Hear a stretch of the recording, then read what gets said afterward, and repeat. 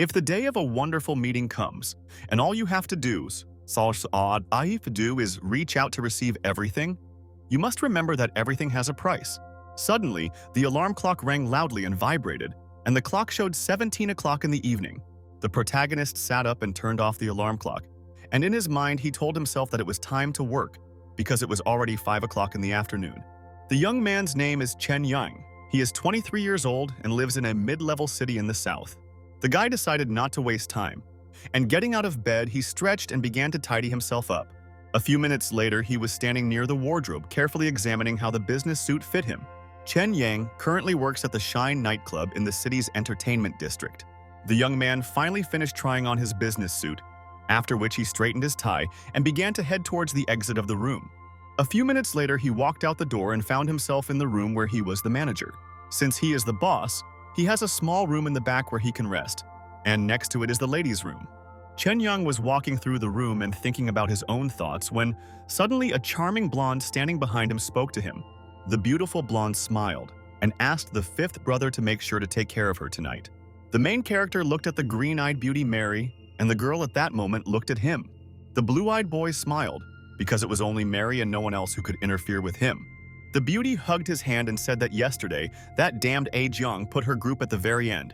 Mary said that because of him, one of her subordinates did not work all night, and the hero enjoyed her curvaceous forms. Chen Yang suddenly asked the girl not to joke with him, intending to explain something to her so that the situation would become clear to her. He lightly slapped her buttocks and asked if A. Jiang dared to make her lose face, and also said that he had been watching him yesterday. Mary hugged Chen Yang with a smile and said that she didn't care, and he should let her have a good rest tonight. The beauty has no problems with work because she does not want to try something else, but she herself earns well from business. Mary asked the fifth brother if he wanted her to help him relax, and Chen Yang asked her to stop teasing him. He said that he had several guests who had booked a separate room and also said that it was time for her to go. Mary looked at him one last time and giggled slightly, after which they went their separate ways. Here at Club Shine, there are only 4 managers, the youngest of whom is Chen Yang, who started out as a simple waiter's assistant. He achieved the position of a leader, and today he has another leader working with him, namely A Jiang. This brat is already in his 30s but still has a baby face, and it is said that he worked as a famous male escort. A cute girl with blue hair saw Chen Yang and asked why he was here so late, and A Jiang offered to smoke. The hero was glad to see Sister Feng, and the girl said that she heard that the big boss would come to the club that evening. She told the tense hero with a smile that this was one of his old assignments, so he couldn't take his eyes off her tonight. Meanwhile, Jiang was very nervous and looked at the main character with a serious gaze, as if he was trying to provoke him. Chen Yang lit a cigarette and told Sister Feng that she could completely rely on him while looking at A Jiang. The hero asked his sister to count her bills, and the girl said that no matter what, the fifth brother must be on the alert. Chen Yang started to leave the room, wondering if there was a problem with the 2 red cards. Still, he told himself that it didn't concern him, and he would go up the stairs and take a shower and then be ready for work. After some time, the main character came to a nightclub where the atmosphere of fun and celebration was already in full swing. Many charming girls greeted Chen Yang in the nightclub, smiling sweetly and politely at him. The men in the club greeted the hero with the same politeness, as they were glad to see him. They have a very good business, and by 9 o'clock in the evening, all their private rooms are filled with visitors. Chen Yang smiled and silently thought about his own thoughts, and his colleague politely greeted the man who had not come to their club for a long time. The hero's job is to spend time with customers, drink beer, and build relationships, and of course manage the club's staff. After some time, the main character left the nightclub and came to the lounge, since it was late. He was very tired and opened the door to the restroom, intending to undress and go to bed.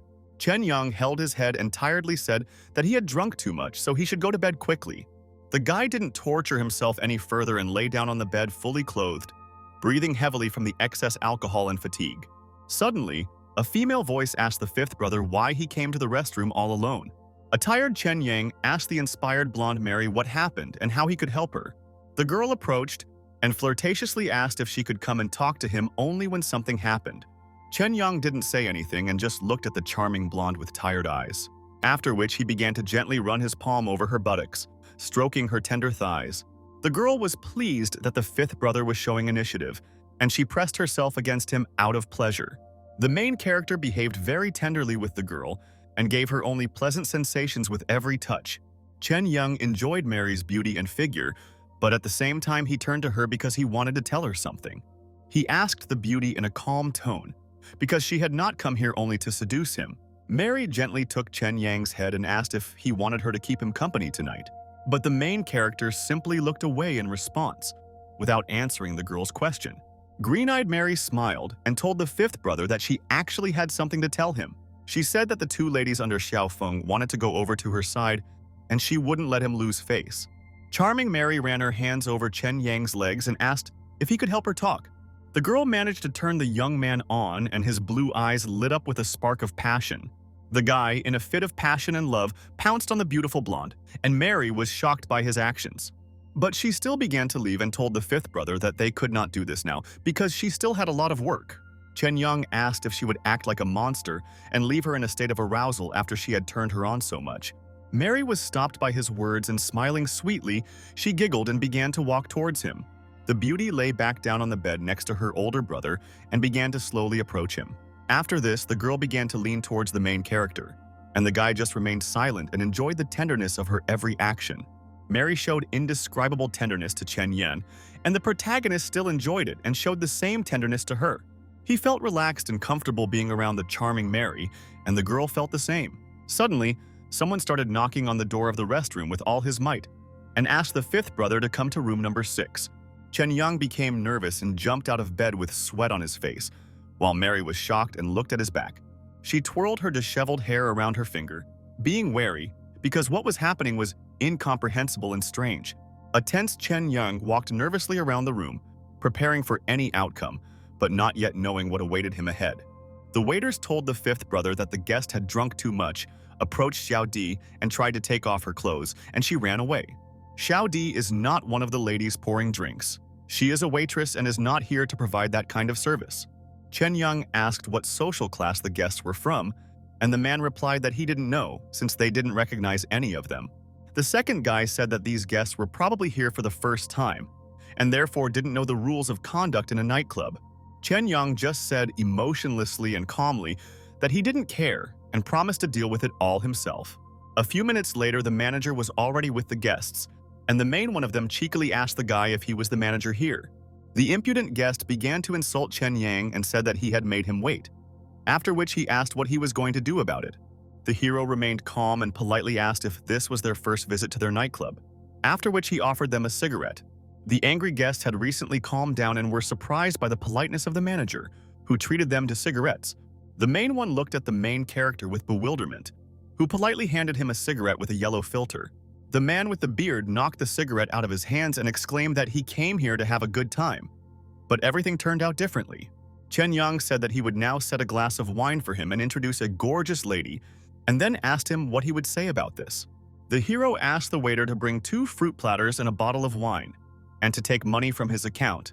The man said that the offer was quite good, but asked that the little miss keep him company beforehand. His 2 comrades supported the leader with smiles and asked him to call this girl here and not make their brother unhappy.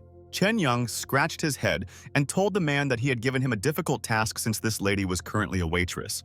But the bearded man exclaimed that he didn't care because he liked her and he didn't need any others at all. Chen Yang calmly said that the man came to have fun and they opened the doors for business, but the rules still had to be followed. The man shouted that if he couldn't even touch the girl, then why should he pay at all? The main character was angry and wondered if this scoundrel was pretending to be drunk and how he could not know that he couldn't touch the princess of the room. At that very moment, an impudent visitor insulted the nightclub and suggested that his comrades go to the head of the golden age. Chen Yang asked to pay his check first and said it would be all 3,000, and also asked to add a tip for the 3 girls outside. The man shouted that this place had killed his mood and Chen should be grateful that he didn't ask him to pay for it himself. The impudent and daring man pushed the manager aside, asking him to immediately get out of his way, which amazed the main character. Chen Yang clenched his teeth in anger and asked the impudent guys if they were really going to leave without paying. 2 of the man's friends picked up the glass bottles and said that this was exactly it, and also told the guy that he had already gotten them. They immediately attacked the main character with bottles, which left him in a state of great confusion, because he did not know how to react to this. One of the bandits shouted that he would kill him right now, but Chen Yang just stood there and sweated all over. But at one point, He delivered a precise kick to the body of one of the insolent men, thereby disarming the scoundrel. Blood began to rapidly spurt from the mouth of the guy in the cap, which greatly excited the leader of the daring trio. He immediately became angry and rushed at Chen Yang with all his might, insulting him with all possible words. When the scoundrel was about to grab the main character's body, the young man immediately and deftly reacted to it. He made a sharp throw of the opponent over the hip, as a result of which the bearded man lay on the floor at the same moment. The big fight lasted for a long time, and Chen Yang had a serious advantage in strength. The third of the impudent men appeared behind his back and swung a glass bottle at him, which greatly alarmed the guy. The main character didn't have time to do anything, but the scoundrel took advantage of the moment and smashed the bottle on his head. Glass shards flew in all directions, and Chen Yang could barely stand up after the impact. He clutched his bloody head and admitted to himself that he had drunk too much, which was why he had missed the blow. But the main character had no intention of giving up and began to sternly look into the enemy's eyes, wiping away the blood flowing down his face. Chen Yang became furious and pounced on his wily opponent, then delivered a sharp kick to his shoulder. The long-haired, impudent fellow was unable to withstand his blow, after which he flew to the side from the force of the kick. Chen Yang continued to bleed and shouted at the guards to ask if they were blind, and then ordered them to quickly take the beaten, insolent men. He also asked for someone to take them out the back door, throw them out, and collect the payment on the check. Blood continued to flow from the protagonist's head, and it did not stop for a minute. Two boys ran up to the fifth brother and began to ask excitedly if he was okay. Chen Yang asked to call the sissy A Jiang to look after the floor, and he himself would go to the hospital. It was late at night outside. The moon and stars brightly lit up the city streets, and the main character was in the hospital. After some time, he came out of the hospital building, and his head was wrapped in several layers of bandages. Chen Yang, accompanied by two of his colleagues, walked out of the hospital building and headed towards the car. A girl with brown hair stood in his way and turned to the manager, which attracted his attention. The girl felt very awkward and began to ask for forgiveness, saying that everything that happened in the evening happened because of her. Chen Yang looked at her and calmly asked if he understood correctly that she was Xiao Di. He asked why she came, and the girl replied that she came to thank him for standing up for her that evening. Chen Yang said that it wasn't her fault, and she should start calling him fifth brother like everyone else. Xiao Di felt very awkward and her cheeks turned red from discomfort, and she lowered her head down. Chen Yang said that they should go back to the club and find a Zheng and tell him to handle this himself. The guard asked the fifth brother why they didn't walk him home, and the hero said that he was not a girl, so there was no need. Xiao Di said that she would see her fifth brother off, since he had helped her in the evening, and this was the least she could do for him. Her words surprised the main character a little, but he didn't show it and just looked at her silently. It was still night outside, but the moon and stars brightly lit the way for the young people walking. Chen Yang asked Xiao Di if she was afraid of him, and the girl replied that everyone said that he was a good person and cared about them. She also said that she heard them say that he was the best of the 4 nightclub managers. Her words about people considering him a good person made the hero smile, and he could hardly hold back his laughter. At one point, he did laugh, thinking that a person with my profession could never be good. Suddenly, the protagonist stopped because he saw 6 people ahead complaining of pain in their bodies. A few minutes later, they also noticed him, and it turned out that they were the insolent guys he had beaten up in the nightclub. Chen Yang knew that the situation was at a stalemate, since these were the 3 people he had beaten up in the club recently. The protagonist did not waste a minute and grabbed Xiao Di by the hand, shouting that they needed to immediately run away from the hooligans. The leader of the hooligans shouted to the others to stop the 2 immediately before they ran too far away. Chen Yang ran with all his might and pulled Xiao Di along with him, shouting loudly for her not to stop and to keep running. The main hooligan, meanwhile, was shouting that this guy who dared to hit him in the club. The rest of the hooligans immediately rushed after the fleeing protagonist, shouting all sorts of insults at him. The main bully picked up a knife and shouted at Chen Yang to come here immediately and act like a man. Chen Yang didn't think of stopping and saw a bicycle with a blue frame ahead that didn't have an owner standing next to it. He immediately grabbed his bicycle and threw it at the pursuing hooligans, hoping to stop them. His plan worked and the hooligans fell as one, as the bicycle turned out to be a good obstacle in this situation. Ahead of him, Chen Yang saw a yellow taxi in the parking lot, after which he realized that this was his only chance to escape from the scene. He immediately opened the car door and asked Xiao Di to get in quickly because there was terribly little time. The main character literally pushed the girl into a taxi, asking her to get in faster, and the driver of the car was shocked. Chen Young shouted at the confused driver not to waste time and to quickly press the gas pedal to the floor.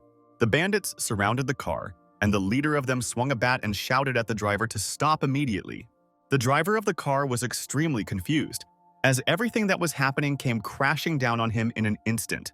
Chen Young shouted and asked him why he was standing there, because the hooligans would smash his car if they caught up with him. The taxi driver tried to pull himself together and eventually pressed the gas pedal to the floor, and the car suddenly moved off. The sudden start from a standing start raised dust around the car, and it flew forward at great speed. The hooligans just looked after the car, which was already at a decent distance from them, and understood that they had missed their chance. After a while, the taxi driver slowed down, and Chen Yang thanked him for helping him in a difficult situation. The blue-eyed youth looked down and thought seriously, saying that the hooligans were very close to their goal. At one point, the main character caught himself thinking that he was in a somewhat strange position for him. It turned out that he was so deep in thought that he forgot that he was lying on the lap of Xiao Di, who was sitting next to him. The girl was so embarrassed that her cheeks turned red, and she asked the fifth brother if he could get up. Chen Yang immediately jumped up and tried to pretend that he felt normal, although he was extremely uncomfortable after everything that happened. The protagonist coughed into his fist out of awkwardness, and Xiao Di shrank a little, awkwardly looking down. Chen Yang admitted that he was not a very good person because working in a nightclub was not a place where you could find many gentlemen. But on the other hand, he could tell that Xiao Di had a pure heart. She was not pretending, and her purity was real. Perhaps Chen Yang had seen too much dirt in the past, and now felt that such rare purity should be cherished and respected. The main character asked the girl if she had the right name, and then asked how long she had been working there. The brown-eyed girl replied that her full name was Yan Di, and also said that she had been working there for 3 years. Suddenly, the bandages that were tied around Chen Yang's head began to fall off, which attracted the girl's attention. Yan Di began to worry because the protagonist's bandages had become loose, after which she began to try to somehow bandage his head. The taxi driver continued to drive forward, and the girl asked Chen Yang if she had hurt him with her actions. The main character asked Yan Di where she lived and offered to take her home first, and only then go himself. The brown-eyed beauty seemed to exclaim in fear that everything was fine and that the driver could take him home first. Chen Yang lived in a small street in the Old Town, in the southern part of the city, and the area was famous for its complex surroundings. Even at 2 or 3 o'clock in the morning, groups of hooligans were still roaming the streets, and the taxi driver said that they had already arrived. Cheap rent is the main reason why Chen Yang decided to live in this dangerous area.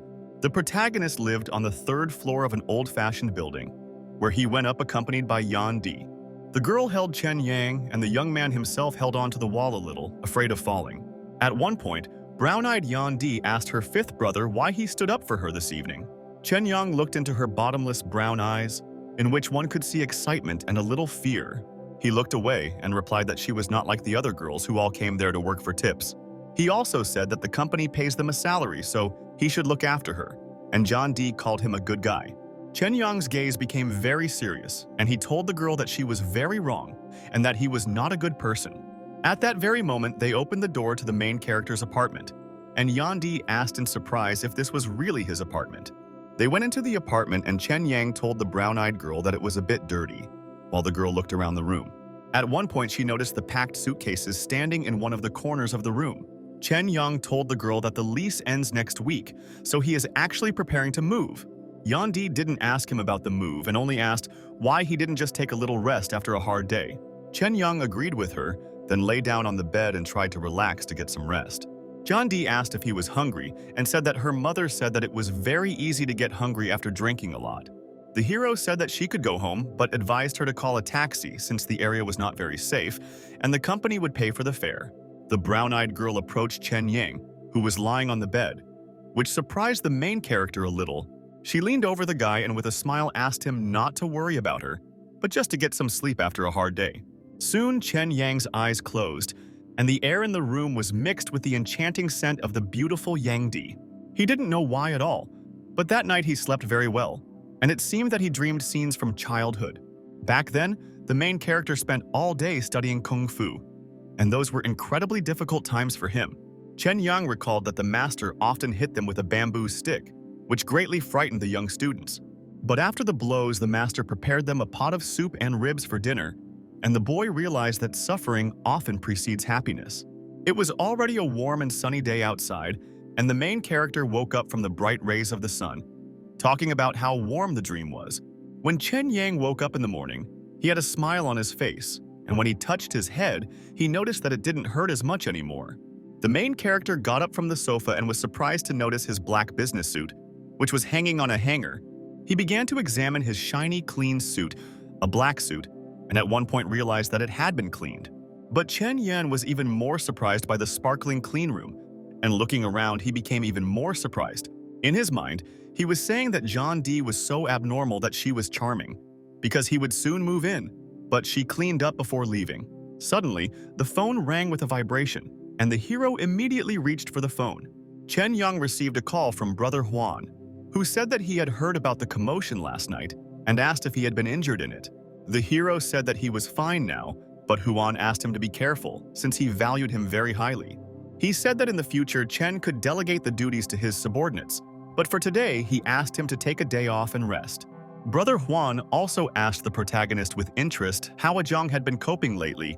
Chen Yang replied that he was the same as always, and the man said that they both knew that Ajong was not one of them. Huan said that of the 4 leaders, Chen is the only one he considers his man. After this, the conversation between the 2 men ended, and after saying goodbye, the main character pressed the call rejection button.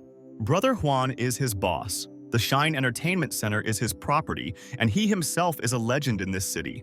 Besides Blesk, he also owns 2 Western restaurants and a seafood restaurant, Hot Pot. Huang has a saying that if someone takes a company's salary, then he is one of the company's employees, and the company will take care of him. He once said that in 2 years, Chen Yang will work with him, and when he is not around, the hero mainly runs the nightclub. The protagonist was born in this city but entered high school in another place. At that time, he found the master and followed him. Chen Yang's parents had long since died, and he began working at Bleska, after which Huan took a liking to him and appointed him as a leader. Then he told him that he must give as much as he hoped to receive, and the hero realized that he should be grateful to him for everything. Suddenly, the protagonist's circle of thoughts was interrupted by an unexpected phone call. He picked up the phone and said that he was listening carefully, and it turned out that realtors had called him because he had been planning to move for a long time. At 4 o'clock in the afternoon, still wearing the bandage, he set out for the business street, his destination being a building erected nearby. At that moment, Chen Yang didn't even realize it, but the new apartment would completely change his future. The main character looked at the piece of paper with the address and checked it for accuracy. And although the address was correct, there was a commercial building there. Chen Yang looked at the building in front of him and said that it didn't matter, since he was here, he would go and take a look. After some time, the main character was in the elevator and chose to go to the 22nd floor of the building. He leaned against the wall of the elevator and told himself that he couldn't shake the feeling that something was wrong here. At one point, the elevator made a soft sound, which indicated that it had already risen to the selected floor. Chen Yang became wary and a little nervous because although there was a signal, the elevator door did not open. The floor number was displayed on the screen, but the elevator door did not open, and he also felt that the elevator continued to rise. But a minute later, the elevator door finally opened, and a tense protagonist peered out from behind it. Chen Yang let out a sigh of relief and walked out of the elevator, wondering who made this thing. Holding his bandaged head, he said that he had no doubt that it was a shoddy foreign product. The young man was tense again, and further down the corridor there was an iron door that he had to climb up some steps to reach. Chen Yang said that no matter how he looked at this place, it seemed completely abnormal to him.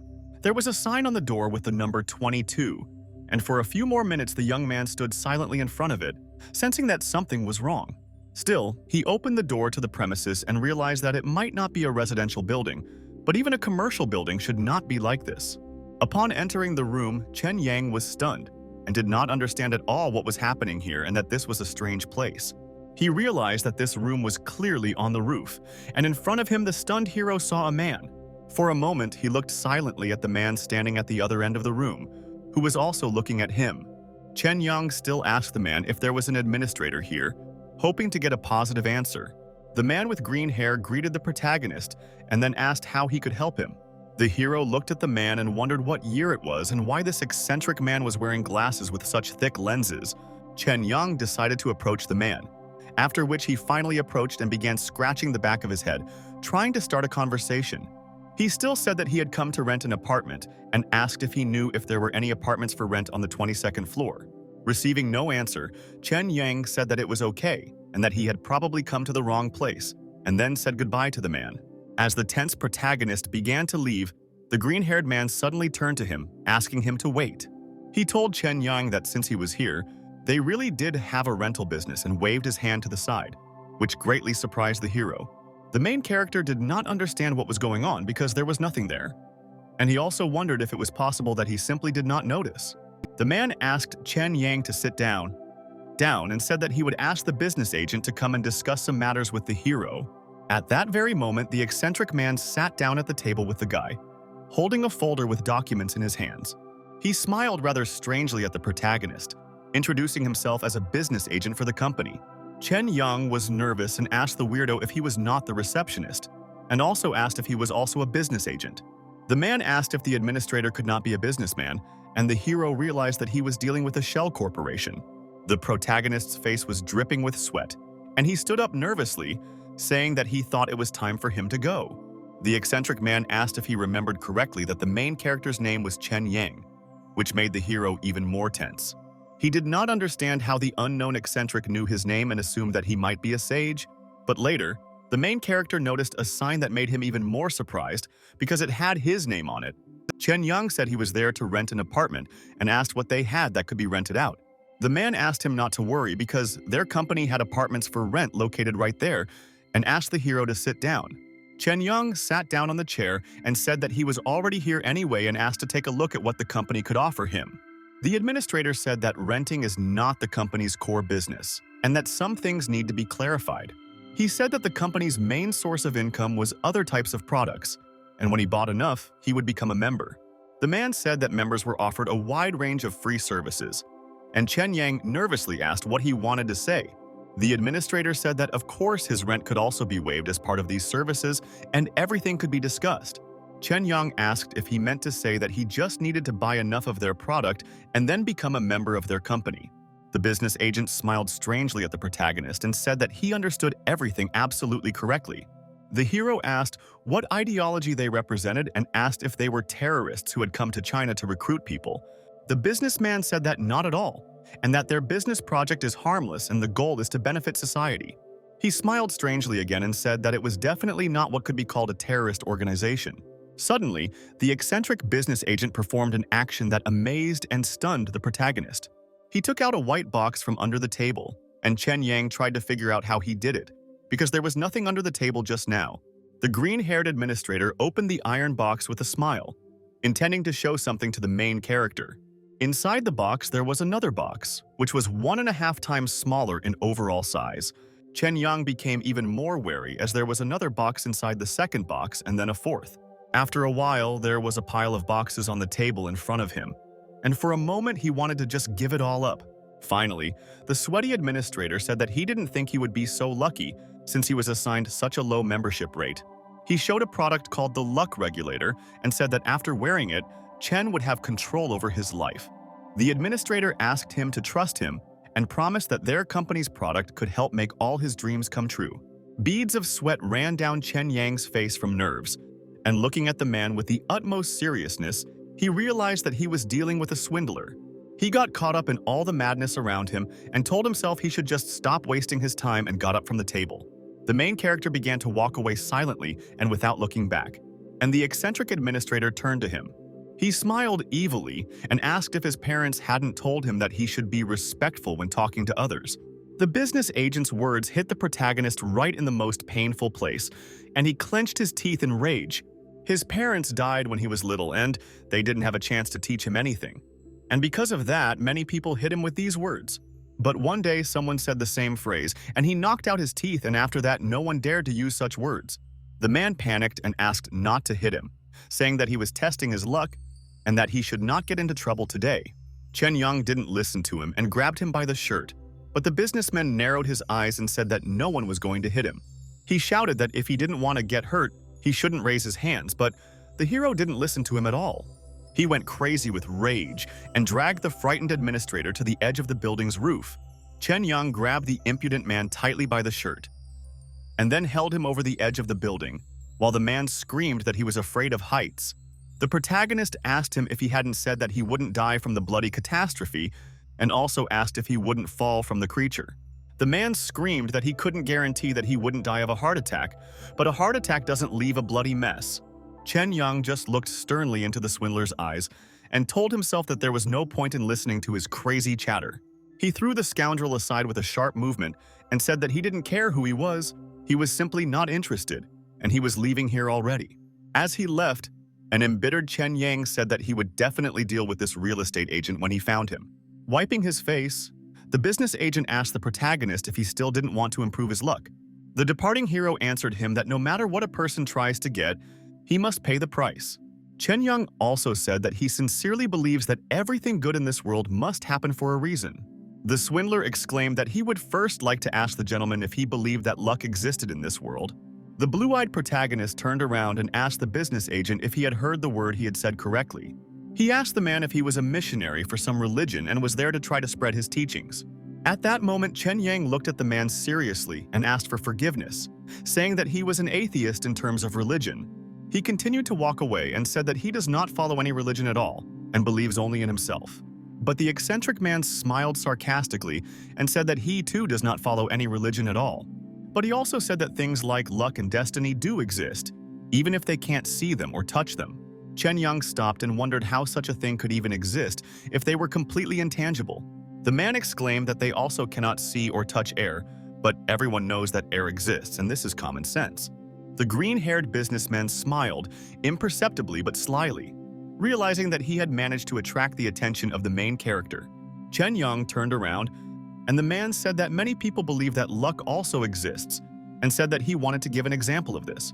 When a player is lucky, he can win so much in one night that he gets thrown out of the casino, but if he is unlucky, he will lose everything. The protagonist thought about it and realized that there was some sense in his words, but he had to remember that this guy could be a scammer. The man said that in fact the luck they talk about actually acts like a strange type of EMI radiation. He said that luck is like a modulated signal that travels through the air, but not everyone has a developed brain. Chen Yang asked, "Shouldn't people who develop their brains much earlier be smarter from the start?" The man asked whether intelligence was a guarantee of business acumen, and whether he had really read too many science fiction novels. He said that if you compare the brain to a radio receiver, then those who have a highly developed brain have it as a receiver with better reception. Chen Yang agreed with him and, lighting a cigarette, asked what kind of substance luck was. According to his description of it, the main character was also not greedy and treated the man to a cigarette, after which the man kindly took it and thanked him for the treat. He lit a cigarette and admitted to the protagonist that, to be honest, he didn't know the answer to his question. His ignorance angered Chen Yang, and the man said that he was just a salesman and was not involved in research and development. Holding a cigarette in his hand, he said that as a salesman, he only needed to understand the basic concepts and principles. He said that lofty things like the development process are business secrets, so he is not given to know about them. The business agent put his hand on Chen Yang's shoulder and asked him to let him introduce their company's product. He showed the product and said that its function was to enhance the owner's ability to receive signals. He also promised that Chen Yang would be able to become someone who was blessed with good fortune, and good fortune would follow him every day. He begged to buy the product and assured that all his dreams would definitely come true, while the hero silently and emotionlessly smoked a cigarette. At one point, he calmly asked the seller if he had a license to sell the product. His words shocked the man and deprived him of the joyful emotions that had filled him a minute ago. He sweated and replied that he did not have a license, and Chen Yang asked if he had a business permit. The man said no, and the hero asked if the product had passed government quality control, to which he replied no. Chen Yang smoked a cigarette and said that it really turns out that their company's product is illegal. The man said that the attitude towards this product is scientific and probably too difficult to explain in a short time. At one point, he began to shout and ask why no one wanted to accept things that were beyond their understanding. He walked up to Mr. Chen and asked him why he didn't just try the product on himself to make sure. The salesman was sweating and was trying to convince the protagonist in an extremely emotional manner that the product really did work. Chen Yang was in an awkward situation and asked him to calm down, then asked about the price of the product. The man looked at the main character and, unnoticed, smiled slyly again, realizing that the fish had been caught on the hook. He said that looking at Chen, He could tell that he wouldn't be able to afford it, and they didn't expect the product to be accepted in the market. He then exclaimed that for such customers, their policy is to provide the product free of charge. His words attracted Chen Yang, and he said with a little surprise that it was too good to be true. The seller said that, as he said earlier, this product is still in the trial stage and needs to be monitored closely. He said that in exchange, the hero must provide them with a product report every month to confirm that their conditions have been met. Chen Yang was tense and silently looked at the salesman, who was literally pushing his product towards him. The seller said that he was lending the ring to him for a while and handed the ring over to the guy. He grabbed Chen Yang and ran forward, asking him to report on the first day of each place to the designated place. After that, the salesman pushed the hero into the elevator and said that the instruction booklet indicated the exact address where the reports should be sent. Chen Yang turned around and tried to say something, saying that the salesman couldn't do it that easily, but the man interrupted him. He bowed respectfully and thanked the mister, as he had finally completed his task of selling the product. He said that thanks to the hero, he could return to headquarters and offer to abandon such a hopeless product as this one. Chen Yang could hardly speak and tried to start a conversation about the apartment that the seller had promised him. The man replied to the Meister that he had told him that in order to become a member, he must first buy a decent amount of their product. He said that unfortunately, the hero was loaned their product, so he cannot use all the special services of their corporation. In the end, he told the main character that, as a final thank you, he could give him a personal recommendation. The man said that as a senior salesman associated with the Fortune product, he could see from his face that his future was dim and uncertain. But he also said that Chen Yang had a light forehead, which meant that he had been very lucky in life recently. The seller said that, however, he had recently had a minor misfortune, and in the near future a bloody one might befall him. Dumbfounded, Chen Yang stood there in a stupor, sweating profusely, wondering what kind of bloody misfortune the man was talking about. The salesman told the hero that if he worked hard, he would be rewarded, and then pressed the button to send the elevator down. As the elevator doors closed, the man made a final plea to the man to beware of betrayal on the path to glory. As the elevator descended, Chen Yang wondered whether he was really a salesman or just a fraudulent fortune teller. As he walked down the hall of the commercial building, he told himself that if the guy was a crook, he hadn't even stolen anything from him. It wasn't the first time that Chen Yang had encountered strange things, but this year was especially strange in this regard. He couldn't get the face of the strange guy who had slipped him a product from his corporation out of his head. The guy was walking down the street and recalling the words of the seller that a bloody misfortune awaited him ahead, and at that time something was flying at him. The main character noticed an unknown object flying at him, frozen in place from not understanding the situation. He could not believe that the seller's words would turn out to be prophetic, and that the bloody misfortune itself would overtake him so soon. Soon, the flying object reached its target and caused serious damage to Chen Yang, causing his blood to splash in all directions. The seller's words about a bloody misfortune in the near future turned out to be true, and it overtook the main character. Chen Yang couldn't believe it, and a large amount of blood was once again flowing out of his head without stopping. It turned out that a bouquet of flowers had flown into his head and scattered in different directions, mixing with the hero's blood. After some time, it was late night, and the main character was in the hospital, namely in the dressing room. Holding his bandaged head, Chen Yang kept thinking about the bloody misfortune that the eccentric salesman had predicted for him. The doctor recognized the young man and said that it was he who had been hit on the head yesterday and today. The main character calmly and emotionlessly asked the doctor how he ended up in the hospital. The doctor replied to the young man that he was incredibly lucky because someone had brought him here. Chen Yang looked in the mirror and was stunned, as he was once again wrapped up like a rice dumpling, and a man walked into the room. The man was very nervous and sweating, but he still greeted the guy and said that he was glad he woke up. Chen Yang asked the man with a smile if he was the one who brought him to the hospital, and then thanked him for his help. The man asked him not to worry about the money and asked who had caused him such a severe injury that he even fell to the ground. Chen exclaimed that a flower pot had fallen from a skyscraper and hit him right on the head, and he would find the building manager tomorrow. A very tense man asked Mr. Chen if he would like to resolve the issue confidentially. The question about confidentiality made the protagonist surprised, after which he looked at the out-of-breath man with bewilderment. The man continued to be very nervous and said that he understood everything correctly, after which he handed the hero his business card. The main character looked at the business card carefully and with a small grin asked if he was really from the management of that very building. The man scratched his head and said that the incident was the result of poor supervision of the building. He said they were doing a minor renovation on the second floor and one of the workers was not following safety procedures. The man nervously asked what he thought about this Mr. Chen and also said that they would not stop at paying the medical bill. He promised to cover any paychecks he missed as a result of the weed and would meet any other conditions.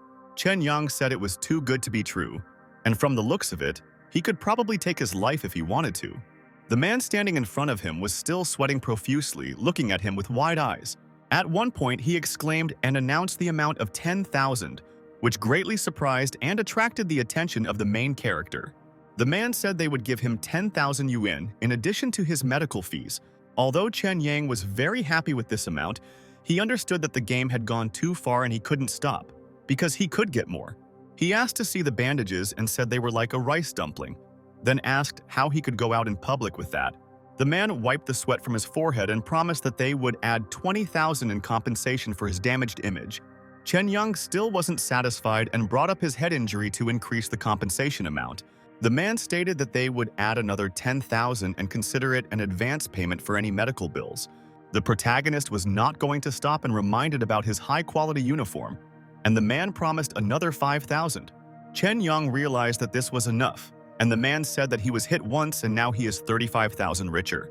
At one point, the protagonist asked if he understood correctly that their management group was responsible for more than just this building. The man was very nervous and answered the young man that he understood anyway, and that was exactly how it was. Chen Yang said that in fact, the thing was that he was looking for a new place to live and began to tell the situation in full. Half an hour later, he finished his long story, and the man lowered his tired gaze to the floor. He realized that he was very unlucky because he realized that he was dealing with an extortionist. Chen lay there, pleased with himself, because they had agreed to his terms, and they would waive his membership fees for all the gatherings. The building had just been built, and they were looking for new buyers and tenants, and news of a casualty would have been catastrophic for them. The young man held the shiny ring in his hands and realized that he had been hit on the head, and as a result had earned a small fortune. After this, Chen Yang began to move along the hospital corridor towards the exit, wondering along the way if this was really such luck. After some time, the main character was already on the street and was trying to stop a passing taxi. The taxi driver stopped and, opening the car door, the main character asked to be taken to the old pawn shop as soon as possible. After some time, Chen Yang was already in the old pawn shop, where a guy with brown hair immediately noticed him. He asked the hero what happened and who could beat him with such skills, and the other guy asked him not to drink because he was wounded. Shiai was a graduate of the art academy, and although he looked like a simple guy, in reality he was a real scoundrel. The second was a guy nicknamed Muto, or Less, who was a surgeon by profession. Cao Cao was a world-class beauty, but none of them bothered to set their hearts on her because she was a lesbian. The girl approached her younger fifth brother and said that her heart began to ache when she saw him in such a state. She said he arrived just in time to see her mischievous pool skills. Those around her enjoyed the beauty of the girl, and one of the men even started to bleed from his nose from the admiration he felt. Cao Xiao assumed a billiard stance, preparing to take a precise hit on the ball and show everyone her mischievous skills. When the girl bent over, her lush breasts stood out against the background of everything else, which attracted the attention of the men. At one moment, Cao Cao delivered a precise blow to the billiard balls, after which they began to head towards the hole designated for them. The balls hit the target right on target, and those around were amazed by the girl's skills, because she managed to win with one hit. The beauty smiled at Aji and said that he had lost, and therefore the drinks were on him, as they had agreed earlier. The young man immediately smiled and said that it was well done and the game was good, so he got the money for the girl. Cao Cao grabbed the money from his hands and sniffed it lovingly, knowing that she had earned it with her skills. Chen Yang looked at Aji, who said that she was helping them, and thought that it seemed like he was up to his old tricks again. After all this, the group of young people went to a bar and began to party all night, having a very fun time. Cao Cao told the hero that Muto had received his punishment, and it was too easy for him. Chen Yang smiled and calmly told the girl that he might not drink at all today. Kayao said that they would decide everything in this round, and if she won, he would have to take off his underwear and let her see everything. The main character agreed to her condition, after which he got excited and said that if she lost, she would have to take off her bra. Cao Cao did not resist and agreed to his conditions with a smile, and the hero said that he would take her at her word. Chen Yang knew that he had nothing to worry about since he had an ace up his sleeve, and he put the good luck ring on his middle finger. The ring sat tightly on the middle finger. after which it seemed to acquire a more golden color, and the guy prepared for the round. Chen Young exclaimed that he was making a bet, while Mu To silently but smilingly watched the round. The girl shook the iron glass and then said that she would open it, after which the results of the round would be known. The dice showed the highest number, namely 3 sixes, which added up to 18. The surrounding men sincerely rejoiced at the victory of the main character, because his victory should bring them a wonderful spectacle. The men around them shouted joyfully at the top of their voices for Cao Cao to quickly take off her bra. Chen Young looked at her and smiled and asked why she still hadn't taken off her bra. Cao Cao lit a cigarette and said that unfortunately she couldn't do that for one simple reason. She smiled broadly at the girl and said that she simply hadn't put on a bra today, so she couldn't take it off. The men were very upset as they had placed their great hopes on admiring the beauty. In response to all this, Chen Young only called her a liar, and then calmly said that in any case, it was too late. The beauty Cao Cao approached the slightly upset hero and, calling him Little Fifth, asked him not to be upset about it. She gently ran her hand over his chest and asked him seductively if she would like to stay with him for the night. The guy just looked away with a slightly upset expression and asked Cao Cao with disbelief if she was just playing with him. He didn't linger any longer and headed towards the exit of the club, and the girl asked him if he was really afraid of this. Chen Young turned around and said with a smile on his face that she should back off since she was way above her league. Kiao Cao smiled slightly at the young man and realized that there was nothing to worry about, since he was not at all offended by her. After some time, the main character arrived in the area of his home by taxi, and it was already dark outside. The young man began to walk silently towards his home, reflecting on the events in his life. Suddenly, he was slightly surprised because he noticed something strange and eye-catching ahead. On the steps at the entrance to his house sat the beautiful Yang Di, whom he immediately recognized and immediately addressed her. The brown-eyed beauty immediately turned her attention to him and was glad that her fifth brother had returned.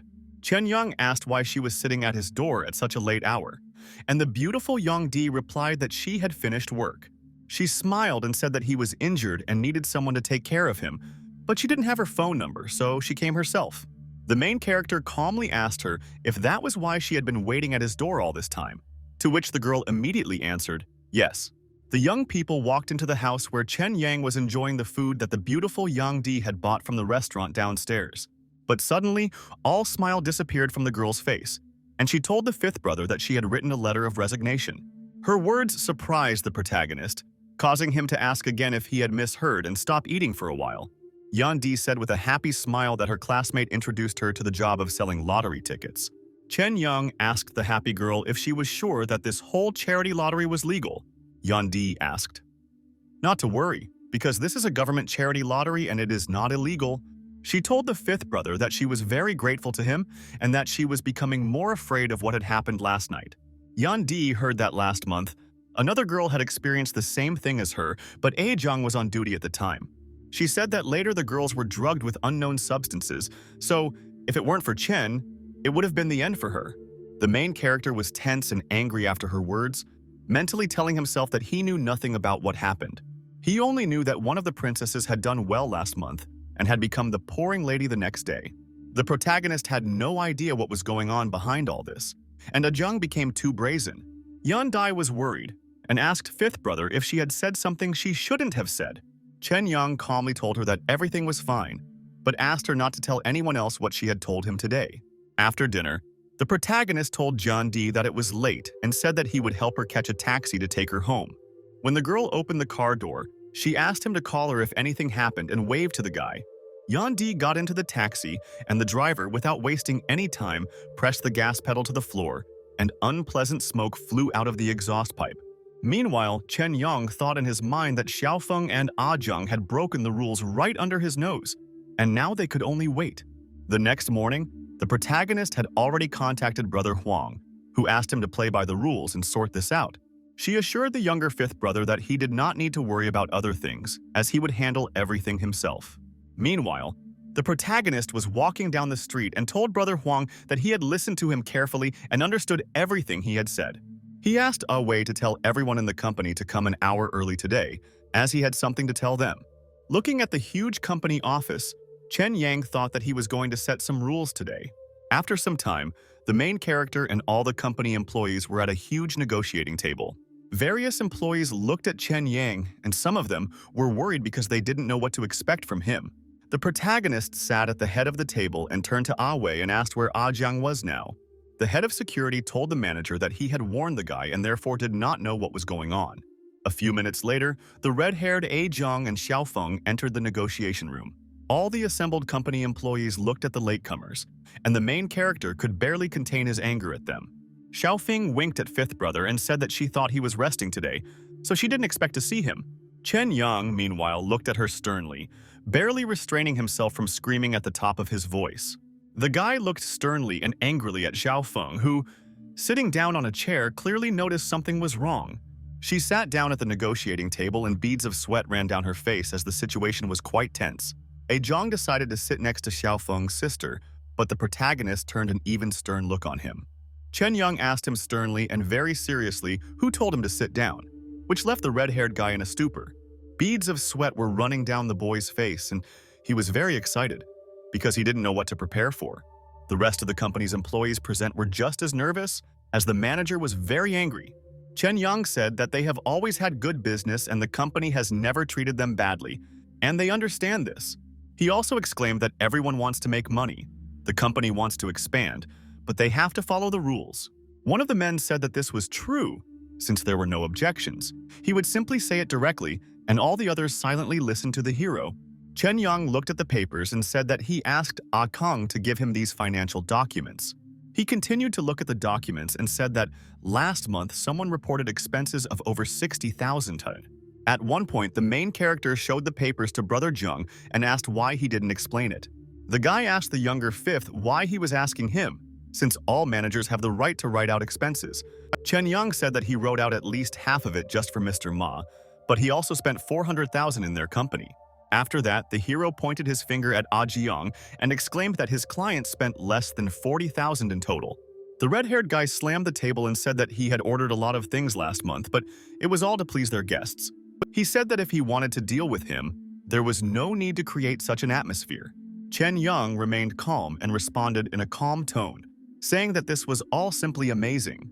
He calmly asked permission to ask one more question to the red-haired brother A Jiang, who was silently looking at him.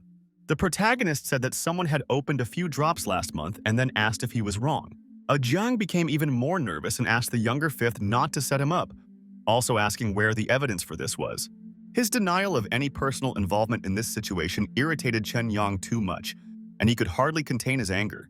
But the main character couldn't resist and swung his elbow and hit the red-haired A Jiang right in the face.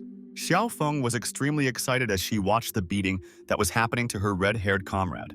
The other company employees present were also extremely agitated, but no one dared to interfere in the manager's squabbles. Chen Yang pushed the bastard Ah Jiang, causing him to fall straight towards Ai Wei, who was standing behind him and waiting for orders. The head of security with a scar on his right cheek looked sternly at the red-haired scoundrel, getting ready to punish him. Ai Wei immediately twisted A Jiang's arms and pinned him to the negotiating table, not allowing him to escape from his grasp. The red-haired boy understood what punishment awaited him and tried to break free with all his might, screaming in fear. He asked not to do this, and Chen Yang, holding the glass bottle in his hands, asked to let him ask again. The protagonist asked Ah Jiang again whether what he had said earlier about the drops had happened or not. But in response to his question, the red-haired boy only remained silent, and beads of sweat ran down his face because he was very nervous. Chen Yang didn't want to waste his time on him, so he smashed a glass bottle on his hand and asked him to start talking right away. After the broken bottle, the protagonist calmly told A Jiang, who was screaming in pain, that he was waiting for the conversation to begin. The guy didn't answer him, and the main character swung the glass bottle again, asking whether it happened or not. And Jiang, with tears in his eyes, shouted that he would tell everything, after which he finally admitted that this is what happened. Chen Yang turned to the others present and shouted that everyone had seen that he had not framed Ah Jiang. After this, the protagonist swung the bottle and exclaimed that he also heard that Jiang forced the princess to sell herself. At that moment, the glass bottle was smashed against the red-haired guy, and Chen Yang asked if it was all true. Ah Jiang barely managed to stay on his feet after the strong blow, and stuttered a little as he replied that it was true. The red-haired boy fell to the floor, and blood began to flow from his head, after which he wearily began to beg the fifth brother to forgive him for all this. Chen Yang said that the company rules were set by Brother Huan, and he should understand that breaking the rules would result in punishment. After that, the main character calmed down a little, after which Wei gave him a light and he said that in any case the decision had been made. He said it wasn't that he was cruel, it was just that Jiang had broken the rules. And if he found out about someone's tricks in the shadows, it would be bad for them. Chen Yang finally asked them not to blame him if he forgot who they were, and the rest of the company were shocked by what had happened. That night, Jiang's leg was broken and he never returned to the Shine nightclub again. Chen didn't touch Xiao Feng. After all, she was just a madam with a lady under her and didn't consider her as one of the company's employees, and was simply borrowing the convenience. The only thing that surprised him was that the waitress under her management, who had been forced to sell herself, decided to continue to be a lady. Chen Yang told himself that in this world, it was easy to fall down but very difficult to get back up, and he began to get tired of this kind of life. The main character had a feeling that he had been living too long and was beginning to yearn for the world. It was already a warm and sunny day outside, and the main character decided to contact a friend. Ji slept in the company of a beautiful girl and shouted into the phone that he wanted to take revenge for Chen Yang waking him up. He was very angry because he wanted to sleep some more, and the main character silently listened to his complaints. He considered whether he should call Chow Chow, but pushed the thought away since she would probably react the same way. Chen Yang decided to give up on the idea of communicating with his friends, and then silently continued walking forward along the street. But at one point, with a small grin on his face, he remembered the beauty Yan Di and decided that he needed to visit her. After that, I remembered that the brown-eyed beauty went to sell tickets today, and the place is not far from here. After some time, Chen Yang came to the shop where the polite and cheerful Yang Di was selling lottery tickets to people. At one point, the brown-eyed beauty saw the main character, which is why she was surprised, because she did not expect to see him here. Chen Yang waved at the cute girl with a sincere smile, greeting her from a distance. Yan Di reciprocated the feelings and with a sincere smile told the fifth brother that she had not expected to see him here at all. The protagonist asked the sweet beauty if her first day at this job was a bit tiring. The girl replied that everything was fine and she didn't think there would be so many people wanting to buy lottery tickets. Yan Di smiled sincerely and said that a lot of people had won big prizes and she was very envious of them. Chen Yang smiled at the cute girl and seemed to be planning something based on what she wanted. He took out a 100 yuan bill and asked her to buy tickets for the two of them, since he had to support her a little on the first day. Yang Di asked if he wanted to win, to which Chen Yang replied yes, because he was poor and did not earn much. The main character remained on the bench, and the sweet girl asked him to wait a minute, and taking the money, she went for tickets. Chen Yang sat on the bench and looked at the shiny ring on his finger with a smile, hoping for luck in the lottery. The golden ring sparkled brightly, as if giving him hope that he would be lucky this time with the lottery ticket. Yan Di joyfully exclaimed that she had money in her hands for her fifth brother, which would be enough for him to get a bride. The girl sat down on the bench and Chen Yang suggested treating them like tickets they bought together. He said that he paid and she opened it, and if they won anything, they would split it between themselves, to which Yan Di agreed. When the girl opened the lottery tickets, Chen Yang became very wary because there was something wrong with the ring. He noticed that the ring was vibrating slightly on his hands and was also emitting a strange red light. Yan Di was shocked after opening the lottery tickets, and the protagonist silently looked at her hands. The girl opened her mouth in surprise and turned to the fifth brother, who asked her what had happened. She said that the tickets were winning ones, and they won 2 cars, 4 air conditioners, 6 televisions, and much more. Beads of sweat were running down the protagonist's face, and Yan Di herself was also stunned by what had happened, not believing that something like this was possible. Chen Yang immediately turned his wary gaze to the ring and began to guess that it really did work. He looked closely at the gold ring, and in his thoughts he recalled the face of the man who had given him this lucky ring. Yan Di couldn't take her eyes off the winning tickets and said in surprise that it was simply unbelievable. Chen Yang smiled and said that he thought they had good luck, and said that in any case it was time to go and collect the prizes. The girl looked at the main character in surprise, after which she agreed, and they went to receive the prizes. There were many people near the place where prizes from winning lottery tickets were given out. The woman who checked the validity of lottery tickets was stunned by the huge number of them. The rest of the people joined in her shock and couldn't believe that these were actually winning tickets. No one could believe that this was really possible, and Chen Yang asked if they could get prizes. The man apologized for the wait and said it took a little longer to check the tickets. He also told Chen Yang that all their tickets were valid and asked if they would like to receive real prizes. The hero replied that cash would be fine, and the man asked if they could collaborate with them and provide some support. A sincerely happy Yang Di told Fifth Brother that it was as if he was blessed or something like that. Chen Yang read that they won 2 Santana cars, air conditioners, televisions, microwave ovens, and everything else. He handed the check to the girl and said that all this money belonged to her, which put the girl in a stupor, and she silently looked at him. Yang Di told Fifth Brother that this wouldn't work, but Chen Yang assured her that she had received the tickets and had cleaned them up. In the end, the protagonist had to drag her to the bank and open 2 accounts, and she only took out 5,000 yuan.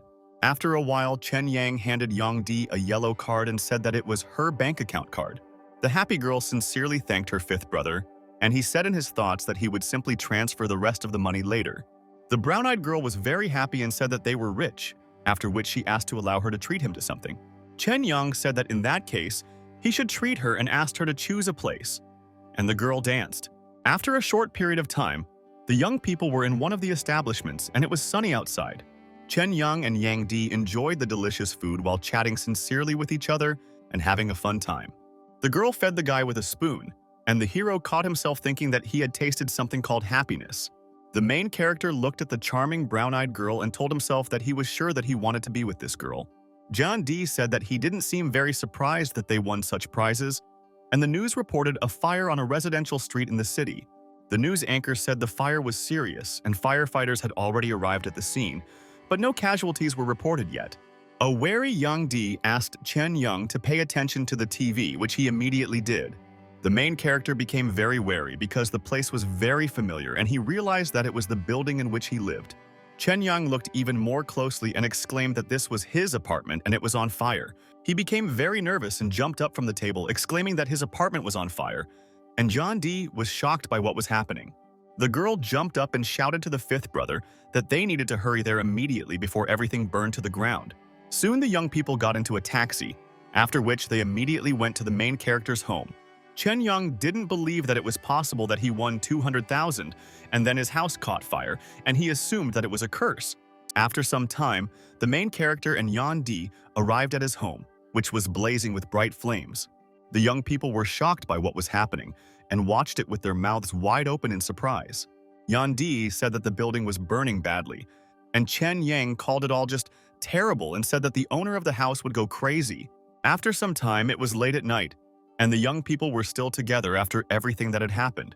Chen Yang said everything was fine, and he had already talked to the landlord and neighbors about compensating for any damage. Yan Dai was worried about her Fifth Brother and asked where he would be living in the next few days. The hero replied that he would soon be inspecting some apartments, so he would stay with the company for the next 2 days. He smiled sweetly at the beautiful Yan Di and said that it was too late and it was time to go home, to which the girl agreed. The next morning, Chen Yang was in one of the company's apartments, sorting through things from boxes.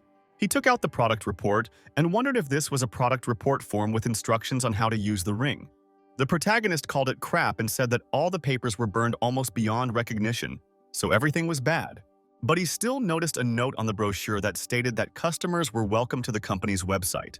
Chen Yang sat down at his laptop and said that there was a chance that he would find some answers on the website and learn about the ring's influence on his luck. After some time, the main character went to the site and saw a group studying mysterious matters. Chen Yang was stunned as he saw the huge catalog of rings and couldn't imagine that there were so many outrageously expensive rings.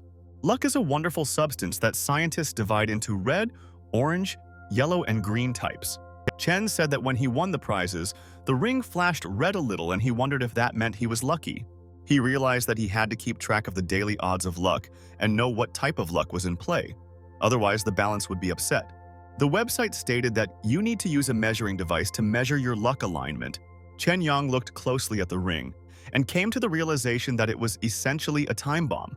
He decided that until he got his hands on the measuring device, he should not wear this ring because it was too dangerous. The protagonist decided that before receiving the measuring device, he needed to lock the ring in a box. He had been feeling quite depressed at work for the past few days, and it was very evident in him. Chen Yang felt as if everything was being controlled by an invisible hand, and he didn't like it at all. He was walking down the corridor of a nightclub when suddenly he felt a vibration in his pocket and then his phone rang. The young man immediately took out his smartphone, and after looking, he realized that the phone call came from brother Huang. The man asked the younger fifth to get ready because a car was already waiting for him at the door, and in the evening, he would go with him to a certain place. Chen Yang didn't waste any time and told his brother that he understood everything, and then wondered why he was suddenly telling him this. It was already late, and the main character was waiting on the street for his brother Jing, standing next to a black, inconspicuous car. Jing He is brother Huang's new trusted agent, assistant, driver, and bodyguard. The car took off abruptly, and after asking where they were going, Chen Yang learned that they were going to the eastern suburbs. The eastern suburbs are about 8 kilometers from the city center and contain a patch of European-style villas. After a short period of time, the main character was already in the eastern suburbs, heading towards a huge building. Jing He was serious and said that they were there, and the hero followed him, as he had to see him off. After a while, they entered the building and the man told the boy that brother Huan was waiting for him inside, pointing to the door. Chen Yang entered the luxurious room equipped with a jacuzzi where his respected brother spent his time. Brother Huan was happy to see the guy and couldn't even believe that he had finally come to him and they could talk in person. The man got out of the jacuzzi and asked the guy what he thought of the place, to which Chen Yang replied that it was a great place. But he also emphasized that, however, this place seems to have deep roots, and Huan Hedgehog laughed, pouring red wine into his glass. He said that almost all the secular people of southern China know about this place, and if a person can enter here, then he is part of high society. Haoen smiled confidently at one point and said that this place would soon belong only to him. After that, he held a glass of wine in his hands and said that now he wanted Chen Yang to take charge of everything. The protagonist was shocked by his statement and asked brother Huang what he was talking about. The man asked the fifth one what he thought about his attitude towards him, after the guy had been following him for about 4 years. Surprised, Chen Yang replied that Huan treated him wonderfully and was generally very kind to him. The man said that he had called him suddenly this evening because he thought it was almost time, and the guy needed to know about his affairs. Huang asked the main character what the most profitable business in the world was, to which the guy replied that it was arms and drug trafficking. But in response, the man looked seriously at the guy, after which he loudly exclaimed that the answer was wrong. He exclaimed that there was nothing more profitable in this world than trading in power and money. Haoen began to explain to the young man that power and money are things that are the most important capital in the world. He told the fifth that the business they were doing here was trading in power and money, and the guy listened to him attentively. Haoen pointed to the wardrobe and asked Chen Yang to come over and change his clothes, since he would open his eyes tonight. A few minutes later, the main character picked out a costume he liked and soon put it on. He matched his white business suit with shoes of the same color, which perfectly complemented his new look. Chen Yang looked at himself in the mirror, assessing his new attire, while Huan called out to Jing He. The man immediately approached and the chief asked him if Miss Young had arrived, to which the man replied that she was already waiting upstairs. After this, Huan asked Chen Yang to follow him, since the time had already come and the hero was in a stupor. It was already late at night outside, but the club was full of people and the atmosphere was relaxed and fun. After a while, Chen Yang and his brother entered the club, where loud music was playing and people were having fun. The main character looked at everything that was happening with particular surprise, since he had never seen such luxury anywhere before. Haoen asked the fifth one if he liked the place, to which Chen Yang replied that the place was simply magnificent. The charming girl in a purple dress with a transparent mesh on her chest was glad that brother Huan had come here. The man introduced the main character and said that this was his younger brother Chen Yang, and asked the girl to show him the place and give him some chips. The sweet girl smiled sincerely and kindly agreed to show the young man the place and spend time with him. Brother Huan approached the protagonist and quietly said that in an hour someone would come and take him away from here. The man stepped away and finally asked his younger brother to have fun, but for the first few minutes the boy stood rooted to the spot. A sweet girl approached the main character and asked him to follow her to get chips for the game. After all this, they went to the counter to get gaming chips to start gambling. The beauty smiled sweetly at Chen Yang and asked what kind of girls he liked. The young man first silently looked into the girl's eyes, mentally telling himself that it turns out that this happens too. He said that he just wanted to look around the place and that if she wasn't busy, she could go with him, to which the girl immediately agreed. The beauty introduced herself as Song Yu and said that he could just call her Yu while smiling sweetly at the guy. But Chen Yang remained adamant and calmly asked the cute girl to show him the way. Sang Yu showed the young man the way, after which they passed by the slot machines. Chen Yang looked around and watched people playing various kinds of gambling games. Finally, he chose a suitable table for himself and sat down to play cards, placing smart bets. The main character sat at the table and carefully examined his cards in order not to make a single mistake during the game. One of the men shouted that he wanted to look at the other man's hands and said that he would spend 1,000 just to see his hands. The man continued to speak in a raised voice and asked to immediately show him his hands. Chen Yang noticed that his chips were the same and wondered why Brother Huan had given him so much money to play. Time flew by, and the main character continued to spend time playing various gambling games in the casino. In just an hour, he tried out various casino games and was down to just a few $100s from his $10,000 chips. The girl smiled sweetly at the young man and asked if he wanted some more chips to try his luck again. But the main character smiled at the beauty in response and said that he didn't need it, and everything was fine. Chen Yang leaned against the counter and thanked Kong Yu for staying with him for so long all this time. After these words, the main character put several dollar chips on the counter and asked her to take them as a token of gratitude. Sang Yu looked at the chips on the counter, remaining silent and not knowing how to react to this. She said that being next to Brother Huan's guest was already a big enough reward, so she couldn't accept it. Yu also said that she also thought he had misunderstood because she worked here as a manager. Chen Yang looked down, slightly upset, and then quietly asked the girl for forgiveness. Sang Yu asked him not to worry and said that as thanks, he could just treat her to a drink. The main character did not waste a minute, and after a while the young people had glasses of red wine in their hands. Chen Yang and Kong Yu were having a good time and talking heart to heart, after which the girl decided to light a cigarette. The protagonist looked at the charming girl and admitted to himself that he had never met such a mature woman before.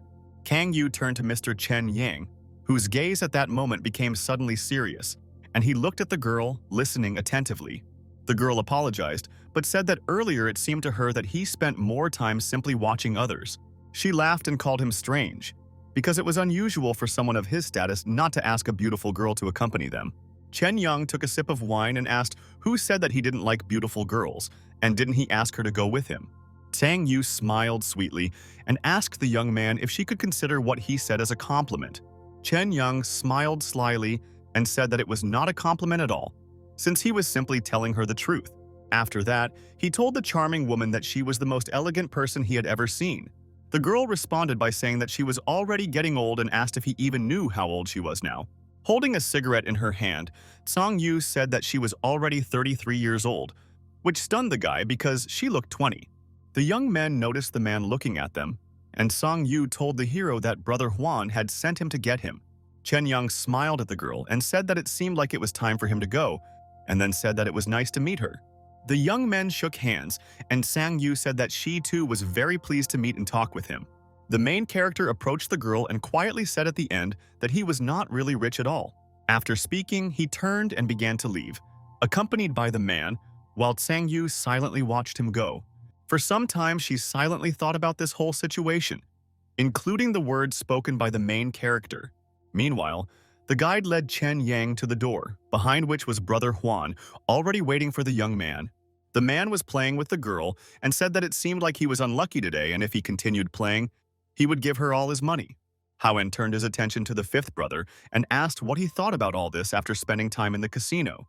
Chen Yang replied that it was not bad, although he was also unlucky today and lost all his chips worth $10,000. Huan laughed slightly and said that it was not so bad because he thought that the young man would lose them much faster.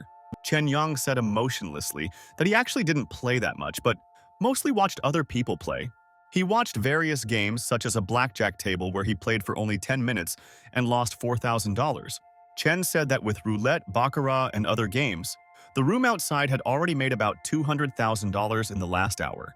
Huan was delighted and praised the fifth, after which he said that he knew how to observe things and understood why he left him there. The man asked him to come over and meet Miss Young and said that she was his important business partner. The cute green-eyed blonde greeted Chen Yang and then introduced him as Yang Wei, smiling sweetly. A drop of water ran down the young man's cheek, as the beauty of the sweet girl was mesmerizing, and his bottomless eyes were terribly beautiful. The young man fell into a slight stupor and, with a slight hesitation, introduced himself as Chen Yang. Yang Wei turned her gaze to Brother Huan, who was smoking a thick cigar, and asked if it was really him. The man asked the fifth brother to sit down at the table quickly and told Miss Young that the fifth was his most trusted man. Yang Wei agreed to accept his requests and said that it was his money anyway, so she couldn't argue with him. Huang told the girl that she and her family had a lot of power in America, but here he made the rules. The man added that, as she said, it was his money, so he had the right to make these demands. Yang Wei remained silent in response, and in the meantime, tried to remain completely calm and cool-headed when communicating with the man. With a smile, she told Mr. Chen Yang that she looked forward to working with him.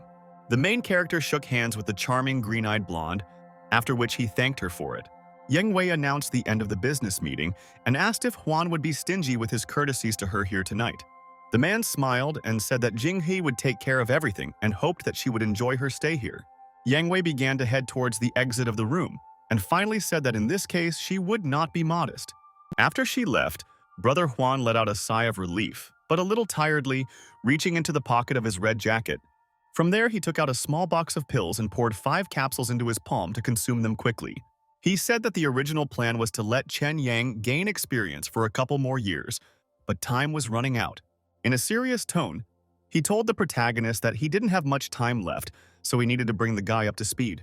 His words frightened the young man, and with particular excitement he asked if there was something wrong with Huan's health. The man laughed slightly and asked him not to worry, saying that he would not fall so easily. Hoan told the boy that he had something to say right now, and asked him not to interrupt or ask questions while he was speaking. He said that everyone thinks that he is some kind of owner of a couple of restaurants, although he is a player in this city, but he is frankly a redneck. He said that the casino where Chen Yang was in the evening, as well as this hotel, are all under his name but are not his property. Huang said that even if he controls all the income, he does not own it all, and he has less than 10% in the bank. There are many people behind this casino, and the profits made are to be divided between the tycoons who are hidden behind the scenes. Huan said that although he is the director here and is in charge of affairs, in reality he is just a representative who was put forward.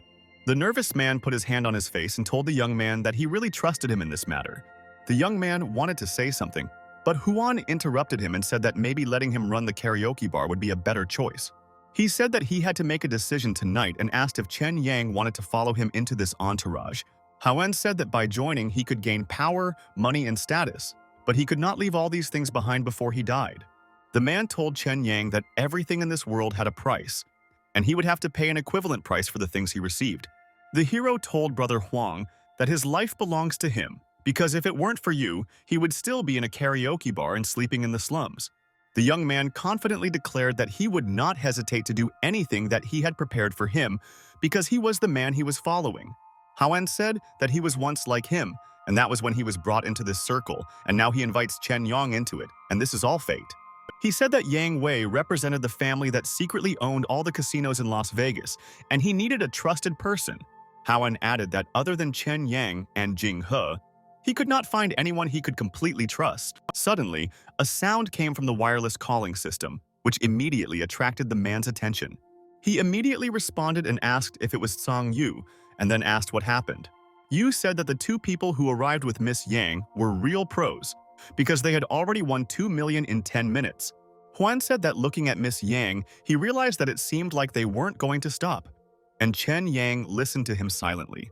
The man said that they could continue playing and Yang Wei could win as much as he wanted. Huan told the young man that it seemed like Miss Yang wasn't too happy with him. She probably wanted to express it a little. Meanwhile, the main character remained completely calm, listening attentively to his older brother. This woman is quite smug and doesn't take them seriously, and her family wants to cooperate with them, but she seems against it. Chen Yang, meanwhile, admitted now that he didn't know why, but he found this girl Yang Wei very attractive. Huan told the protagonist that he could take a break tonight and that he would show him something else tomorrow. That night, Yang Wei made her first 10 million in the casino's VIP rooms, but then lost it all. Jing He led the young man to one of the rooms and said that he needed to rest and that he would come for him tomorrow morning. Chen Yang was slightly puzzled and even a little lost after he entered the room the man led him into. Or maybe he was just curious about what would happen tomorrow, since he didn't know what Brother Huan really wanted. Of what happened that night, the most important thing is what happened tonight.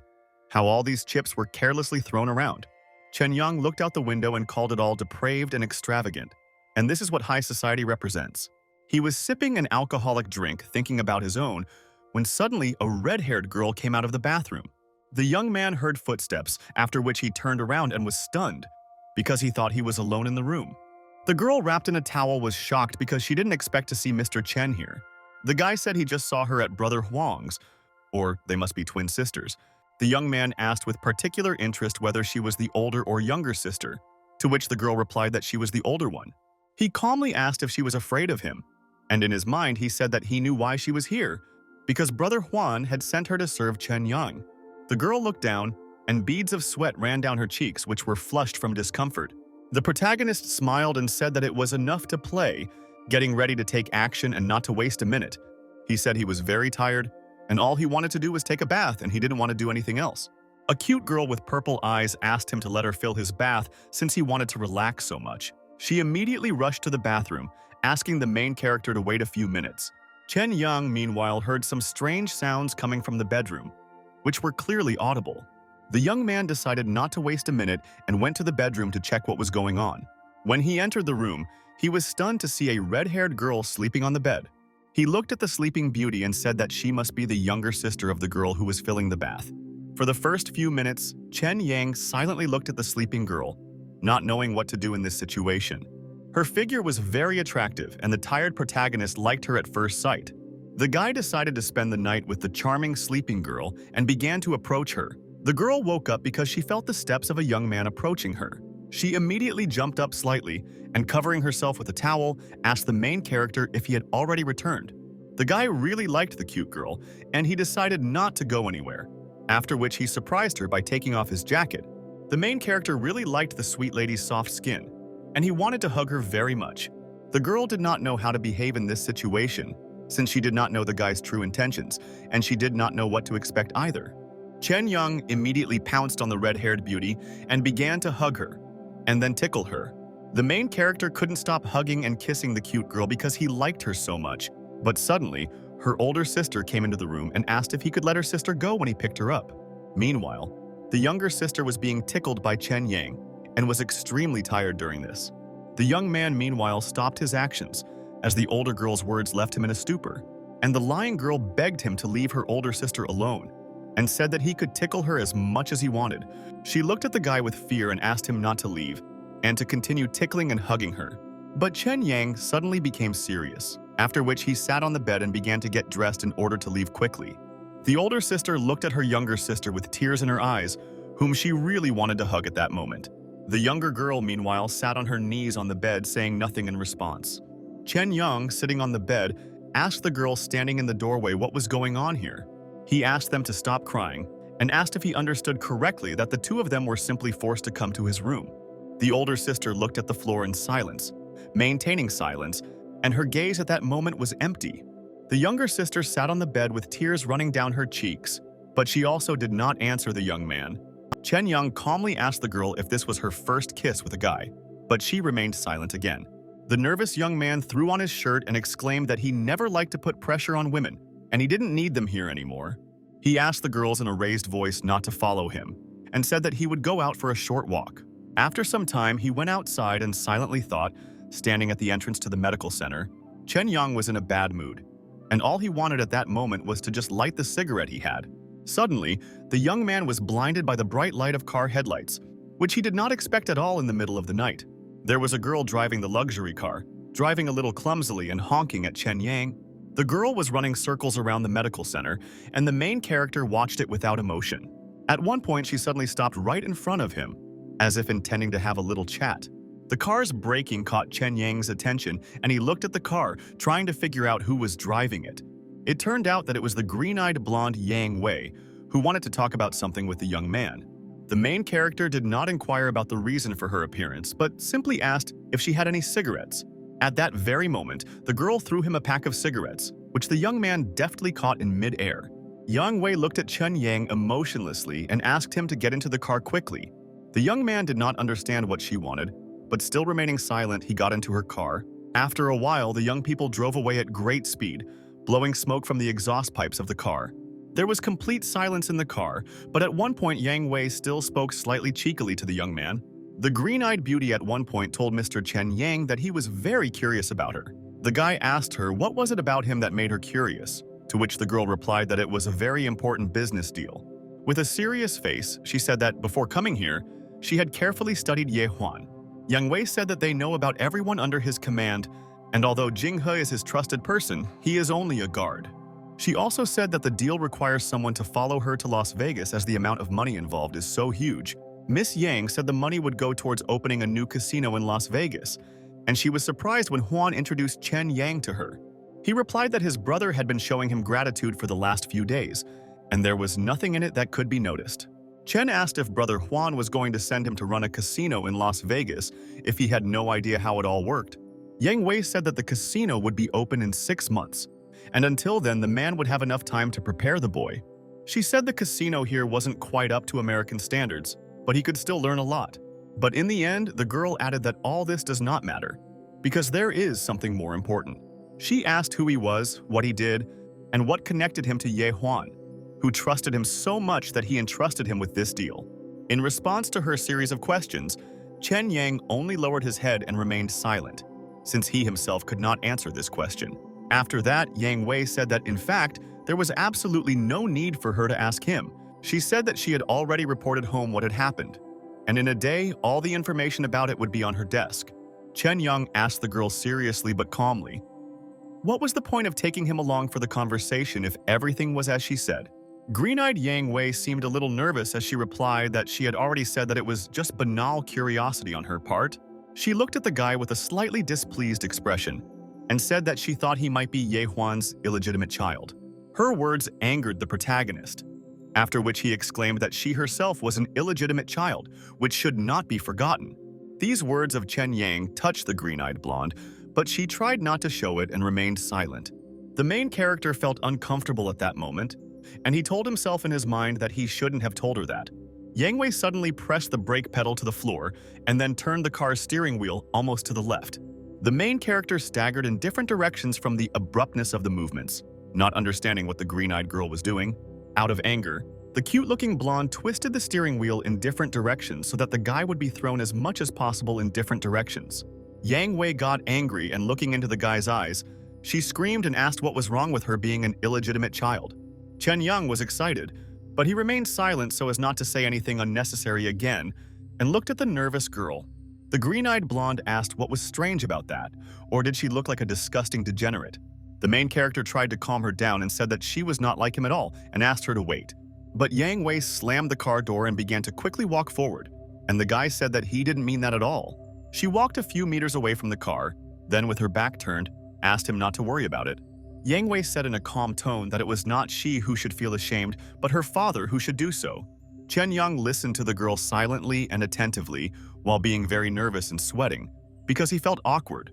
She thanked the guy for going for a ride with her, and the hero said thank you for the cigarette, although it seems she didn't like him very much. Yang Wei said that if she only worked with Ye Huan, she wouldn't have any problems at all, but that would be a shame. She also said that she heard that he had some personal issues that he needed to take care of. These words made Chen Yang think, and he wondered what kind of problems brother Ye Huan had. Yang Wei said she doesn't think everyone in their organization is interested in making this partnership happen. Eventually, the girl said she had enough of this talk and began heading back to the car. Chen Yang looked at her back warily, and the green-eyed Yang Wei suggested that he quickly return back. Suddenly, the protagonist's pupils decreased in size from the slight shock he experienced when looking at the car. He immediately rushed towards Yang Wei and grabbed her waist, asking her to be careful and take care of herself, which shocked the girl. The main character was confused by the fact that there was a sharp combat knife lying near one of the car's wheels. He came a little closer to take a closer look at the knife, which had not been there a few minutes earlier. A frightened Yang Wei lay on the asphalt, and Chen Yang sensed something was wrong and shouted out, asking who was hiding there. After this question, he immediately heard the rustling of bushes, from behind which 4 guys crawled out at the same moment. It turned out that they were hooligans who smiled evilly at the young man, threatening him with a bladed weapon. One of the hooligans swung a sharp knife to stab the protagonist, but Chen Yang kept a cool head. When the scoundrel struck with a cold weapon, the main character managed to keep his cool and deftly dodge, which surprised the scoundrel. The young man deftly fell towards one of the car's wheels, where a sharp combat knife had been found earlier, and was about to grab it. With a deft movement of his hand, he reached for the combat knife, intending to grab it and fight back against the rest of the hooligans. Suddenly, another hooligan in a green t-shirt appeared behind him, swung his weapon, and said that he was going to die now. Chen Yang suddenly jumped up and knocked the cold weapon out of the scoundrel's hands, thereby causing him to lose coordination. The yellow-haired bastard was very nervous, clutching a sharp knife tightly in his hands and watching the hero beat up his friend. The impudent man decided to strike again with a cold weapon, but Chen Yang deftly dodged, after which the advantage was in his hands. He delivered a punch of incredible force right into the opponent's jaw, after which the scoundrel barely remained conscious. Chen Yang, meanwhile, noticed that the third hooligan had pinned Yang Wei against the car, preventing her from running away. The scoundrel laughed annoyingly and asked the miss to behave decently, but the girl herself did not give up trying to escape from his dirty clutches. The main character was very worried about Miss Young and was going to rush to her aid. But everything turned out to be not so simple. A yellow-haired bastard pounced on him from behind, for whom the previous series of blows was not enough. His importunity irritated Chen Yang, who was a tough nut to crack, and he grabbed the bastard by the forearm. At that very moment, he threw the annoying bully over his hip, and the scoundrel hit his head on the asphalt. After that, Chen Yang suddenly threw a sharp knife at the impudent man who was pestering Yang Wei and ordered him to let the girl go. The hooligan was stunned because the trajectory of the knife was exactly in his direction, and out of fear he let go of the frightened girl. But in the end, the unexpected happened, and the scoundrel pulled himself together and threw the knife aside at the last moment. He praised the hero and said that he really knew a couple of moves, and Chen Yang said that they were enough to deal with him. The nasty bully laughed slightly and said that in that case it was time to start a showdown between the two of them. The two guys immediately got into a fighting stance, after which the hooligan in the white shirt began to approach his opponent. He tried to perform a high kick by swinging his leg at Chen Yang, but he failed and the guy just laughed. But still, he made a sharp movement forward, as a result of which he grabbed the main character by the shirt and put him in a stupor. The hooligan was not going to waste a minute, and at that very moment he swung his fist to deal with the guy. Chen Yang tried his best to remain calm and tried to think of a way to stop his opponent from striking. The protagonist came to the conclusion to fall to the ground, after which a loud slap of his back with the asphalt was heard. In his mind, the young man acknowledged that his opponent was good enough, which made him wonder who he was anyway. Chen Yang thought that this guy knew how to fight, and he was definitely not a street punk, but an ordinary thug. At one point, the resistance ended with a gun being held to the protagonist's head, which made him very wary. The bandit calmly ordered him to slowly rise up with his knee, but the young man was sweating from nerves. The bully admitted that the boy was a good fighter, but after that he asked not to force him to fill the young man with lead. Chen Yang tried not to make any sudden movements and asked in a serious tone where they all came from, but in response, the bandit sharply kicked him right in the stomach, causing the guy to cough from the force of the blow. He said that the guy was holding up well, while the second hooligan was holding Yang Wei, who was asking him to let her go.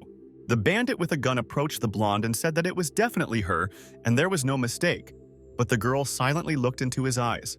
Meanwhile, Chen Yang watched the events and came to the realization that the scoundrels had come for Yang Wei. The girl looked sternly at the bandits, after which she decided that she needed to take them by surprise and escape from their dirty clutches. He made a sharp lunge forward, as a result of which he broke free from the hands of one of the hooligans and pushed the bandit with the pistol. She ran headlong towards Chen Yang, who was kneeling on the ground, and shouted at him to take care of himself with all his might. The bandit with the gun got angry and shouted at her to ask if she really was so naive as to think that she would be able to escape from them. Yang Wei suddenly grabbed Chen Yang's hand, and without thinking twice, they jumped off the cliff to avoid being caught by the bandits. The main character's face was covered in sweat and dirt, and he looked at the frightened green-eyed blonde while falling from a height. The girl could barely hold back her tears from fear, because it was completely unknown whether they would remain alive after falling from such a height. The bandits looked down at the falling young men from above, realizing that they had missed their chance to kidnap Yang Wei. A few minutes later, the young people were already downstairs, and Chen Yang was breathing heavily, holding his chest with a bloody face. Blood was oozing from his head. His face was covered in bruises, and he complained of incredible pain after the terrible fall. Chen Yang lightly touched himself and realized that he might have injured his shoulder and leg, but he was lucky to still be alive. After this, the main character turned his attention to the blonde Yang Wei, who was lying on her stomach, not moving at all. The young man was worried about the girl and immediately ran up to her and began asking if she was okay, but the girl lay silently. After a few minutes, she began to slowly open her bottomless green eyes, not understanding where she was and what was going on. Chen Yang said that they fell from such a great height, and she was lucky that she was not badly injured from the fall. The girl stood up and asked him what was wrong with his arm, and the guy replied that it was most likely broken. Chen Yang said that these people came for her and might come down here, and asked her to leave him and find a place where she could hide. Yang Wei was confused and didn't know where to go, but the guy said that she just had to get out of here as soon as possible. He said that even if she couldn't get far, she could find a place to hide for a while, because they would come looking for her. Yang Wei gathered her strength into a fist and confidently said that she understood everything, looking forward with a serious gaze, and thinking about where she should go. Chen Yang looked at her back and wondered if she would really leave without uttering a single word of protest. But suddenly, the young man's eyes widened as the girl did something unexpected for him. She held out a stick and asked him to hold on to it, and she would support him, because they couldn't just sit and wait for death. Chen Yang stood up and smiled, and Yang Wei asked him to act faster if he didn't want to die. She asked why his head was bleeding so much, and the guy replied that he had been unlucky lately and laughed a little. After a while, the girl stopped, after which she asked the guy to lie down here, to which he only looked at her with bewilderment. Yang Wei was a little angry, and removing her hand, pushed him away from here and repeated again for him to lie down on the ground. She turned away and asked him to close his eyes and not peek, and she decided to take off her clothes. Chen Yang didn't understand why she was doing this, but he still turned away and didn't peek while she was undressing. After a couple of minutes, the girl finished and began to wrap a white cloth around the main character's head in order to stop the bleeding. She tried to do it gently and not make any sudden movements, and said that she would simply wrap his head in cloth. As she wrapped his head, Chen Yang enjoyed the pleasant smell of the cloth she was wrapping around his head.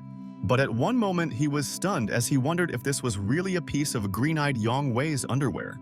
The beauty meanwhile finished bandaging his head and asked where he was looking, to which the guy replied that he was looking nowhere. Chen Yang said that he never thought that she would have so many enemies, and asked why they followed her from America to China. Yang Wei said that her family had no enemies in America, and even if they did, they would not come here to eliminate her. Chen Yang looked at them seriously and asked if anyone knew that they had come here tonight. The green-eyed beauty replied that no, but perhaps someone was watching her car so as not to lose sight of her. After this, the girl came to the conclusion that since they left the hotel, someone had been watching them all the time. Yang Wei then hypothesized that someone from here was spying, which greatly surprised Chen Yang. The girl said that not everyone in her family approves of this partnership. The same goes for the guy. Not everyone supports them in this deal. Chen Yang asked if she wanted to say that there was a conflict in Ye Huan's organization, and in order to disrupt the deal, they sent people to kill her. Yang Wei said that she was not sure about this and that this was just her assumption regarding everything that happened. She said that his fighting skills were even better than her personal guards, but they knew how to use weapons, and he hardly did. Chen Yang laughed lightly and asked if she really thought that in China, like in America, anyone could pick up a gun to play with it. Yang Wei said that in any case, she was lucky that he was there today, because if it weren't for him, she would have been finished, and the guy would have been embarrassed. Chen Yang asked her how the guy who was aiming at him could fall down so easily after her collision with him. Yang Wei smiled and said that she had a mini stun gun in her hand, which contributed to his fall. Jan got angry and asked what if he had accidentally shot him, but the girl replied that they would not have fallen if he had not pulled her. Chen beat his chest and shouted that if he hadn't pulled her down, the bandits would have kidnapped her, and the girl thanked him for it. After this awkward conversation, the young people found a secluded place in the forest and stayed there for about an hour hoping that the bandits would leave. It gets cold in the mountains at night, and Chen Yang shivered from the cold, and the worried Yang Wei asked if he was frozen. The girl didn't think and immediately pressed the young man to her chest to warm him up, since she was very worried about him. Yang Wei asked not to misunderstand her and said that she just thought she would feel warmer if they hugged. After that, she said that if he continued to twitch, she would kill him, and the guy apologized, saying that he did not do it on purpose. The young people lay in the cold forest, hugging each other, maintaining complete silence for some time, and looking into the void. Chen Yang said they needed to find a way to get help, and the girl said she had a GPS in her car but they couldn't go there. In his thoughts, the guy agreed with her and said that with every minute they were getting closer to safety, because the bandits would soon leave. Suddenly, Yang Wei became very alert and asked what kind of noise was coming from nearby, but the guy continued to hug her. The girl was nervous and told the young man that she was very hungry, and it turned out that it was her stomach that was growling. Yang Wei admitted that she left the hotel in the middle of the night because she was hungry and wanted to try the famous street food there. Chen Young was a little surprised because she got behind the wheel of a sports car to get street food. He said that she was lucky that she ran into him, because otherwise there would be no one here with her. And the girl reminded him that she had already thanked him. Chen Young said that a blank check would show her appreciation more, and the girl asked why he needed the money. The young man asked in surprise how they had come to this topic, and Yang Wei said that he had lost a lot of blood, and talking would not let him sleep. Chen Young asked if she was really that worried about him, and the girl nervously replied that he was just overthinking it. The guy said that she was really beautiful, and if she tried less to show off, she would be more feminine. His words confused Yang Wei, and the cute green-eyed girl turned around, then silently looked into the young man's eyes. At that very moment, she pushed him away and asked him to move away, and Chen asked if this was really how she should treat her savior. As time passed and the young people were still sitting in the forest, Chen Yong asked Yang Wei if she wanted him to tell a good joke. He told how one day a guy was taking tests and filled a glass to the brim, and the nurse laughingly asked if that was really toast. The cute blonde liked the joke and laughed a little, and for the guy it was like balm for the soul. Chen Yang told himself that the tension had finally eased, and once you relax, you become sleepy. The guy fell asleep and after some time woke up in the hospital, and next to him was Jing He and a nurse. The doctor told the man that none of the boy's injuries were life-threatening, but he could not drink anything for now. After a short conversation, the doctor left the patient's room, and Chen Yang was left alone with Jing He, who had come to visit him. The man told the fifth brother that he need not worry because he already knew the details of what had happened. Jing He was serious and said that Brother Huan said he would take care of it and that the guy should focus on getting better. The slightly stubbled man was about to leave the room, but at that moment the protagonist turned to him. Chen Yang said that he heard Yang Wei say that it could have been someone from their organization, but the man asked him not to think about it. He turned his head to the young man and said that this was clearly not something he should worry about right now. As he left, the man in the blue business suit asked the young man to just take it all in stride. Chen Yang didn't say anything else to him, but he felt a little worried about all the recent events. He laid his head on the pillow and mentally told himself that he forgot to ask how the beautiful Yang Wei was doing. The protagonist closed his eyes and wondered what happened after he lost consciousness, and his head hurt a lot. The young man asked where the nurse was because he wanted to have a little drink, and in the meantime someone knocked on the door of the ward. After a short knock, a man entered the room, shocking the lying Chen Yang with his appearance. The protagonist was stunned because it was the beautiful Yang Wei who was wearing a white dress and a green unbuttoned coat. The girl told the young man that she saw Jing He's car drive away and came here to visit Chen Yang. The green-eyed beauty did not delay for long, and at that very moment said that she had come here to say goodbye. Yang Wei said her family was furious to learn she was nearly killed, and they have put the deal on hold for now. Chen Yang smiled at the cute girl and asked if this was what she wanted, hinting that there was nothing sad about it. Suddenly, the young man became wary and a little nervous, and his eyes widened slightly in surprise. Yang Wei, her cheeks slightly red, approached the protagonist's face, and then began to silently look into his eyes. Coming closer, the beauty told the guy that he was very smart, but that did not mean that he would survive in this circle. The girl, with a little sadness in her eyes, said that it was not a fact that he would survive because he was too kind and merciful. After that, Yang Wei felt some warmth and kissed Chen Yang on the forehead, which surprised the shocked guy. Having kissed the young man, the green-eyed blonde began to leave the room. While the young man, shocked, touched his forehead, Yang Wei quickly left the ward without even looking back, which surprised the nurse she was passing by at one point. Chen Yang was tense, and he turned his head sharply to look at the nurse who entered his room. The main character immediately jumped up and shouted loudly, asking the nurse to give him the phone as soon as possible. The frightened nurse looked at the nervous young man with a little fear and agreed to give him a mobile phone. The girl handed the phone to Chen Yang, who took it while deep in thought about the current situation. Holding his mobile phone in his hand, the protagonist wondered whether he should really call Brother Huang to resolve the issue, but he still pushed these thoughts away, after which he calmed his nerves and returned the phone back to the nurse. Chen Yang said to himself that he had many girls, and he really had feelings for the one he had just spent one night with. The guy asked May if she could read him a newspaper, and the girl said no because he selects indecent articles. Chen Yang laughed and asked her not to think about filing a complaint against him, and the girl asked her to stop pestering her. Suddenly, the beautiful Song Yu entered the young man's room and said that it seemed like he had completely recovered. The girl smiled sweetly and apologized because she was afraid that she would disturb him by coming earlier, and so she came now. Nurse A. May looked at the red-haired beauty and then mentally called her dazzlingly beautiful. Kang Yu looked at the nurse and said that Chen Yang was lucky to have her and asked if she could buy her some newspapers. The sweet and slightly worried nurse kindly agreed to help her and went to the store for some newspapers. Chen Yang asked Miss Kang Yu if it was Brother Huan who told her to check on him, and the girl replied that he went to visit the boss.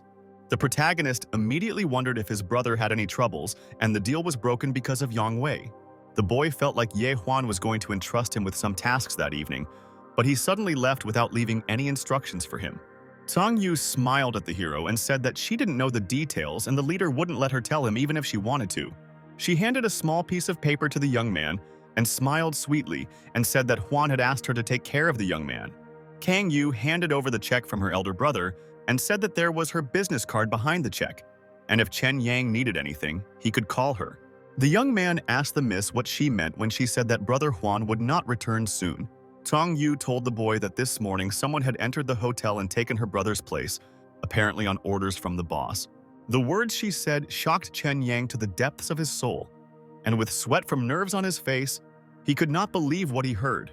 Kang Yu gently held his face and said that Brother Huan had gotten into trouble and it would be better if the young man could avoid this cycle. She said that she believed the main reason he left without leaving a message was to protect Chen Yang. The girl honestly admitted that when she first saw the guy, she thought that he was not suitable for this circle, so it's for the best. She asked him to call if there was a need and not to be upset, because maybe he was lucky that he did not enter this circle. The words about luck left the young man even more stupefied, and he thought deeply about it. Sweating from nerves, Chen Yang looked down at the lucky ring and wondered if it still worked. A few days later, the main character was discharged from the hospital and then went to the company office. He walked past two guards who looked at him silently while he looked around. The various staff looked at the young man with a certain pity and pain, which made him nervous. Chen Yang didn't understand what was happening to those around him and continued to move along the corridors of the company building. At one point, he was surprised because he met Sister Mary, who asked the fifth brother why he was there. Chen Yang asked what was wrong with them, since he had missed several days of work and everyone was looking at him like he was a ghost. Yellow-eyed beauty. Mary said that there was actually some reason for this, but she was very nervous. The girl was about to tell him everything, but suddenly, a man stood behind Chen Yang and interrupted their conversation. Behind the hero's back stood the table A Kang, accompanied by a Wei, and asked the protagonist to follow him into the office. Chen Yang didn't understand what was going on, because this guy used to call him fifth brother, but now he was using his real name. The main character began to guess a little about everything that was happening, and silently followed Akon to his office. A Wei walked up to Chen Yang and with a slight tremor in his voice, told fifth brother that he needed to prepare. All these words angered the main character, and he gritted his teeth, after which he wondered what had happened during the few days of his absence. A few minutes later, Chen Yang entered A Kong's office, who was already waiting for him and preparing to start a conversation. The protagonist approached the man's desk and saw a folder with documents, the title of which he had not yet read. But after a few seconds, the young man finally read the title of the folder, which indicated that it was a letter of resignation. A Kang asked if he knew that he had been fired and said that Brother Huan had announced it and that the letter had his signature. The man said that the last check was transferred to the boy's account, and this was his salary for half a year, and Chen Yang became even more angry. A Kang said that his personal belongings were in the break room and asked him to leave as he still had a lot of work to do. Chen Yang was stunned, but he didn't show it and began to walk towards the exit of the office, remaining silent. His attention was suddenly drawn to the beautiful Mary, who at that moment turned to the fifth brother. Chen said that he was leaving and asked her to take care of him here, and the girl asked if he would really go to some other nightclub. Mary said that she was ready to leave this place with him, and the hero replied that he appreciated it, but decided not to work in this field anymore. The upset beauty looked down and came to the realization that there was no point in stopping the guy. She said that she and the girls decided to help him, but they really didn't have the time or anything special. After that, the sweet girl smiled and said that they had chipped in and collected some money for the young man and handed over a bank card. Chen Yang looked into the eyes of the sweet girl and realized that this was the money for which the girls had exchanged their dignity.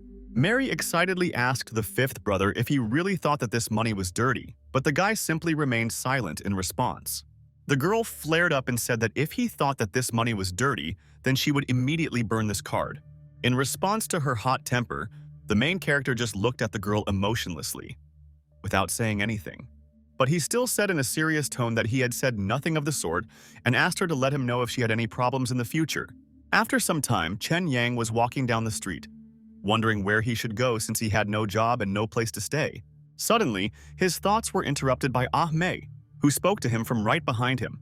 The girl said that he looked depressed, and Chen Yang said that from today on, she no longer had to look after him. And Mei immediately became furious and told the guy in a rude tone that he shouldn't even dream of firing her. But the main character calmly answered her that he had lost his job, so he had no income and nowhere to stay. And Mei said that he would already pay her in advance. Chen asked if she would follow him to the hotel, and the girl said yes. The young man did not attach much importance to this, since his thoughts were completely different at that moment. At one point, it seemed like it had an epiphany, because he remembered one of the options that could provide him with housing. The main character remembered the management company of that building, which he had conned, and which promised to find him a place to live. Chen Yang called the man, who immediately picked up the phone and said that he had found an apartment for him, and asked the guy to visit it if he could. He said they did everything he asked, and asked them not to create problems as there would be a housing fair. After some time, Ah Mei and Chen Yang were at the apartment, and the man said that the rent had been reduced by 30%. The protagonist smiled and said that it was great, after which he said that he was ready to sign the contract. But Mei sensed something was wrong, after which she interfered with the deal and asked them to stop, which surprised the young people. The girl turned around and said that there were quite a few problems with this place and she was going to back up her words with arguments. She said they were on the 10th floor, and at that height the concentration of exhaust gases was high. And Mei asked to waive her semi-annual utility bills and asked for free interest for a whole year. The sales manager was stunned and agreed to her demands. And in his mind, he called her a professional negotiator. Mei collapsed on the sofa and said that she would live with Chen until he fired her, and the guy asked her to start cleaning the apartment. But the girl replied that she was not a maid, and said that she was returning to the company to report and buy something for the home. Chen Yang took matters into his own hands and started cleaning, saying that this little money grabber couldn't even clean the apartment. The main character put the box on the table and began to rummage through it, looking for the item he needed. He wondered if his bad luck these days was so often due to the fact that he didn't wear his luck ring. The only thing associated with this ring is a customer satisfaction report, and there is no mention of a luck meter. Chen Yang sat down at the table and decided to fill out the form and then send it to their email, hoping that he would find a way to contact them. The hero began to think about what to do next, even though he still had 60,000 left, and he also remembered that his hands were intact. At one point, the main character decided to distract himself from these thoughts and remembered that Yan Di had not called for a long time. At that very moment, he reached for the phone and dialed the beauty, who immediately answered, and the guy asked what she was doing. Yan Di replied that she was working now and told Fifth Brother that she would talk to him a little later since she was not comfortable talking. The girl said that they weren't allowed to talk on the phone while they were working, and she had to go outside to call him. Yan Di felt a little uncomfortable, but she really wanted to ask Chen Yang one of the questions that was bothering her. She asked if he really didn't want to see her anymore, since she had even gone to a nightclub but was told that he wasn't there. The hero told the girl that something had happened in the last few days and his phone was turned off. Chen Yang said that regarding the nightclub, he will no longer work there from today, which surprised the girl a little. The young man suggested not to talk about it and asked about her new place of work, and when she finished work, Jan Di replied that she still had an hour before the end of her shift, and she works at the XX shopping center, where she sells cosmetics. Chen Yang listened carefully to the girl, after which he said with a smile that he understood everything and was already on his way to her. After some time, the young man got ready and went to the cute girl in the shopping center to finally meet. Chen Yang saw the beautiful Yang Di and called out to her to attract her attention, then waved at the girl. The beauty turned around and was glad to see her fifth brother, while she herself was spraying perfume on her wrist. The young man, meanwhile, was a little surprised, as he noticed a crowd of men around the beauty. He wondered if all these men were interested in cosmetics, but realized that they probably just wanted to take advantage of Yang Di. The girl became very worried at one point and asked with concern what was wrong with the fifth brother's hand. Chen Yang replied with a smile that he had simply fallen, and that was all. And Yang Di began to ask with tears what had happened, and whether he had broken his arm. Tears were streaming from the girl's eyes, and she worriedly asked what had happened and why he hadn't told her about it before. Chen Yang replied that it was just a small accident and asked the girl not to worry about it. Yandi calmed down and asked fifth brother to wait for her for a while because she needed to tell the manager before she left. The brown-eyed beauty walked up to the manager and started talking to her, while Chen Yang watched silently. At that very moment, the upset Yandi walked away from the manager and began to walk towards the young man, looking at the floor. Chen Yang asked what the manager said, because the girl blushed to her ears, and the beauty asked what he wanted to eat. The young people held hands and began to head towards the food establishment, when suddenly the telephone rang. Yandi took out her phone from her pink bag and answered the phone, asking who was calling her. The strange conversation made Chen Yang wary, and the girl spoke in fragments as if hiding something from him. John D said that she was very sorry, but she couldn't have dinner with her boyfriend because her friend called and asked for help. Chen Yang asked who her friend was, and the girl replied that she was a classmate who had always been there for her, and she couldn't refuse. The young man asked what her friend needed help with, whether it was something complicated and whether he needed help with it. John D replied that her friend was looking after a new man in town, and the client had shifted too many responsibilities onto her. Chen Yang was very wary because he knew that this description matched Amei, and he wondered if it was really her. He asked Yan Li if her friend, who was of medium height and had a sharp voice, was quite smart, which surprised the girl a little. After that, he said with a smile that this friend's name was probably Amei, since he was sure that it was really her. Yan Di said that it was so, and asked in surprise how the fifth brother knew about this. And the hero began the story. After some time, Chen Yang came to his new home to let the girl see everything with her own eyes. Amei was stunned and screamed and asked Yan Di if she knew this guy, and became even more angry, not knowing what to say. The brown-eyed girl felt very uncomfortable and began to assure the girl that this was not at all what she thought. Amei covered her friend and said that she knew Chen Yang's intentions, and if he wanted to get the girl, he should go to the bar. The protagonist looked at her sternly, watching his words, and said that he had no bad thoughts towards Yandi. But Mei decided to put the young man in an awkward position and asked if he had feelings for her friend. With these words, she stunned the young man, and he did not know what to answer to the question at that moment. Yan Dai was extremely surprised at that moment and embarrassed by her impudent friend's frank questions. The girl turned her head away and told Amei that this was too much and that she would ignore her from now on. Yan Di started to leave, but the girl grabbed her hand and called her stupid, reminding her of how she told her about the fifth brother. She also recalled that in recent days the girl had complained to Amei that the fifth brother was not talking to her and was probably tired of her. Chen Yang, meanwhile, was unperturbed and did not give in to the green-haired girl's provocations, and this irritated her. She turned around and shouted, asking if he wanted to tell her yet whether he liked John Dai or not, and whether he was a man after all or not. The brown-eyed beauty with flushed cheeks looked at the guy, and the main character exhaled at that moment, plucking up courage. The guy confidently exclaimed that yes, he really liked Jan Di, and then asked what was wrong with that. And Mei smiled and said that that was great, happy that her plan to expose the young man had worked. She was proud that they had finally said it, since Yan Di had been chatting non-stop about the fifth brother, and the young man himself was afraid to confess to her. The young people said nothing, but were grateful to her and began to approach each other, looking into each other's eyes with love. Chen Yang decided to take the initiative and gently took the hand of the cute girl who was looking at him lovingly. Yan Di joined in and also gently took the young man's hand, and they stood like that in silence for several minutes. The shy beauty started running to the kitchen and said that everyone was hungry, so she would go and cook dinner. Meanwhile, Mei and Chen Yang remained in the room, and at one point their eyes met, after which it became clear that a serious conversation was coming. The girl said that John Di is too timid, so she needs someone to take care of her, and the male lead is the best option. Chen Yang asked if it was right to leave his girlfriend with her, since he might be an idiot who just wants to get the girl. Mei said that he was an honest guy and the world was a dangerous place, and she couldn't protect John Di, so it was time to find her a man. At one point, Chen Yang asked if she was her mother, and the girl exclaimed that she was only 20 years old. Since Yan Di was still worried about his injury, she moved in with him to take care of him, and Mei also continued to look after him. A few days later, the protagonist was in a medical center where a doctor was examining his broken arm.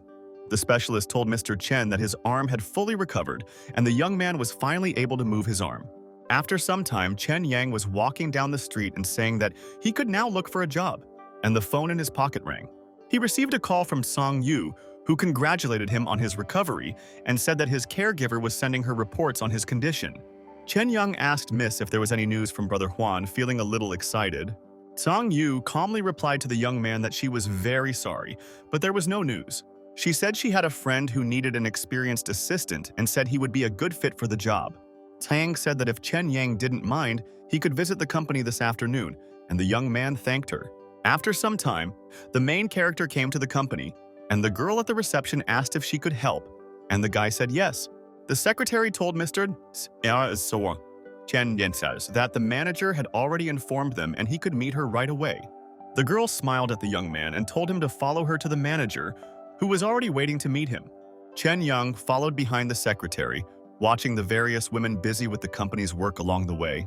Some of the women were working at computers, staring intently at the monitor screen without looking away.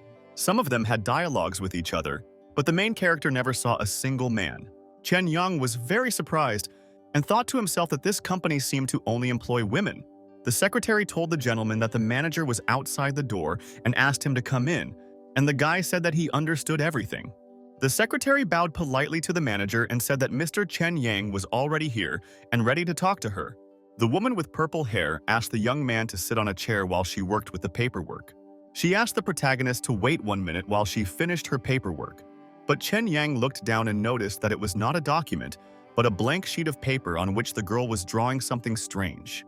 In his mind, he said that besides, only women worked in this company, and he wondered if this lady had any mental disorders. The lady boss raised her charming gaze and asked again if it was true that the young man's name was Chen Yang. The protagonist was stunned and thought that her face was charming and could not stop admiring her beauty. Still, he answered the girl that she understood everything correctly, and his name was indeed Chen Yang, as had been said earlier. The lady boss introduced herself as Fang Nan and said that he could just call her Miss Fang. She said she needed someone at the moment and Song Yu recommended him, then asked if she could trust him. Chen Yang suddenly told the lovely lady that he was afraid, but she couldn't trust him at the moment. He said that two strangers couldn't trust each other the first time they met, and he would be lying that she could trust him now. Fang Nan liked his statement and said that what he said was quite interesting and also that it was generally true. She said that the guy made a good impression on her, and even though she doesn't trust him now, she trusts Song Yu's recommendation. Miss Fan said that he was hired, but she must say that she is very strict with the people around her. Simply put, he must know his place. Chen Yang said seriously and confidently that he believed he could handle it, and the girl said that he had a sense of decency. She said that she was the director of Deep Blue Entertainment, and he was her personal assistant and would report only to her. Chen asked about the work he would be doing, and Fang Nan replied that he would be helping her solve some difficult cases. She threw the car keys and said that there was a car in the underground parking lot that he should take and wait for her in front of the entrance. Chen Yang didn't waste a minute and went to the underground parking lot, while Fang Nan received a call from someone. It was Song Yu who asked the girl if she had met the young man. The girl replied that they met and everything went well, and the guy really is the one she described earlier. 10 minutes later, Fang Nan finished her work, and Chen Yang was waiting for her in front of the building, sitting in the car. The girl was neatly dressed, her lovely purple hair was pulled back, and she walked down the steps to the car. She got into the car, after which Chen Yang asked where they should go, to which Fang Nan replied that they should go to the Global Tower. After a short period of time, they arrived at the appointed place, and outside there was beautiful sunny weather. The protagonist followed the lady boss and then asked what they were going to do. Fang Nan replied that as she had said before, he had to carry out her instructions during working hours. She said that she had to meet an important client soon, and he, as her personal assistant, could not meet dressed like that. After a while, Chen Yang came out of the locker room wearing a black business suit, and on his right hand was a stylish black watch. Fang Nan looked at the young man and became a little sad because he really looked like him. The girl began to feel sad, which was very noticeable on her face, and Chen Yang, meanwhile, began to address the thoughtful boss. The young man decided to consult and asked if this suit would suit him, but the girl came away from her thoughts and said that it would. The protagonist became wary because upon closer inspection, he saw that tears were flowing from Fang Nan's eyes. The young man became a little nervous and asked his boss if she was okay and if she needed help. Fang Nan looked down with a disappointed expression and said that she was fine, then asked the guy to call the elevator. The young man followed her instructions and called the elevator, after which they silently waited for the elevator to arrive. After that, the young people entered the elevator, and Fang Nan chose to take the elevator to the 24th floor of the building.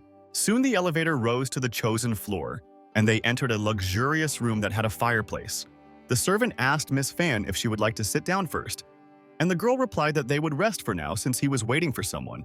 The waitress asked if they wanted any drinks, to which Fang Nan replied that she did as usual and asked if Chen Yang wanted anything. The guy was uncomfortable, and the lady boss said he could try Blue Mountain coffee, which was not sold anywhere else. Chen Yang replied that every coffee shop had this kind of coffee and asked what she meant by saying that he could only try it here. Fang Nan smiled and said that it seemed like he was as ignorant as most young people. She said Jamaica never supplied Blue Mountain coffee beans to China, so only 1% of coffee shops carry the coffee. The waiter, meanwhile, apologized for intruding into the conversation, smilingly said that it was ready and served it.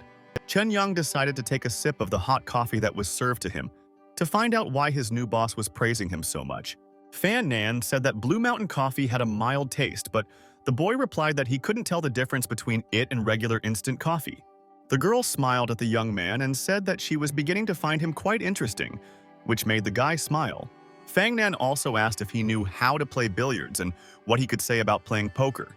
Chen Yang replied that he was good at both games, and the girl said that there would soon be a client here, and the guy's task was to accompany him in the games. Fang Nan said that he would only have to lose and said that it would not be easy since the client was a member of a professional club. 20 minutes later, the same client entered the establishment, accompanied by a charming lady in a red dress. Fang Nan greeted Mr. Jin politely, and the man also greeted the girl politely. The boss told Chen Yang that she and the girl would be at the spa and asked him to take good care of Mr. Jin. The woman asked the young man if he knew how to play billiards and if he wanted to play, to which the boy happily agreed. A few minutes later, the men entered a room containing a billiard table that took up a lot of space.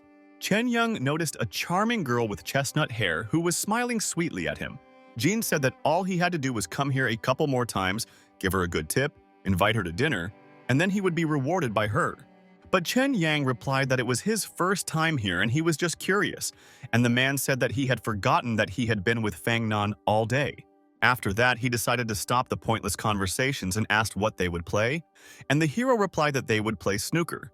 Mr. Jin happily agreed to play snooker, after which he reached for the pool cue, which was held by a cute girl. The professional player adjusted the tip of his cue, then stood in a stance and made an accurate shot at the white billiard ball. With a precise hit, he managed to make the white ball push the yellow, green, and red balls into all the holes, which could not help but surprise. Chen Yang felt a little nervous and thought in his mind that this man Jin was a real professional player. The man continued to demonstrate his playing skills, and the balls flew into the holes one after another. But at one point, Mr. Jin got a little angry because he accidentally missed the ball. Chen Yang told himself that Mr. was really very good, but in the end, he made a mistake by not pocketing the fifth ball. The young man decided to demonstrate his abilities, but after making the first strike, he missed and felt embarrassed. Chen Yang was nervous because he had messed up the first strike, and Mr. Jin said with a little mockery that the guy was a little out of shape. After this, the professional player again stood up in his stance, after which he made a sharp blow to the billiard ball. The red, green, and yellow balls immediately flew into the holes designated for them, which spoke of his professionalism. Mr. Jin placed the cue on the pool table and then looked at the main character with a proud grin. Chen Yang was stunned by his professional performance, and for the first few minutes, he simply remained silent. The girl brought the cigar and cut off the end with a guillotine, and Jean said that the guy needed to practice before challenging him. The protagonist realized that the man was losing interest and would probably be fired if he screwed up the first assignment, but he still needed the income. The young man told himself that he had 2 girls at home who depended on him, and he even had a girlfriend, and all this cost money. The young man decided to resort to extreme measures and took off his luck ring, telling himself that he could not lose his job. Mr. Jin lit a cigarette and stood up, then swung his arm and invited the boy to start the game again. With a precise and thoughtful blow, he again hit the green billiard ball into the hole, after which he smiled proudly. At the same moment, the professional player made another shot, and the white ball had to knock the other balls into the holes. But something completely unexpected happened, and the white ball, having pocketed the red one, followed the same example and ended up in the hole. Mr. Jin was stunned and could not believe that he actually potted the white ball, which was unprofessional. He was very nervous and was trying to come to terms with how he could have made such a terrible mistake. The man decided to immediately correct his unfavorable situation and made another blow. The assistant was stunned, because something completely unexpected happened again, which could not help but shock her. Mr. Jin was even more stunned because he had never expected that he could make such a gross mistake. Chen Young himself was shocked by what he saw as the black ball flew out of the pool table. The girl said that the 8 had been thrown off the table, which was considered a loss, and throwing away the cue, Jin said that he had had enough. Chen Young smiled and asked the gentleman to calm down and suggested playing blackjack to change the environment. Mr. Jin said in a loud voice that blackjack would do, as he didn't want to play that disgusting pool game anymore today. A few minutes later, the young men were already at the blackjack table, receiving cards from the dealer. Chen Young thought that Jin had already lost at snooker, and he had to lose now to make him feel better. The young man reached for his cards, hoping in his mind that the effect of the lucky ring had already worn off. But he was stunned, because when he took the cards in his hands, he realized that his card combination carried enormous power, and he would win. Chen Young was very nervous because he had an ace and a jack, which was 21 points, and therefore the highest score in blackjack. The guy was sweating from nerves and immediately began to offer Mr. Jin to play something else. The man agreed to the young man's proposal, and soon they began playing 5-card stud. The guy was incredibly lucky again and had the strongest combination, so he again suggested changing the game. After this, the men began to play poker, which slightly alarmed the young man's opponent. The young man was once again lucky with the cards, and the combination was again the strongest in poker, which foreshadowed his victory. Chen Young was again extremely nervous and sweating, which attracted the surprised man's attention.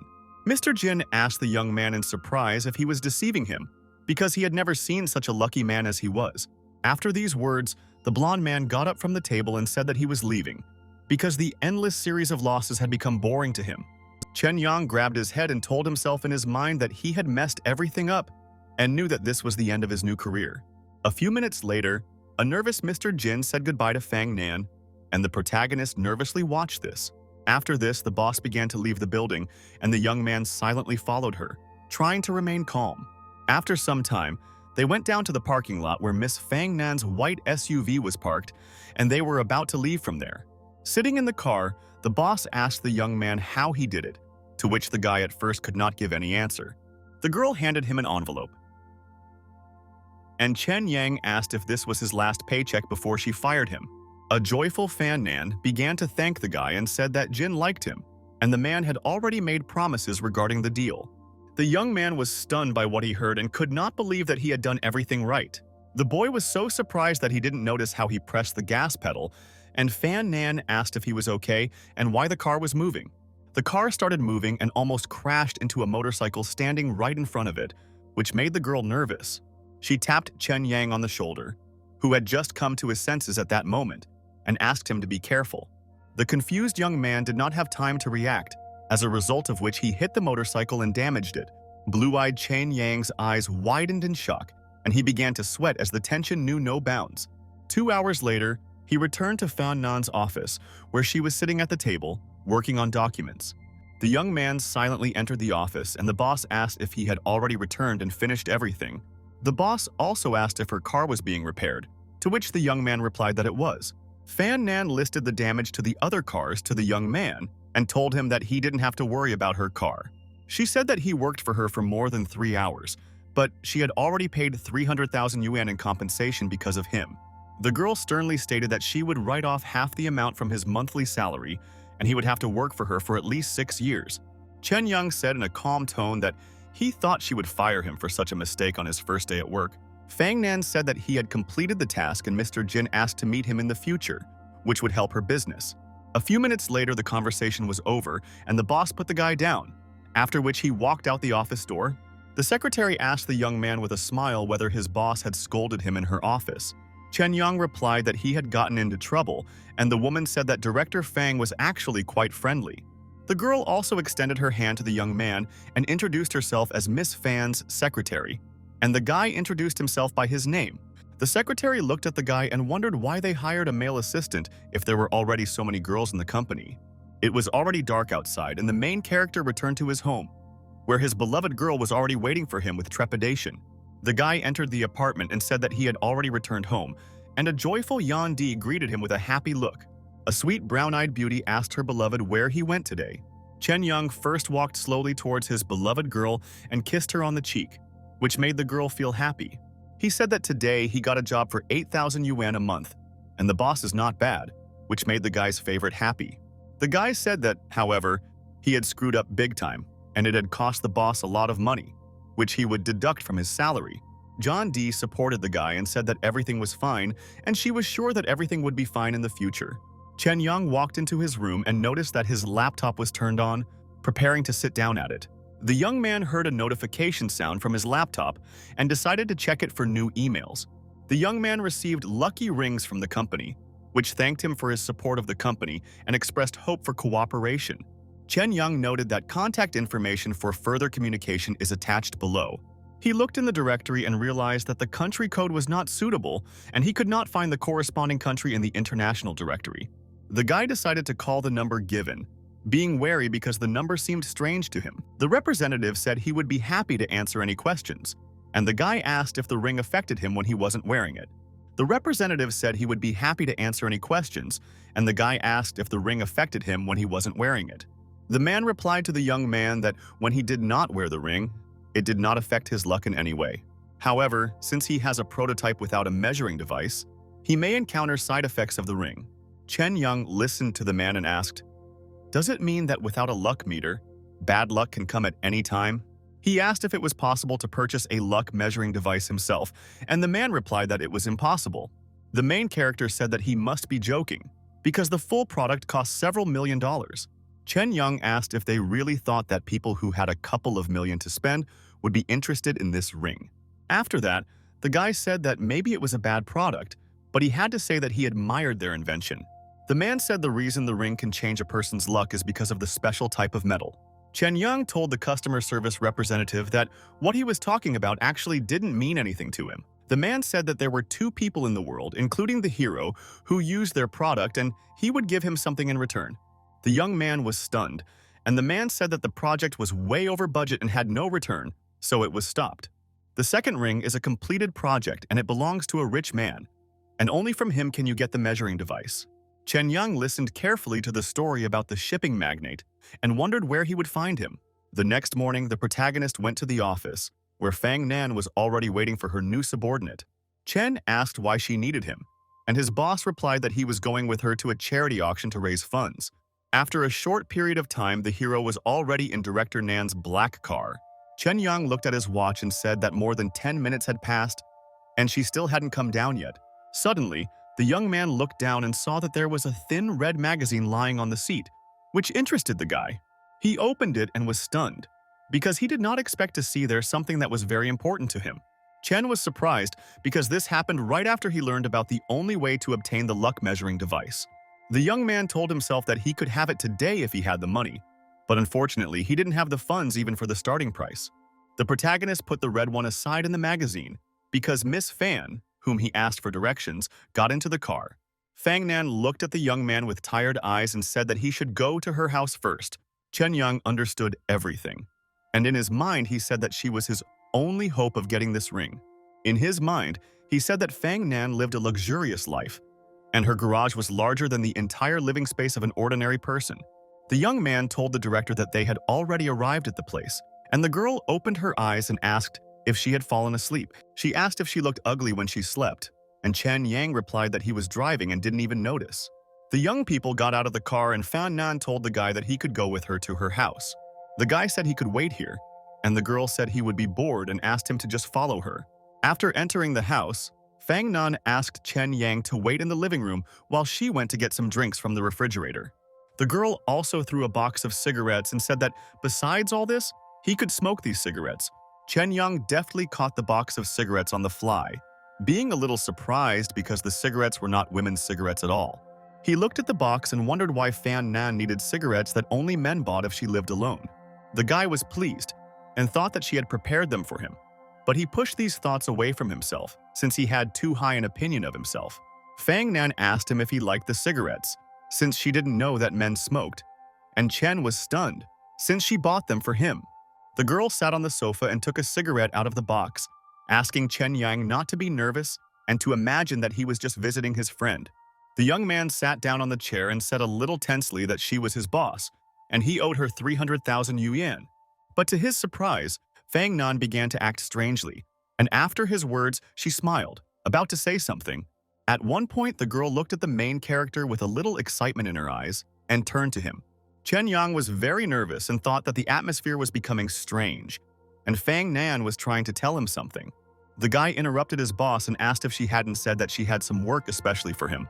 Fang Nan said with a little awkwardness that one of the cabinet doors in the kitchen was broken, and girls weren't very good at that.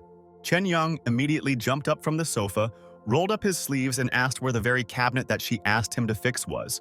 Within a few minutes, the young man was repairing the broken door of the kitchen cabinet, while the girl watched. Soon, the protagonist turned around and told Fang Nan, who was standing behind him, that he had finally fixed the cabinet door. The girl said that there were problems with the light in the kitchen, and also some problems with the switches in the living room. Chen Yang was doing various kinds of work in his boss's house, and the girl was watching all this from a distance. Finally, the young man wiped the sweat from his face and said that he had fixed it, after which he asked the girl if there was anything else that needed to be done. Fang Nan said that the lawn needed to be mowed with a lawnmower, but the guy said that he didn't know how to use one. The girl smiled and said that the young man need not worry because the gardener came here every week. At one point, she froze in place, her mouth hanging open, as she realized that she had let it slip in front of Chen Yang. The hero wondered why she was asking him to mow the lawn if there was a gardener, and assumed that she was simply making fun of him. Fang Nan turned her back to the guy and asked for forgiveness, after which she said that she had a reason for that, and he listened silently. She gave the guy the box and said that his shirt was dirty, after which she asked him to change into the shirt she gave him. Fang Nan told Chen Yang that he still had to accompany her to the charity auction today. The hero realized that the shirt packaging was new and the size was just right, so this too was prepared especially for him. Chen Yang looked at the girl and tried to understand her intentions, assuming that she was trying to seduce him. He understood that she was rich, beautiful, elegant, and charming, and such a person had no reason to fall in love with him on the second day of their acquaintance. The protagonist assumed that she treats him this way, probably because he looks like someone, and possibly her ex-partner. Fang Nan asked Chen Yang to go change clothes and said that they were leaving for the charity auction soon. She said that the new shirt needed to be ironed first and asked to be allowed to do it herself. Chen Yang said that there was no need for that, and then added that he thought they needed to talk immediately. He said that she gave him an expensive suit and paid for all the damages, and also thanked her for the cigarettes and shirt. Chen Yang honestly admitted that he was a little taken aback by all these pleasantries from his new boss. Fang Nan looked at the thoughtful young man's eyes with a little pain, as if she was about to say something. She asked the guy if he thought she was some kind of weird boss trying to seduce her subordinate. Chen Yang decided to take an interest and asked if she was right when she said yesterday that he looked like someone. Fang Nan lit a cigarette and silently lowered her anxious gaze downwards, not answering the guy's question. The young man said that they still had time, and if she wanted to talk about it, he would be happy to listen to her. Fang Nan poured some wine into a glass and said that there had been no guests in her house for a long time, except for Chen Yang, of course. She took a sip and said that she wasn't really seducing him, but that she was feeling somewhat warm and comforting. Fang Nan cried and said that there was once someone who cared about all of this and treated her warmly, but he was gone forever. The girl collapsed onto the sofa and began to drink wine like it was just tap water, and Chen Yang began to worry about her. Suddenly, she walked up to the sofa where the young man was sitting, and then threw herself into his arms, leaving him dumbfounded. Barely holding back her tears, Fang Nan told her elder brother that she didn't want to be his sister, but wanted something a little different. She looked into Chen Yang's eyes and asked why he didn't come to her earlier, since she had been waiting for him for 10 years.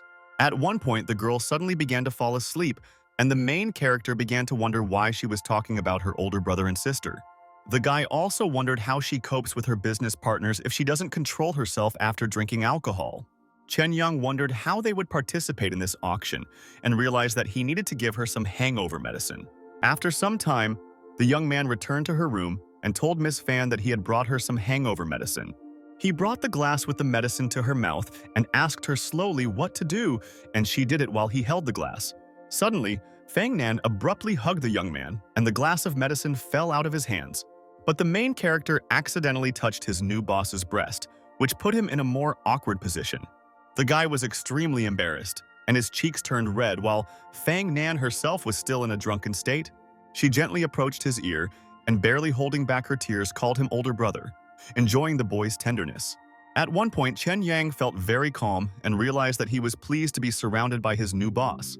Fan Nan was very calm and warm, and the protagonist lightly hugged the sleeping girl around the waist and sat silently on the sofa. But suddenly, a phone call came from the girl's pocket, accompanied by vibration.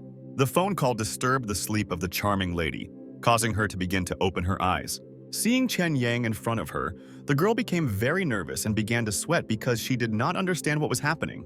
She immediately moved away from the guy a little and screamed slightly because she did not understand what had happened between them. Fang Nan immediately covered herself and blushed, trying to ask the young subordinate if there was something between them.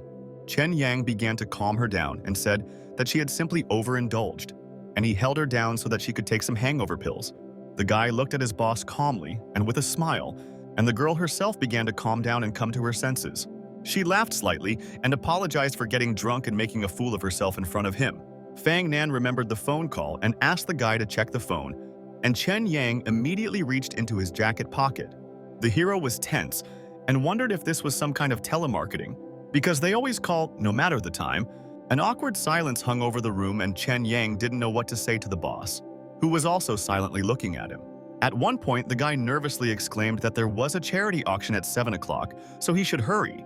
Fang Nan said that it was true and went to change clothes, and the guy asked her to hurry up because there was little time left. As she was leaving, she asked the young man to get ready while she waited for her, but the young man was distracted by something completely different. Fang Nan's pants were heavily stained, which couldn't help but attract attention, even with the naked eye. The protagonist said in his mind that it was no wonder that she looked exhausted today, since she was on her period.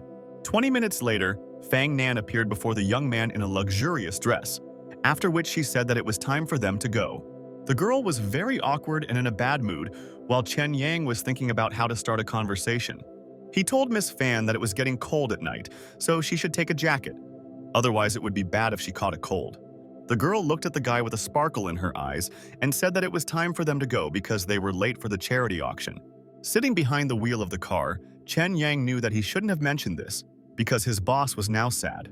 After some time, they arrived at a certain first-class hotel in the city where the charity auction was to take place. Fang Nan asked if everything was okay since they just had to focus on today's work, to which the guy replied, yes. A few seconds later, the charming lady got out of the black car and Chen Yang followed her. At one point, Fang Nan turned her gaze to the young man and began to smile sweetly at him. And in response to this, the young man was surprised. The girl came up to him and, smiling, gently took him by the tie. And the guy became even more embarrassed and his cheeks turned red. Chen Yang knew that it was not in vain that he had gone through this with her, otherwise he would not have felt such warmth emanating from her now. But his enjoyment of the girl was interrupted by a female voice, which quite unexpectedly addressed him. The main character was surprised, because it was the charming Miss Song Yu, who came with a young man. Fan Nan saw the girl and was a little surprised that she had arrived so early, but the guy had paid attention to her. The girl asked who this cute boy next to her was, who was smiling sweetly at her at that moment. Song Yu smiled sweetly and calmly told the boys that she had completely forgotten to introduce them. She introduced Fang Nan as her friend and the owner of Deep Blue Entertainment, and also introduced her beau Chen Yang. After that, she introduced the young man as Mr. Zhuo Jing from Beijing, who is her boss. Chen Yang became nervous and thought, since this was Kang Yu's new boss, then he was probably the one who took Brother Huan's place. In his mind, he said that this guy was clearly in love with Fang Nan, and he had the same eyes as Aji when he flirted with a girl. In the middle of the dance, Chen Yang said that Miss Fan was quite sociable, as a third of the people present greeted her. At one point, the protagonist cast a wary glance at Song Yu, who seemed a little upset with her boss. Zhuo Jing walked away from his subordinate and walked towards Miss Fan, who was standing next to the protagonist. The man told the girl that he seemed to have forgotten to tell her something important, after which the girl asked what he wanted to say. He apologized and said that she was the most charming woman he had ever met. Fang Nan thanked him, but said that his compliments should be saved for his date today. Zhu Jing said that Kang Yu was his colleague, but in fact he was worried about finding a partner, but she solved the problem for him. Chen Yang said in his mind that the man smoothly mentioned that he was currently single and mentioned his working relationship with Yu. Fang Nan asked the protagonist with a smile what time it was, to which the guy replied that it was 8:30 in the evening. She told Zhou Jing that the party was about to start and asked if he shouldn't go back to his table. The man said that he had already asked Song Yu to move his seat here, and it would be an honor to sit next to such a beautiful woman. Chen Yang thought to himself that this Zhuo Jing was very considerate and expressed himself clearly, since they had been talking for more than 10 minutes. Suddenly, the guy turned his attention to Song Yu standing behind him, not understanding what she wanted from him. Zhou also turned his attention to her and asked if he understood correctly that she knew Miss Fang's assistant, Mr. Chen Yang. The girl replied that yes, she had already met Miss Nan's assistant at her company some time ago. Chen Yang was surprised and said in his mind that she had hidden how she actually met him. Zhu Jing told the hero that he was jealous that he could work next to Miss Fan, and the guy said that she was an amazing leader. The man looked at the boy slyly and said in his mind that it seemed like he knew his place, smirking slightly. After that, he turned around and waved his hand to the waiter, who was standing with a tray on which were 2 glasses of red wine. The waiter approached the guest, after which Zhu Yijing took a glass of wine and began to shake it lightly before drinking. After that, the man handed the glass to Fan Nan, who was standing next to him, and asked her to accept the glass. Chen Yang interrupted this and said that she needed to drink some water first, and asked if her head still hurt. Fang Nan looked at her caring subordinate with a little surprise but admiration, and thanked him for his concern. Meanwhile, Tsang Yu stood to the side watching what was happening with a slightly nervous and jealous expression. 10 minutes later, the host thanked everyone for their generous donations and asked them to enjoy the party. Zhu Jing stood up from his chair and walked over to Fan Nan and asked if she would allow him to invite her to dance. But the girl smiled sweetly, after which she apologized and said that she would like to rest a little. The man pretended not to be upset at all and smiled sweetly and said that he understood everything. After this, he approached the seated Sang Yu and asked if she would kindly allow him to dance. Chen Yang told Fang Nan that Zhuo Jing was very interested in her, and the girl replied that she had been through this many times before. The guy said it was because she was attractive, and the girl said she wanted a relationship that could last forever. She looked at the young man with excitement and asked if he understood what she was talking about. Chen Yang lowered his gaze at that moment, remaining silent as he understood the seriousness of the situation. Fang Nan's eyes were in pain, and she looked down, upset because she really wanted a serious relationship. She asked Chen Yang why Kong Yu hid the fact that she already knew him, and was it because of this Mr. Zhou? The guy didn't know how to answer that. She did it because he was on the side that was against Brother Huang. Fang Nan heard his silence and said that he shouldn't tell her about what happened between him and Kang Yu. In his mind, the young man wondered if she was jealous, and at that moment he received a message on his phone. He read a message from Song Yu, who asked him to go out and said that she was waiting for him in front of the toilets. Chen Yang immediately apologized to his boss and said that he needed to step away for a while. On the way, the guy wondered if Kang Yu really wanted to meet because it was related to Brother Huan. The young man opened the door and was a little taken aback because a tense girl was already waiting for him behind it. She asked Chen Yang if he understood what he was doing, and the guy told Sung that it was the ladies' room. The girl asked him to stop fooling around and said that she was talking about Fang Nan and asked if there was anything between the two of them. Sang Yu pinned Chen Yang against the wall and exclaimed that he was interfering with her work and was getting into who knows where. Suddenly, the young men became alert, and the girl covered the hero's mouth with her hand because she heard strange sounds. Chen Yang opened the door slightly because he was curious about who was passing through at that moment. The young man was a little surprised, since it was Mr. Jin and the actress he was kissing. The main character was stunned because they kissed and hugged right in the ladies' room. Strange sounds were coming from their booth, which interfered with the hero's conversation with the girl and confused Song Yu herself. Because of them, the girl and the main character could not concentrate on the issue that was important to them.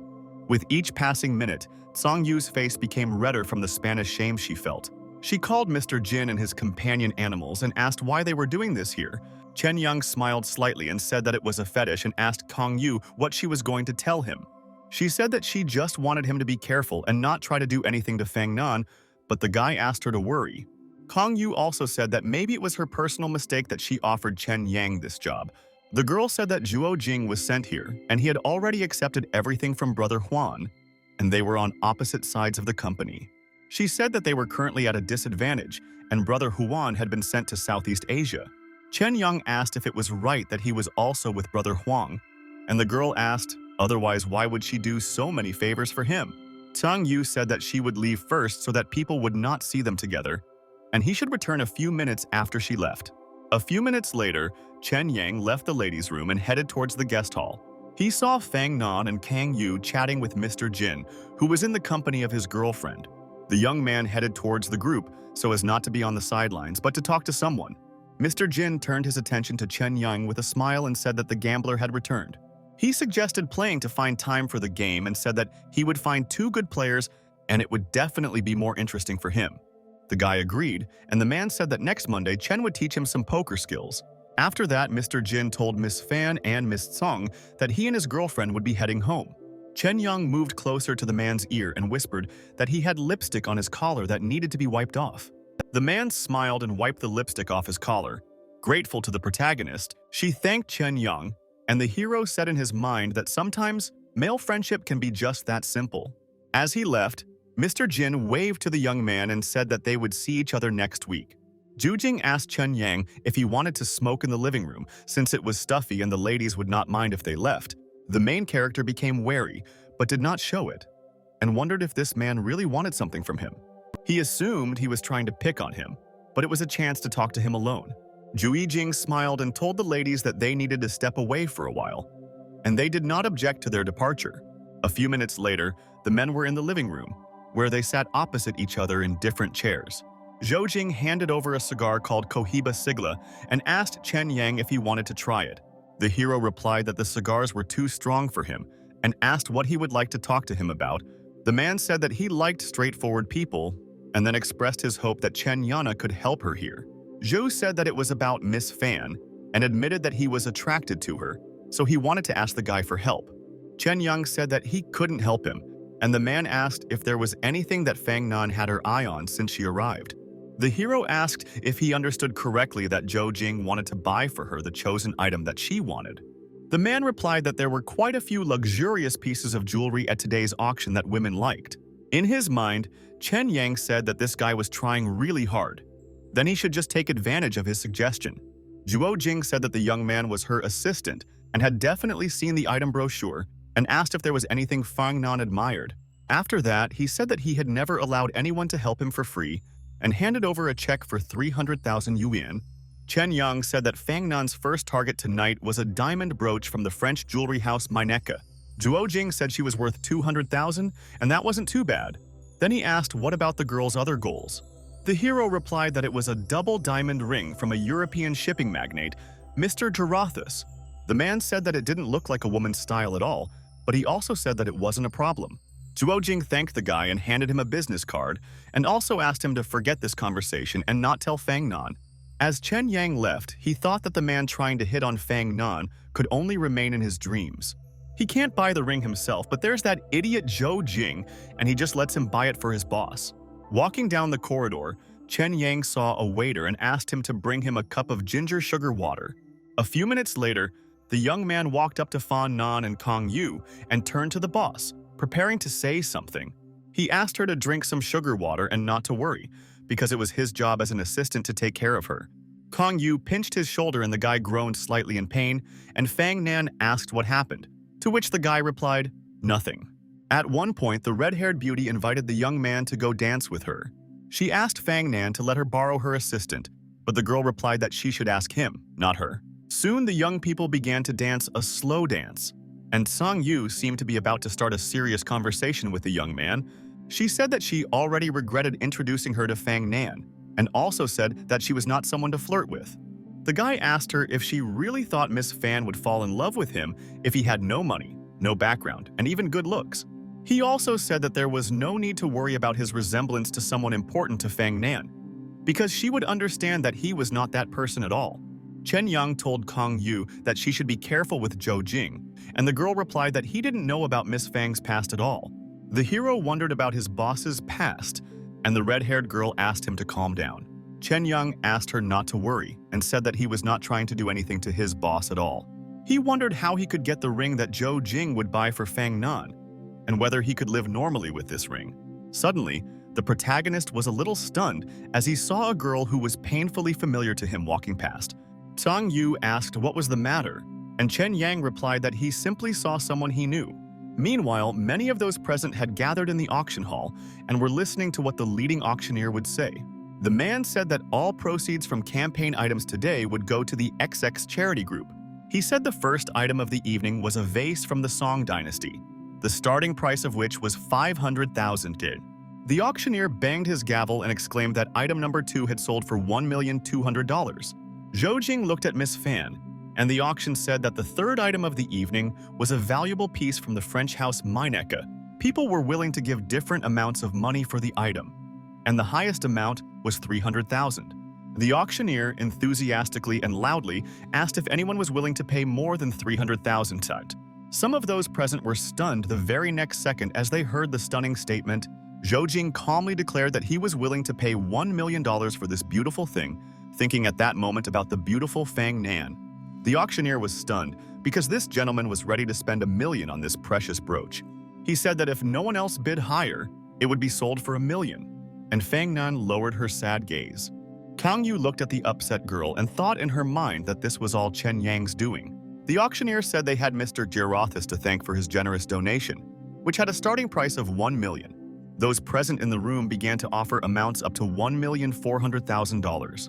Zhou Jing, meanwhile, decided to distinguish himself and declared that he was ready to pay $1.5 million for the jewel, but he was outdone by a stranger who said he was ready to buy the item for $2 million. Zhou Jing had no intention of backing down and offered $2,200,000 for the ring.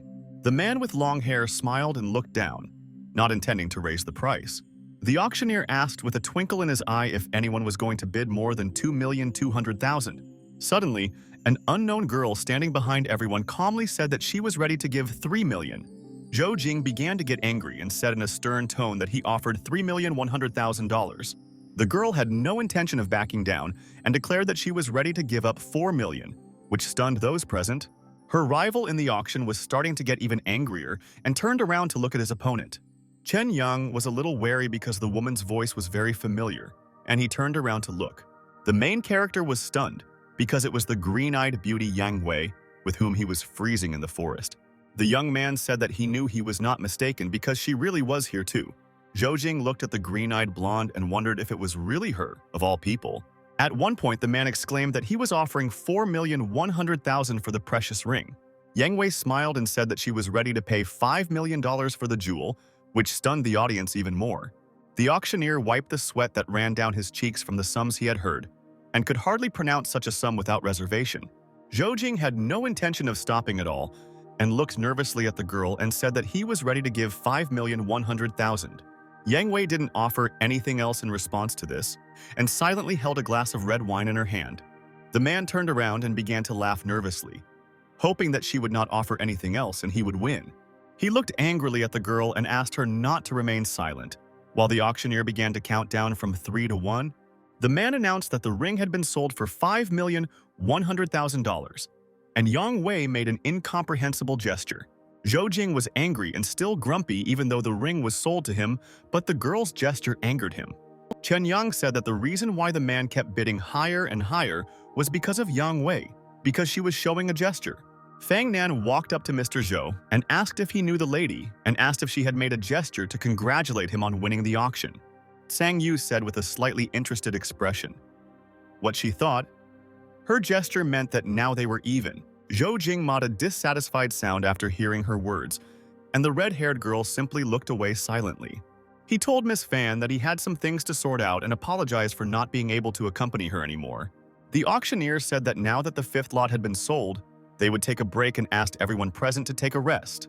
Meanwhile, Fang Nan walked up to Chen Yang, who was talking to the unknown guy, and spoke to him. She told the young man that it was time for them to go, as she didn't think there was much point in staying there. A strange man stopped Miss Fan and asked her to wait a little, because he wanted to tell her something. He said that he was the driver of Mr. Zhou Jing, who asked him to give her these 2 items. Fang Nan was a little wary and asked the man incredulously what kind of things he had in his hands. The driver politely replied that he didn't know at all, since Mr. Zhou had only told him to give them to her. Chen Yang thought that the joints on his hands looked rough, and he was sure that he was not only a driver but also a bodyguard.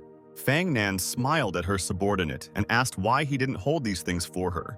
Chen asked her to guess what was there, and she replied that if it was not flowers, then it must be jewelry.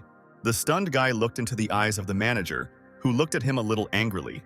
She turned around abruptly and started walking towards the car. while Chen Yang wondered what he had done to upset her. The guy walked up to the car and opened the door for the manager, showing her respect and some concern. Chen Yang asked if he should take her home, but Fang Nan asked him to take the highway that surrounded the city because he wanted to go for a drive. The girl admired the views from the window with charm, and her beautiful purple hair was blown by the wind. Chen Yang told Miss Fan that it would be better if she closed the window, since her body was not healthy, so she should be careful of the wind. The manager angrily asked him not to tell her what to do, and the hero wondered what he had done to upset her so much. The protagonist turned around again and addressed Miss Fan because he wanted to get rid of the awkward silence in the car. The girl got angry and asked if he couldn't call her by another name, since he called Song Yu by her first name. Chen Yang remained silent and said in his mind that he felt something gloomy about the leader's sudden outburst. Fang Nan asked if he was very close with Kang Yu, and the guy replied that he had only met her twice before tonight. She asked if it was true that while Yu had gone to the restroom, he had gone out to meet her. Chen Yang was stunned that she knew the details of that taciturn meeting in the restroom. Fang Nan angrily asked if he really thought she was a fool, since after Kang Yu left, he glanced at his phone before he also left. The hero told Miss Fan that he was just her assistant, regardless of whether he was friends with Yu or not, because it had nothing to do with his work. The manager did not know how to respond to his words, and at one point she seemed to lose the power of speech.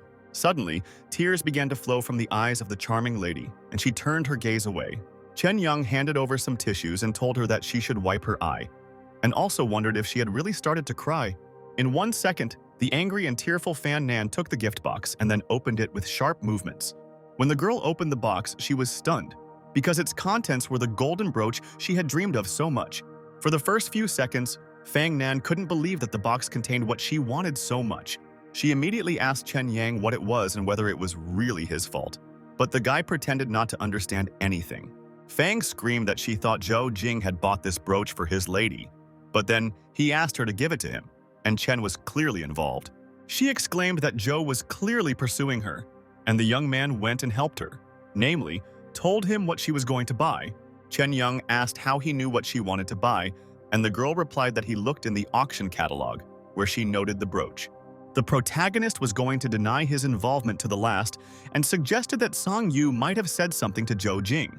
Fang Nan was shocked and fell silent in an instant, and all the anger and rage disappeared from her face. She slightly bowed her head and asked, with a little worry, was it true that Song Yu couldn't do anything like that? The leader asked Chen Na with a little excitement if it really wasn't him. The guy replied, no, and said that he didn't like Zhou Jing's look. And besides, why would he help him in pursuing him? Fang Nan looked into his eyes with trust and asked if it was true. And the surprised Chen Yang replied, of course. The young man froze from her deep gaze and asked how he could have such a heart. Chen Yang remembered that Kang Yu had warned him not to attract too much attention from Fang Nan. The girl at that moment said that she did not want these things from Mr. Zhou and put the bag with them aside. The young man said he was sure she would look great if she wore Mr. Jing's brooch. Fang Nan was embarrassed and didn't know what to do, since she didn't want to use a gift from a stranger. She also remembered that in the evening, it seemed that Mr. Zhouji had given her something else besides the gold brooch from the French house. The girl opened the second box and was surprised, because there was a ring in there and she wondered why he gave it to her. But she decided not to give in to emotions, and closing the box, she said that there was nothing special about it, after which she threw it away. Chen Yang was nervous and said that it cost more than 5 million and it must be some kind of jewelry masterpiece. Fang Nan said that the ring looked beautiful and offered the guy to take it, and said that she would return the cost of it to Zhou Jing tomorrow. The main character said that he didn't want to take something as precious as this expensive ring. The manager asked him, in that case, to help her return the ring to Mr. Zhou tomorrow. Fang Nan was a little embarrassed and asked Chen Yang to just call her by her first name when they were alone. The hero did not answer and said that there was a bridge in front of them and he could take her home, but the girl replied that she did not want to go home. At one point, she said, slightly embarrassed, that she was a little hungry and would like to eat something. Chen Yang asked if this meant that she wanted to find a place to eat. Fang Nan came closer and said that she didn't want to go home because she was the only one at home and it was boring to be alone at night. The hero said that he didn't know much about restaurants, so he took her to the night market, and the girl was in such a place for the first time. Chen Yang asked for 4 pairs of wings and 2 fried fish, and Fang Nan asked for 2 bottles of beer, to which the guy asked if she shouldn't drink. But the manager looked into the young man's eyes and said that she wanted to drink, so beer wouldn't hurt. After a while, the waiter served a plate of delicious and aromatic fried wings, which were still hot. Hungry, Fang Nan began to eat the wings and praised them, saying that they were really delicious and crispy. Chen Yang thought to herself that she was charming now, unlike the cold indifference she put on in company. Suddenly, a red-haired guy with long hair saw the main character and asked if it was the fifth brother sitting at the table. He walked up and asked Chen Yang why he was dressed so well today, and the hero realized that it was the scoundrel Ah Jiang. The guy saw Fan Nan and asked the hero where he found her and asked the girl if she wanted to spend the night with them. His disgusting and impudent behavior made Chen Yang very angry, and he could hardly contain himself. He asked A Jiang if it was true that he had returned to his old business and why he didn't spend the rest of his life in Guangzhou. The red-haired guy got angry and grabbed him by the shirt, shouting and asking if he had any support to be so arrogant. Chen Yang threateningly asked A Jiang if he wanted to pay off his old debts. The red-haired bastard became even more angry and shouted that he was ready to destroy him here and now. The protagonist was enraged, so he jumped up and punched him in the jaw, saying that it was great. He suddenly grabbed a sharp object and stabbed it into Ah Jiang's palm, who immediately screamed in unbearable pain. The red-haired, impudent man's friends immediately stood up for him, and one of them ordered the others to grab Chen Yang. But the main character immediately struck the guy in the jaw, but another scoundrel attacked him with a chair. He hit the young man on the back with the chair with all his might, but Chen Yang gritted his teeth and decided that he needed to get out of there immediately. He immediately grabbed Fang Nan's hand and said that they needed to escape immediately, and pulled the girl along with him. Chen Yang stabbed one of the hooligans in the stomach while the other swung a glass bottle at him. The main character did not have time to react and resist him, as a result of which the scoundrel managed to smash a bottle on his head. But the blow did not knock the young man off his feet at all. And in response to this, he only became even more enraged and clenched his teeth in rage. Chen Yang clenched his fist with all his might to take revenge on the bastard and smash his face in rage for what he did to him. The bloodied protagonist immediately punched the scoundrel right in the chest, causing him to spit out blood. The blow was so strong that the crunch of the chest was heard and it seemed as if it had been broken. A worried Fang Nan asked Chen Yang if he was okay, to which the boy replied that he was. Suddenly, the boy's eyes widened as one of the hooligans threw a glass bottle at him. At that moment, a wave of tremors ran down Chen Yang's back because he did not expect such a treacherous action at all. The guy also wondered if Fang Nan was still standing behind him. It turned out that the girl really was behind him, and the bottle broke right next to her. The wary Chen Yang immediately turned around and saw that the girl had a cut on her leg from the glass. Fang Nan immediately sat down on the floor and grabbed her cut leg, and the protagonist was very worried about her. With each passing second, he became more and more nervous because he saw blood dripping from the cut and his heart was bleeding. The young man's eyes widened in horror as the hooligans hurt his innocent boss. Anger and rage filled Chen Yang's mind, and he clenched his teeth tightly as he turned around again and looked at the scoundrels. The two hooligans started to get nervous, and one of them said that there was clearly something wrong with this scoundrel. At one point, Chen Yang looked at the degenerates with a cold-blooded expression, then cracked his fingers as he stared at them. A few minutes later, all the hooligans were lying on the floor, lying in a pool of their own blood and with numerous abrasions on their faces. Chen Yang approached Ah Jiang, who asked what he was doing, and the hero asked if it was true that he had broken his right leg last time. After this, he said in cold blood that today he would give it to the right leg of the friend with whom he would suffer. The young man stepped on Ah Jiang's leg near the knee, causing a loud and distinct crunching sound to be heard. A wave of tears immediately rolled into the red-haired bastard's eyes, and opening his mouth wide, he screamed in pain at the top of his voice. He complained about the pain in his leg, and Chen Yang meanwhile approached Fang Nan and asked to be allowed to examine the severity of her injury. The girl excitedly replied that there was nothing serious and said that his eyes were very scary. Chen Yang hugged his frightened boss and said that everything was okay now, and he was here next to her.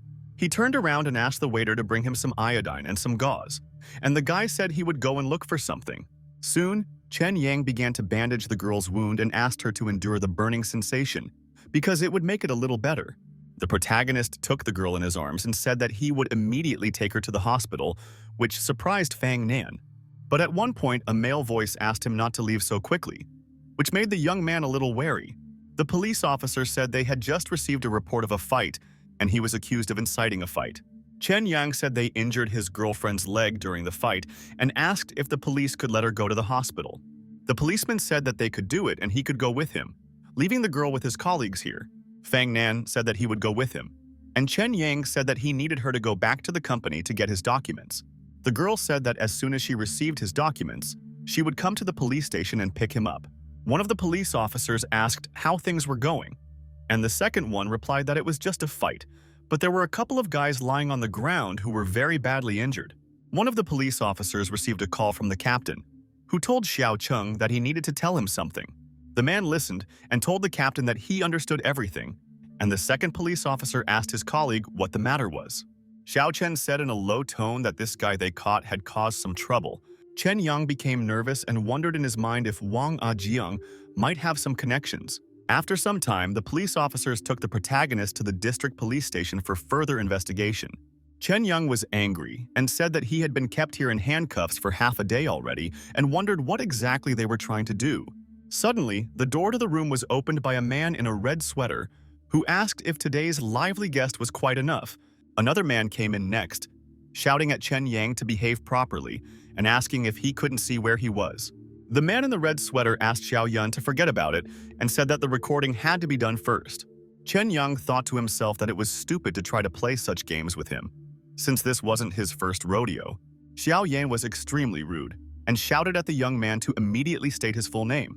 The hero introduced himself and said that he was 23 years old, after which he gave his address and identity card number. The man shouted and asked to answer only what he was asking and asked if he knew why he had been brought here. Chen Yang yawned and said that a couple of degenerates tried to approach his girlfriend, so he legitimately defended himself. Another investigator shouted that the guy was calling it self-defense, but he was not hurt at all and beat those guys up badly. The hero sternly replied that it was their fault that they had started a fight with the wrong people, after which he asked why they had put handcuffs on him. The investigator asked whether among the people he had fought with was the one with whom he had a bad relationship. Chen Yang calmly and emotionlessly replied that no, he didn't know who they were at all. In his mind, the main character said that they were trying to set him up, and if he said that there was an insult, then they could say that he wanted revenge. The investigator lit a cigarette and said that he had yet to answer for his stubbornness, after which he asked Xiao Wang to call the captain. At that very moment, a brutal captain entered and asked why they didn't try using force on the suspect. The captain called Chen Yang a brat and said that he had broken the bridge of his brother-in-law's nose, damaged 16 muscles and 2 bones. The hero said that he should ask his wife if she is like her brother. If she is also an escort, then it is worth finding out how much she charges. These words were immediately followed by a sharp and strong blow to the protagonist's jaw. Since the words touched the captain, the man picked up a stun gun and calmly told Chen Yang that things could have been much simpler and asked Xiao Wang to bring some water. The young man followed the captain's order, after which he lowered the protagonist's hands into the water, which made him nervous. Chen Yang's hands were lowered into a basin of water, and the captain immediately stuck a stun gun into the water, causing the boy to receive an electric shock. The man asked if he wanted to suffer more or confess everything, and admitted that he started the fight to try to get revenge. A policeman entered the room and said that someone had arrived, and the captain said that they could wait. But the policeman said that it was very urgent, and approaching the man, whispered something in his ear that made him wary. The captain immediately looked at the heavily breathing Chen Yang and asked if it turned out that he was not an easy person. Suddenly, a man entered the room, calling himself the young man's lawyer and saying that he had already completed all the necessary procedures. Chen Yang walked out of the room accompanied by the lawyer, and seeing Fang Nan's agitated expression, he asked why she was there. The girl asked what was wrong with his face, then pointed to the bald guy and asked why he wasn't arrested, since he was also in a fight. Suddenly, the door opened and a soldier ran out and asked Fang Nan who had hurt her. The girl was shocked because she didn't expect to see Wu Gang, and then looked at the bald guy who escaped punishment. She decided to take advantage of the moment and pointed her finger at him sharply, saying that it was he who had hurt her. At that moment, Wu Gang ran up to the bald hooligan and knocked out several of his teeth with a sharp blow from his elbow. One of the police officers asked the man in military uniform who he was and asked him to stop. Wu Gang called them dogs, and another policeman said that he was a high-ranking soldier and they could not control him. The soldier asked how Fan Nan was doing and offered to take her home, and the girl asked why he was there and who asked him to come here. Wu Gang replied that CEO Zhou told him that she had gone to look for him, and he immediately went after her. She said, grabbed Chen Yang's hand and began to leave, and the guy wondered what kind of origin Fang Nan had. The girl asked Song's lawyer to prepare a lawyer's letter because the police beat the guy and the lawyer said that was a problem. Chen Yang intervened in the conversation and, remembering that he needed to thank the lawyer, did so. Song replied that it was not his merit because a simple lawyer like him could not pull her out, and Miss Fang had her own heavenly path. Fang Nan suggested that they check the guy at the hospital, but Chen Yang said that everything was fine and her car was parked at the restaurant. The girl said they could pick her up tomorrow, but the guy said everything was fine, and they went to get the car anyway. After a while, they were at Fang Nan's house, and when Chen Yang was about to leave, the girl stopped him. Her cheeks flushed a little, and with a sparkle in her eyes, she asked why he didn't come in and sit with her for a while. Chen Yang told himself that if they went inside, there was a good chance he would end up in a situation he couldn't control. The protagonist refused and said that it was too late and he had to go, and Fang Nan said that he could take her car. The manager did not try to persuade the young man any further and headed towards the front door of her house. Suddenly, Wu Gang appeared behind the guy and praised the guy, who was stunned by his appearance. The man threw him a pack of cigarettes and said that if he dared to enter her house, he would use force against him.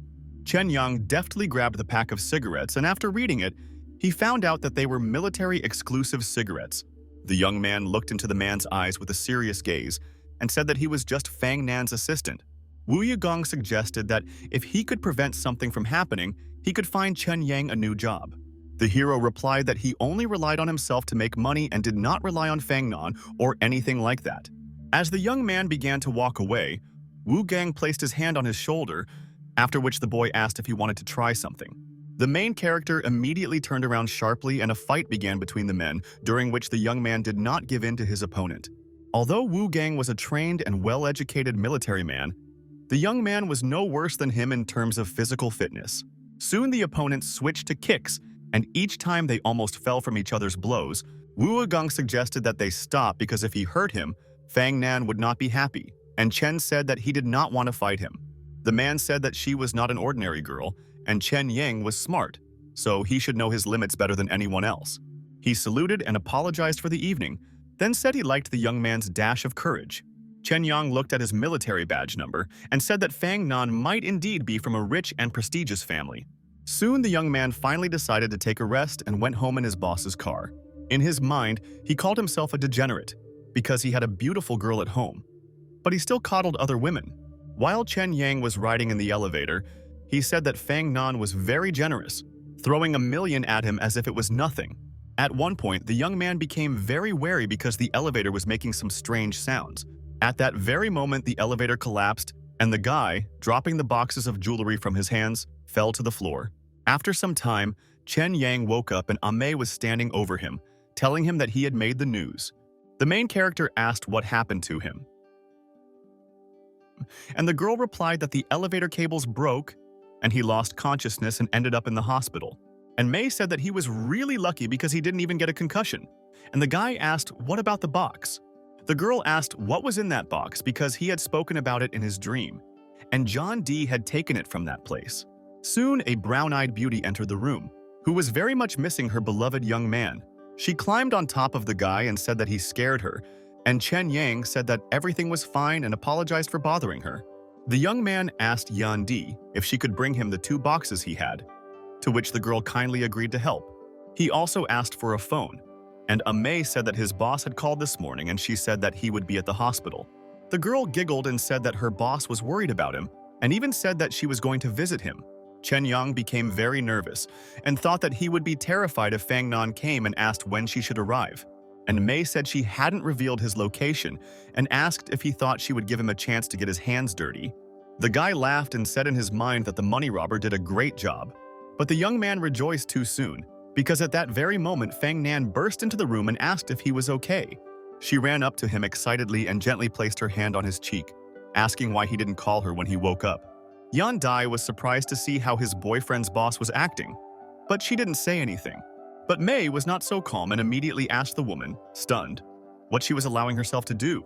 Chen Yang became nervous, but with a smile he told the girls that he would introduce them right away so that there would be no misunderstandings. He introduced Fang Nan as his boss, and Yang Di and Ame as his friends who were very close to him. The young man's boss and girlfriend looked into each other's eyes as if they were ready to pounce on each other. Fang Nan at one point asked Chen Young if she understood correctly that Yang Di was his girlfriend, to which the guy replied, "Yes." The boss extended her hand to the girl and said that she was his boss, and the sweet brown-eyed girl politely greeted him. Fang Nan told the hero that she had reserved a separate room for him, and he should take care of himself so that he could return to work. After these words, the boss turned around and began to leave in tears, saying that it was time for her to go. And May decided not to disturb the lovers and said that she would go to the toilet, and in the meantime they could chat about their own things. There was an awkward silence in the room, and for several minutes the young people could not start a conversation. Yan Di said that Chen Yen didn't need to say anything because she understood everything as soon as he said that she was his girlfriend. The nurses were discussing Fang Nan, who was very beautiful, and her clothes must have cost at least several thousand, and Yang Di brought Chen Yang some clothes, and May said that the elevator repairman in their building had just won 5 million. The protagonist was stunned and suggested that there might be a ring involved, that it was impossible to win such a sum so suddenly. Chen Yang shouted at Yang Di to bring 2 boxes from home right now, and the girl calmly said that she would do it. After some time, the girl brought 2 boxes, and when he opened them, the young man was stunned because the ring had disappeared. The young man wondered if the ring he had tried so hard to get had been stolen so easily. Meanwhile, May was tense and asked Chen Yang to look at the TV immediately. The presenter said that the winner of 5 million was simply robbed, the suspect escaped, and the man was taken away by ambulance. Chen Yang realized that the side effect had worked, but the ring should have come with a side effect meter. The main character immediately examined the box again, as a result of which he realized that the box had a double bottom. He took out a measuring device that would make even a fake ring look like a real one, and asked May to guard the door and not let anyone in. Chen Yang realized that before using the ring, he had to use a meter to determine what kind of luck to expect. The main character came to the decision that he needed to check the device right now and not waste a minute of precious time. The red scale of the luck meter indicated wealth, yellow indicated life, green indicated business, and orange indicated romance. Chen Yang remembered that the instructions said that the maximum value for each scale was 100, and his performance was good. The young man understood that this meant that he would not only be financially and romantically successful, but would also love until old age. Chen Yang was pleased and said that it was no wonder that he had been very lucky recently, and it was all because of his base luck values. Suddenly, the young man received a call and asked who it was to distract him from his daydreams. Qiao Qiao said that she hadn't seen him for a long time and it was time for him to crawl out of his hole, and the guy replied that he was in the hospital. Chen suggested postponing the meeting until tomorrow, but the girl shouted into the phone that it was very important and serious, which surprised the hero. 15 minutes later, she was in the guy's room and asked why he didn't come out to greet her. The guy was a little surprised that Qiao Qiao showed up here after such a short period of time. She turned her attention to the beautiful May and gently took her chin and asked if the hot nurse would like to smile at her. Chen Yang asked if it was really okay to start flirting right after entering the room. Qiao Qiao let go of the pleased May and asked the younger fifth if he was really injured. The nurse said he was fine, and Qiao told the younger fifth that she was going to get married. Chen Yang was stunned, and the girl screamed that the 3 of them should help him cover up this marriage because same-sex marriages are prohibited. The next day, the hero was glad that he was out of the hospital and reminded himself that he had to report to Fang Nan's company today. The secretary told him that Miss Fan had left the country, and before she left, she had arranged for him to get a new job and told him to tell her. She said that the boss wanted him to be the head of the 2nd section in the business department, and the hero was stunned. Sister Pan hugged him and asked if he let Miss Fan down. Would he be able to meet her face-to-face again? The hero did not argue and said that he would work until his boss returned and remembered that he had let her down too often. Sister Pan smiled sweetly and said that he should go back quickly and rest a little, and that he would start working tomorrow. The next morning, Chen Yang was on his way to work, and as he was walking down the street, his phone suddenly rang. He picked up the phone and Qiao Qiao immediately shouted and asked if he had forgotten what they were doing today and said that she would come pick him up. Soon she arrived and Chen Yang asked if she was really going to seduce her fiancé and not dump him, since she looked so beautiful. But Qiao Qiao asked him to shut his mouth immediately and then told him to get in the car quickly. After a while, they were there and the girl asked him if he had a plan, to which Chen Yang replied yes. They walked up to the table where her fiancé was sitting, who introduced his classmate Tong Fong, and Qiao introduced Chen Yang. The girl's sweet fiancé said that she looked great, to which the girl smiled sweetly and thanked him for the compliment. The guy offered to make an order and said that this restaurant serves phenomenal French cuisine. The girl said she wanted a plate of steamed buns and 2 fried eggs, but Chen Yang didn't understand her intentions. The groom told the waiter not to inconvenience him and to go immediately and buy Chinese food. The young man asked Mr. Chen where he worked, but he said that he worked in finance. The protagonist said that he was clearly one of the underground types of loan sharks who charge exorbitant interest rates. The waiter served the dish and said that today was the restaurant's anniversary and they had added a free steak to the order. Chen Yang immediately cut the steak sharply and apologized for cutting it a little unevenly than he intended. Suddenly, Aji came to the table and praised Chow Chow's figure, and their friend Mu Mu was also with him.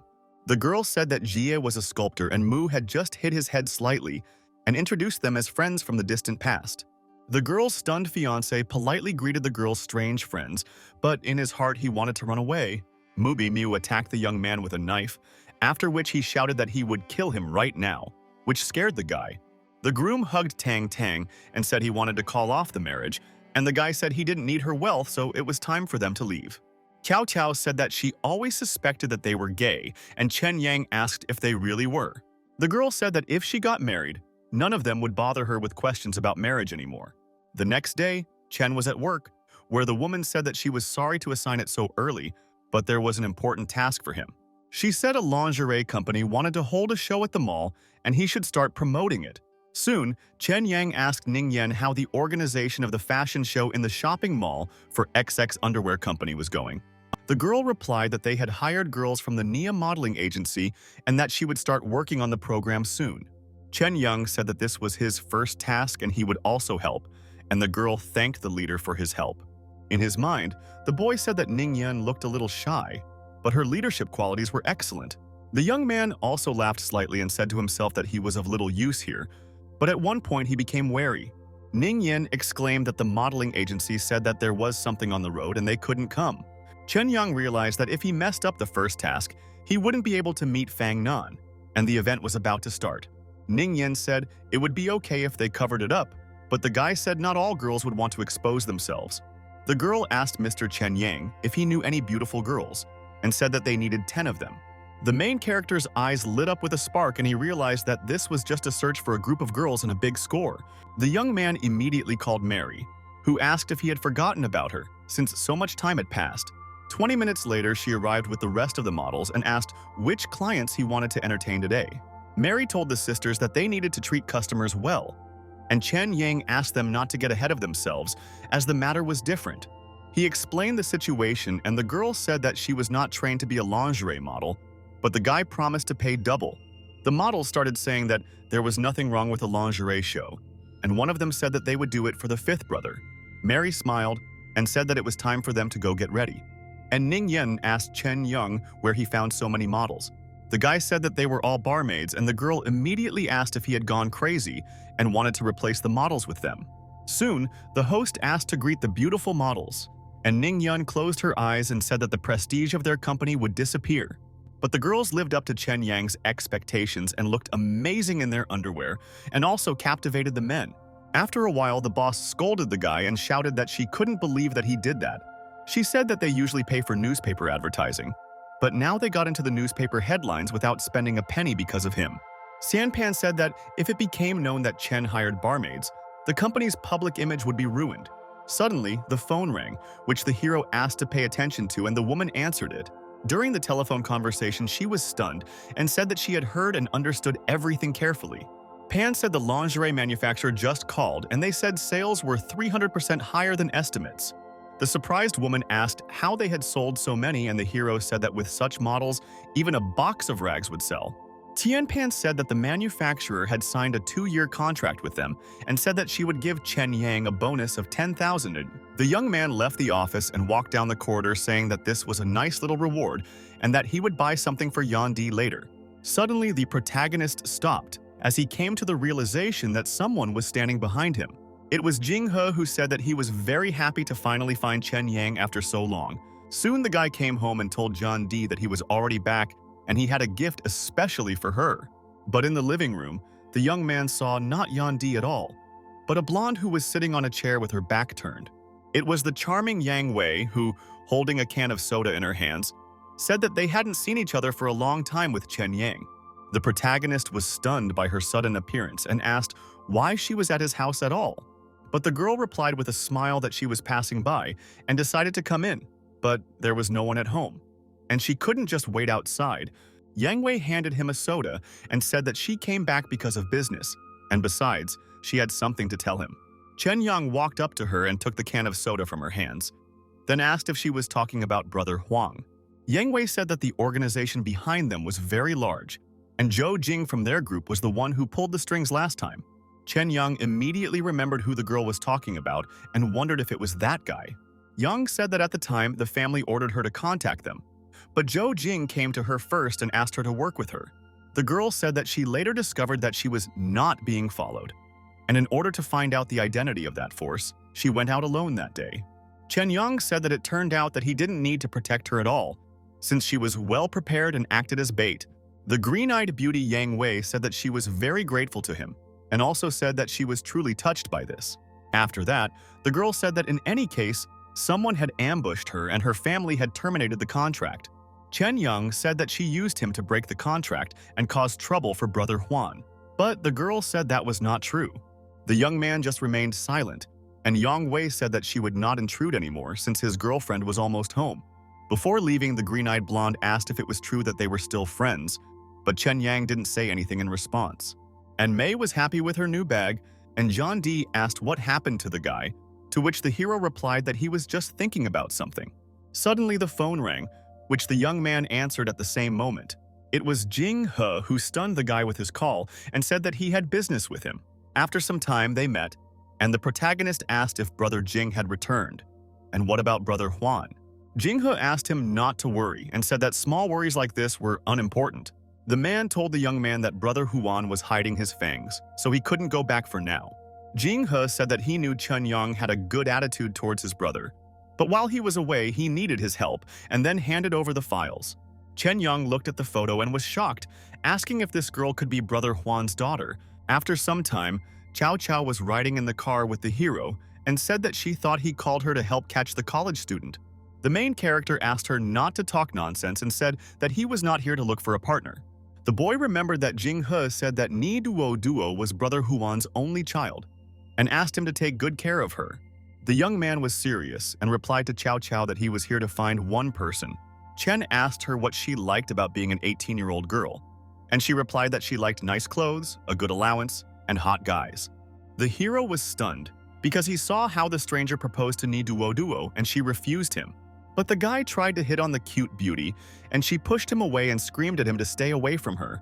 Chen Yang nervously compared the photo with the girl and said that it was indeed the same person. The protagonist made up his mind and approached Ni Duo Duo, and the girl asked the gentleman who he was. Chen replied that her father was in America and he was here on his behalf, and he also had proof of this. Ni Duo Duo screamed and asked why he was here and why the one who abandoned her was now taking care of her. She started to leave, and Cao Cao asked if this was the girl he was looking for, and the guy said that they would follow her. In the car, she asked him why he was looking for such a girl, and Chen Yang replied that she seemed normal. Cao Cao said that they always see girls like that in the bar, and they have short, wild lives, and they also sell their bodies. Chen Yang said that he saw traits in her that were all too familiar to him, and the girl asked in surprise what traits he was talking about. The hero said that his parents died when he was in high school, and he was just like him. He also grew up alone. Nobody cared about him or loved him. Everyone was an idiot towards him, and of course the fights never stopped. Chen Yang said that he saw himself in Ni Duo Duo and said that he too had been to all sorts of bad places. The young man continued his story and said that he was like that until he met his master. He was an ordinary old man in his 50s, the owner of a small barbershop, but he also had mastery in martial arts. The main character said that the master soon took him in and began training him, after which his life changed. But he thought that the master simply pitied him, and he did not need anyone's mercy and therefore continued to go about his business. In the end, because he seriously injured someone, Chen Yang was sent to prison for 10 days. The main character said that it was very difficult in prison because he was often beaten and humiliated. But Chen Yang said that what was far worse than losing his pride was that he had disappointed his master, who had believed in him. 10 days later, he was released, but no one was waiting for him at the gate. And at that moment, it seemed that he had nothing left in this world. Walking with his head down, the little boy said that life is meaningless, and a man's voice asked again what the boy had said. Chen Yang immediately raised his head in surprise and asked the master standing in front of him why he was here. The angry man immediately hit the boy in the face and shouted, asking if he really wanted to scare him to death. After this, the master calmed down a little and asked him not to be like that anymore, and the boy was a little surprised. He removed his hand from his face and asked if he could still stay with the master after all this. The master put his hand on his head and said that it was time for them to go home, and tears began to flow from the boy's eyes. Chen Yang said that since then he never did anything he shouldn't have done, and Cao Cao asked if Duo needed the same. The guy said he didn't believe she was born like that, and the girl said she would accompany him to save the girl. Chen Yang looked ahead and wondered whose car she was getting into, and Cao said that they should follow her. The girl said that Ni Duo gets off here, on the most crowded street in the city with dirty bars. Cao Cao asked if this was the guy who confessed to the girls, and Chen Yang said that they should follow them. They still lost them, but the hero paid the waiter and he said that the young people went into the first room on the left. They heard the young man asking his friend to take some Spanish housefly, and they would have the time of their lives. Cao Cao asked what it was, and Chen Yang said it was a forbidden substance and realized that these degenerates wanted to sell Ni Duo. The hero asked the girl to find Ni Duo, and he himself entered the room, where the guy immediately asked who let him in. The young man did not waste time on talking, and immediately kicked one of the scoundrels. A few seconds later, he smashed a glass bottle on the freak's head and said he had entered the wrong room. One of the scoundrels threw a knife with a sharp movement and shouted that he would cut the young man, but Chen Yang was in good physical shape, as a result of which he intercepted the knife on the fly, which left the guy stunned. The hero immediately put a knife to the scoundrel's head, and he said that he knew him because he was one of the leaders of Blesk. Ni Duo rushed into the room and shouted that she had already warned Mr. to stop bothering her. I looked around. The girl was stunned, because two guys were brutally beaten by the main character. She immediately asked with a cry of excitement what he had done to them, and the beaten scoundrel admitted that he had been wrong. Duo asked what right he had to pry into her affairs, and Chen Yang said that they wanted to drug her with illegal substances. The girl was stunned by this statement, but did not show it and said that it was still her personal business and she did not even know him. Chen Yang asked Cao Cao to borrow the car and said that he would take the girls home, and Ni Duo screamed at him to let her go. A few minutes later, he opened the car door and literally threw the girl in the car, even though she resisted. She asked if he was her uncle, and Chen Yang said that her father was his older brother. The hero said that if she insulted her father again, he would make her regret it, and the girl said that he was scary. Ni Duo asked how he knew where she lived, and calling her father a degenerate, said that he neglected her personal life. Chen Yang had already warned her and started to beat her on the buttocks, and the girl screamed that this was harassment. But the young man covered her mouth with a rag and asked her not to scream, and the girl's face turned red at that moment. Soon the protagonist brought Ni Duo to his place, and after leading her into the room, he lightly pushed her forward. The girl saw a kitchen knife on the table and immediately bent down, after which she abruptly grabbed it. With a sharp movement, she turned to Chen Yang and began to threaten him with a knife, but the hero remained cold-blooded. He deftly knocked the knife out of the girl's hands, after which Ni Duo realized the hopelessness of the situation and began to cry. The girl did not resist any longer and ran into one of the rooms in tears, slamming the door behind her. Chen Yang used the key and asked if she couldn't find another weapon, and the frightened girl replied no. The hero asked why they didn't just sit down and talk and promise that he wouldn't do anything to her, and the girl agreed. But at one point she smiled slyly, as if she was trying to catch a fish on a hook. She suddenly pounced on Chen Yang, then used a stun gun to hit the young man. As she was about to run out of the room, she was stunned as the taser did not work and he grabbed her by the hair. Ni Duo fell to the floor and screamed that if he wanted to do something, he could start doing it and get out of here when he was done. Chen Yang said that he thought she would be a nice girl, but he was very disappointed, and she asked him not to act so arrogantly. He said that while she was in the bathroom, her friend was talking about drugging her and something bad could happen to her. Ni Duo asked what of it, and said that her life had been torn to shreds a long time ago, and she had nothing to fear anymore. Chen saw the painting of Ni Duo's grandmother and thought that perhaps she was the girl's last family member but had died. The young man asked when her grandmother died, and the very sad girl replied that it was none of his business. In his mind, the hero realized that her mood had worsened as soon as he mentioned his grandmother and also offered her something to eat. Ni Duo Duo said that if he was hungry, then let him go, and the guy said that he would leave with the million that her father left her. Chen Yang said that she would not spend the amount responsibly, and he would follow her father's wishes and save his million for her. The hero said that he would never have thought that such a spoiled girl would come to such a modest noodle house. The girl was served a dish and she immediately began to eat. And Chen Yang asked if the food here was really that good, to which the girl replied, yes. Ni Duo Duo said that she didn't know how to cook, so when her grandmother was in the hospital, she always ate here. The young man asked if it was really 3 times a day, to which the girl asked where else she could eat. Chen Yang began to eat the noodles and at the same time wondered how she had managed to survive for all these 3 years. The hero asked if she liked beef and handed her a piece of meat, saying that he had not even touched it. Ni Duo Duo looked at her with wide eyes as she really wanted to eat some meat. She immediately took the chopsticks and put a piece of beef in her mouth, after which she began to slurp a little. But she almost threw up after chewing a piece of meat, and tears suddenly started flowing from her eyes. The girl started running away and screamed that she was leaving because she would not eat anything that Chen Yang touched. The young man followed her, and the girl hysterically asked him not to follow her if he had already eaten. The protagonist calmly said that he would no longer pursue her and asked her to go home. Ni Duo Duo looked back and said that he had promised not to follow her, and Chen asked how she would have known if she hadn't looked back. The guy suddenly approached her and asked her not to move and began to wipe her mouth and asked if she didn't wipe it after eating. The girl pushed him away and asked who he thought he was and what she meant to him, and also said that she didn't want his care. Chen Yang took out a cigarette and said, "Stop worrying about her," and Ni Duo Duo started to run away. But less than a minute passed before the girl clumsily crashed into the wall, and the main character didn't even have time to light a cigarette. She asked him what he wanted and asked him to leave, and Chen Yang said that he was hungry and suggested finding a place where he could buy some normal food. Ni Duo Duo straightened her shoulders in displeasure and asked where he wanted to go, and the guy looked at her with a little confusion. After a while, she said that she had eaten with him and it was time for him to go. The guy said that he would leave when they finished eating ice cream. After that, the girl said that it was time for him to go, but Chen Yang said that he would buy her new clothes and then leave. Ni Duo Duo began to try on clothes and think which one was better, and the hero said that he would buy her whatever she wanted. After that, the young man suggested going to a spa, and this time he wasn't lying, and promised to leave as soon as she finished. Ni Duo Duo asked if she could not go in, and Chen asked if she did not want to go to the spa or did not want him to leave. She screamed that she wanted him to disappear, and after a while the spa master asked if she was satisfied, but the girl said she looked stupid.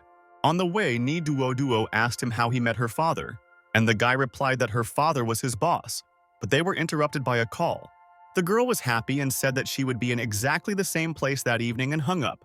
The brown-eyed beauty asked Chen Yang if he could go somewhere with her tonight.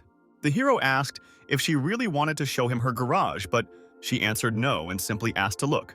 Chen Yang was stunned because there was a jackal motorcycle in the garage, and he asked if this was a professional duo. After a while, Ni Duo Duo got behind the wheel and they went for a ride at high speed, causing the wind to blow through their hair. Chen Yang asked if she had come to Mount Zhejian to bet on the race, and the girl was glad that he understood this. One of the guys asked if she was trying to pass herself off as a virgin, and Ni Duo Duo replied that it was none of his damn business. The impudent man asked if her pimp was really next to her, and Chen Yang took the cigarette out of the girl's mouth and said that he would not allow it. The impudent guy asked what hole the hero had crawled out of and asked if Duo Duo really needed his permission to smoke. In response to his provocations, Chen Yang only asked him in a serious tone to get out of his sight immediately. The blonde immediately became nervous and realized that this was the same guy who had beaten up his friend Cotton today. He immediately started to run away and said that he was racing, and Ni Duo Duo called him a fool, and someone recognized the fifth brother in the crowd. The bald guy said that their last meeting was a long time ago and asked why he came here today.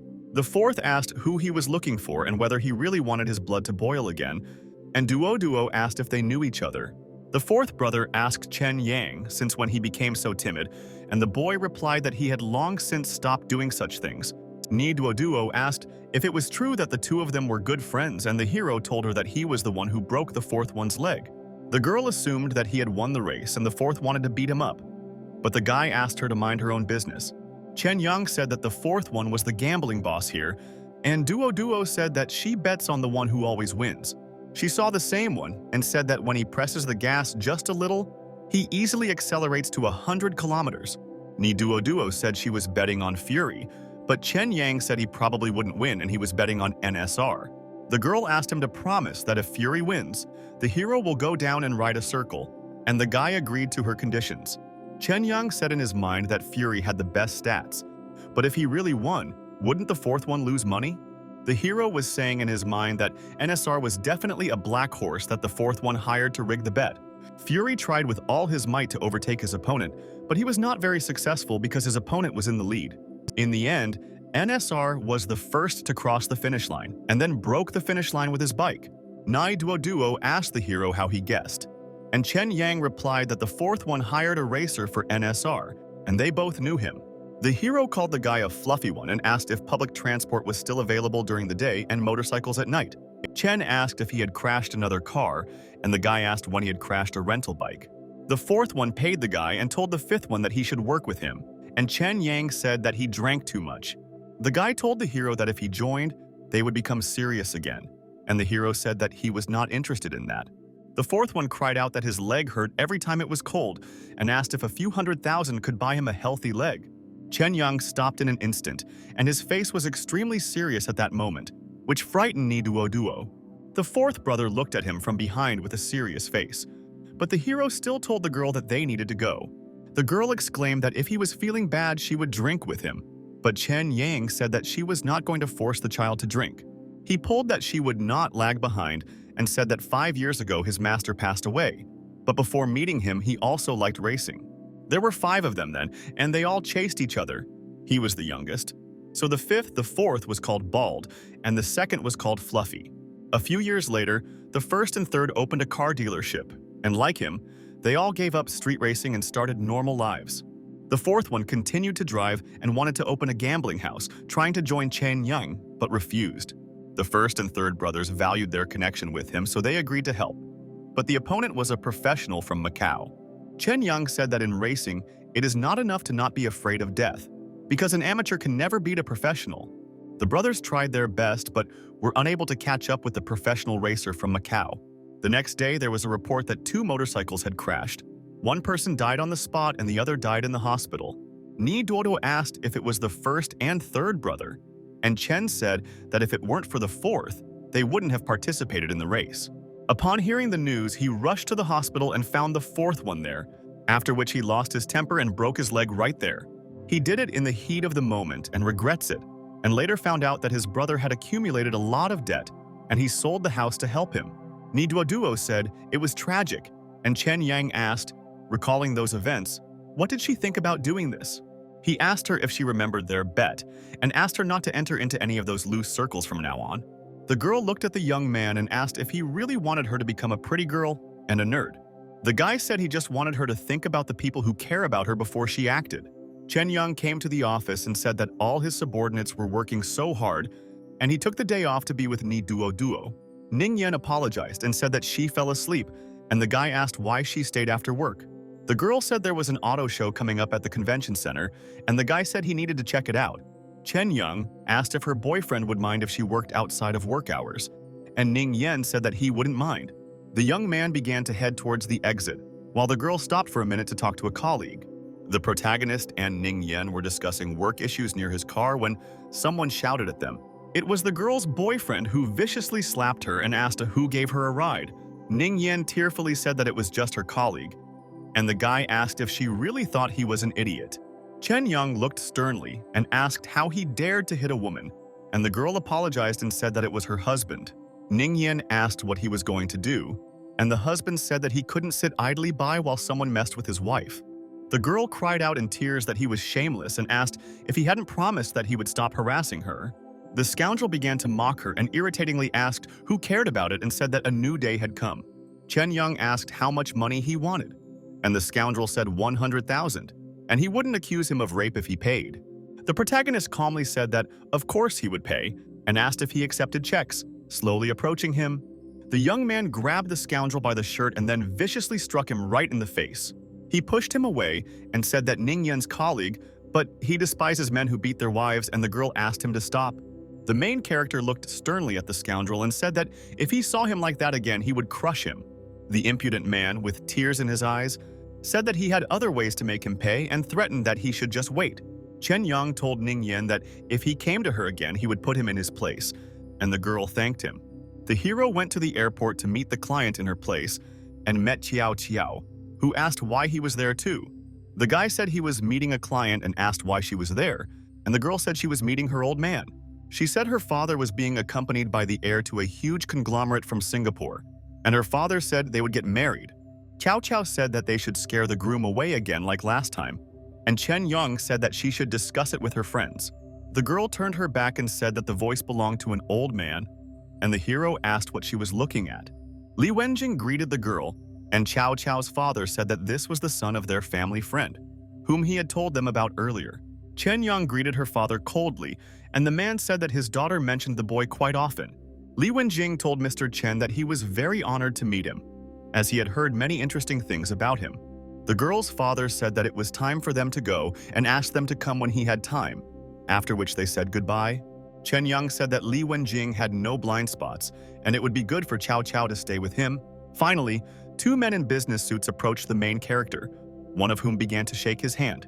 Chen asked Fu's boss if he was satisfied with their plan, and the man said he wanted the designers to double-check the materials. In the evening, the drunk boss asked the guy if he had plans for the evening, and the guy said that of course he had them. Chen Yang asked one of the girls to entertain Mr. Fu properly tonight, and the drunk man praised the boy. Meanwhile, the main character went out the door, lit a cigarette, and silently smoked while listening to the man's squeals. After just a few minutes, Chief Fu came out of the room and said that these girls were simply insatiable. He asked Chen Yang if he was new to the company, and the guy replied that he was newly appointed and was Fang Nan's assistant. The man said the reason they chose their company was because of Fang's boss's extensive connections. He also said that Chen Yang himself has great potential, occupying such a high position at such a young age. The main character said that he had other things to do and that he would go, but the man did not detain him.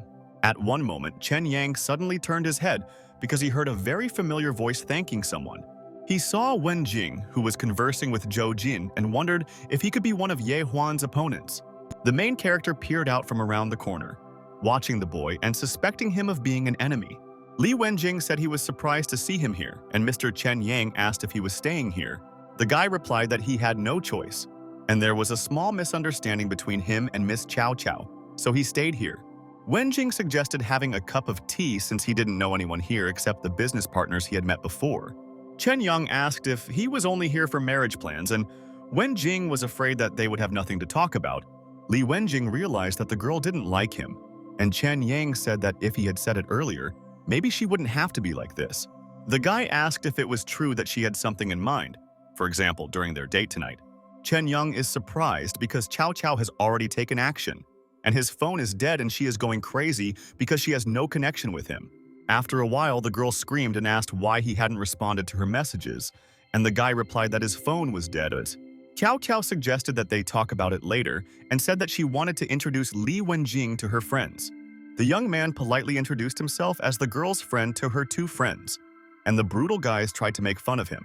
One of the men said that if he needed to transfer some money, he could contact him. He said he was a classic loan shark, and if someone owed him money, he just took a bunch of homies with him and cut them up. Chen Yang cried a little in his heart and said in his mind that this was usually his line, but he stole it from him.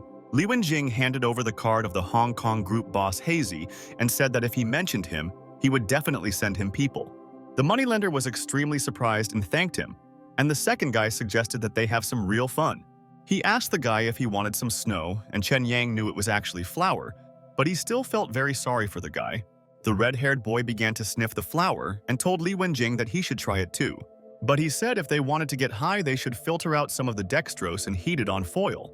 Qiao Qiao was nervous that this wasn't enough to scare him off and wondered if he had any weak points at all. The guy asked Li Wenjing if he was a dealer, and he replied that he used to do so when he was young, but he stopped a long time ago. AG said that before, everyone dabbled in illegal things. Take his example, after all, he is an arms dealer. Li Wenjing said that arms trafficking is a serious crime, but he had never heard of any dealers here. AG said they were dealing with guerrilla weapons and added that Southeast Asia was currently a rather unstable country. Kiao Kao became jubilant and said in her mind that Jie was good, and they finally made this guy tense up a little. Ji asked him to forget it and asked if his business was legal, and Li Wenjing began to explain that he didn't mean it quite like that. He said the largest arms trafficking group in Southeast Asia runs one of his uncle's branches. After these words, Cao Cao's self-confident friend was stunned and realized that he had been defeated. Chen Yang realized that he needed to take Li Wenjing away and told him that it was already late and he would take him back to the hotel. The guy told the hero that he was almost stunned by his creative measures, and the hero replied that there was nothing personal about it. Li Wenjing said that he would be glad to have their friendship and asked him to inform Cao Cao that he planned to postpone their marriage for 2 years. He said that if she had a boyfriend, then maybe Mr. Cao wouldn't worry about her so much. After this, he said that they could all have tea with him during the remaining days of his stay in the city and called him his first friend. Li Wenjing started to leave, and Chen Yang, looking at his back, called the guy quite sincere. The hero received a call from the evil Cao Cao, who said that if they had discussed the plan together, they would not have suffered such a terrible failure.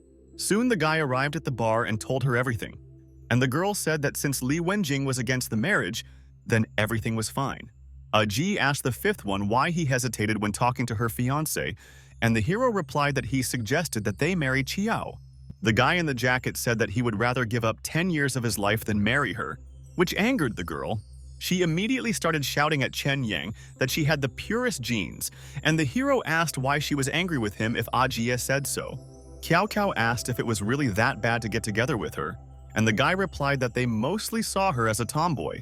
After a while, their quarrel ended, and Moo Moo asked the hero where the girl was, and he replied that she was tired of arguing and went to the car. Chen Yang asked what Ji was holding in his hand, to which the boy replied that it was a free newspaper from a convenience store. The young man took the newspaper from his friend's hands, then unfolded it, and said that he had received something a long time ago. The young man looked closely at the newspaper and saw that the winning lottery numbers were written on it. He realized that he had used this number to test the ring, and Muto asked him if he thought he had a chance of winning.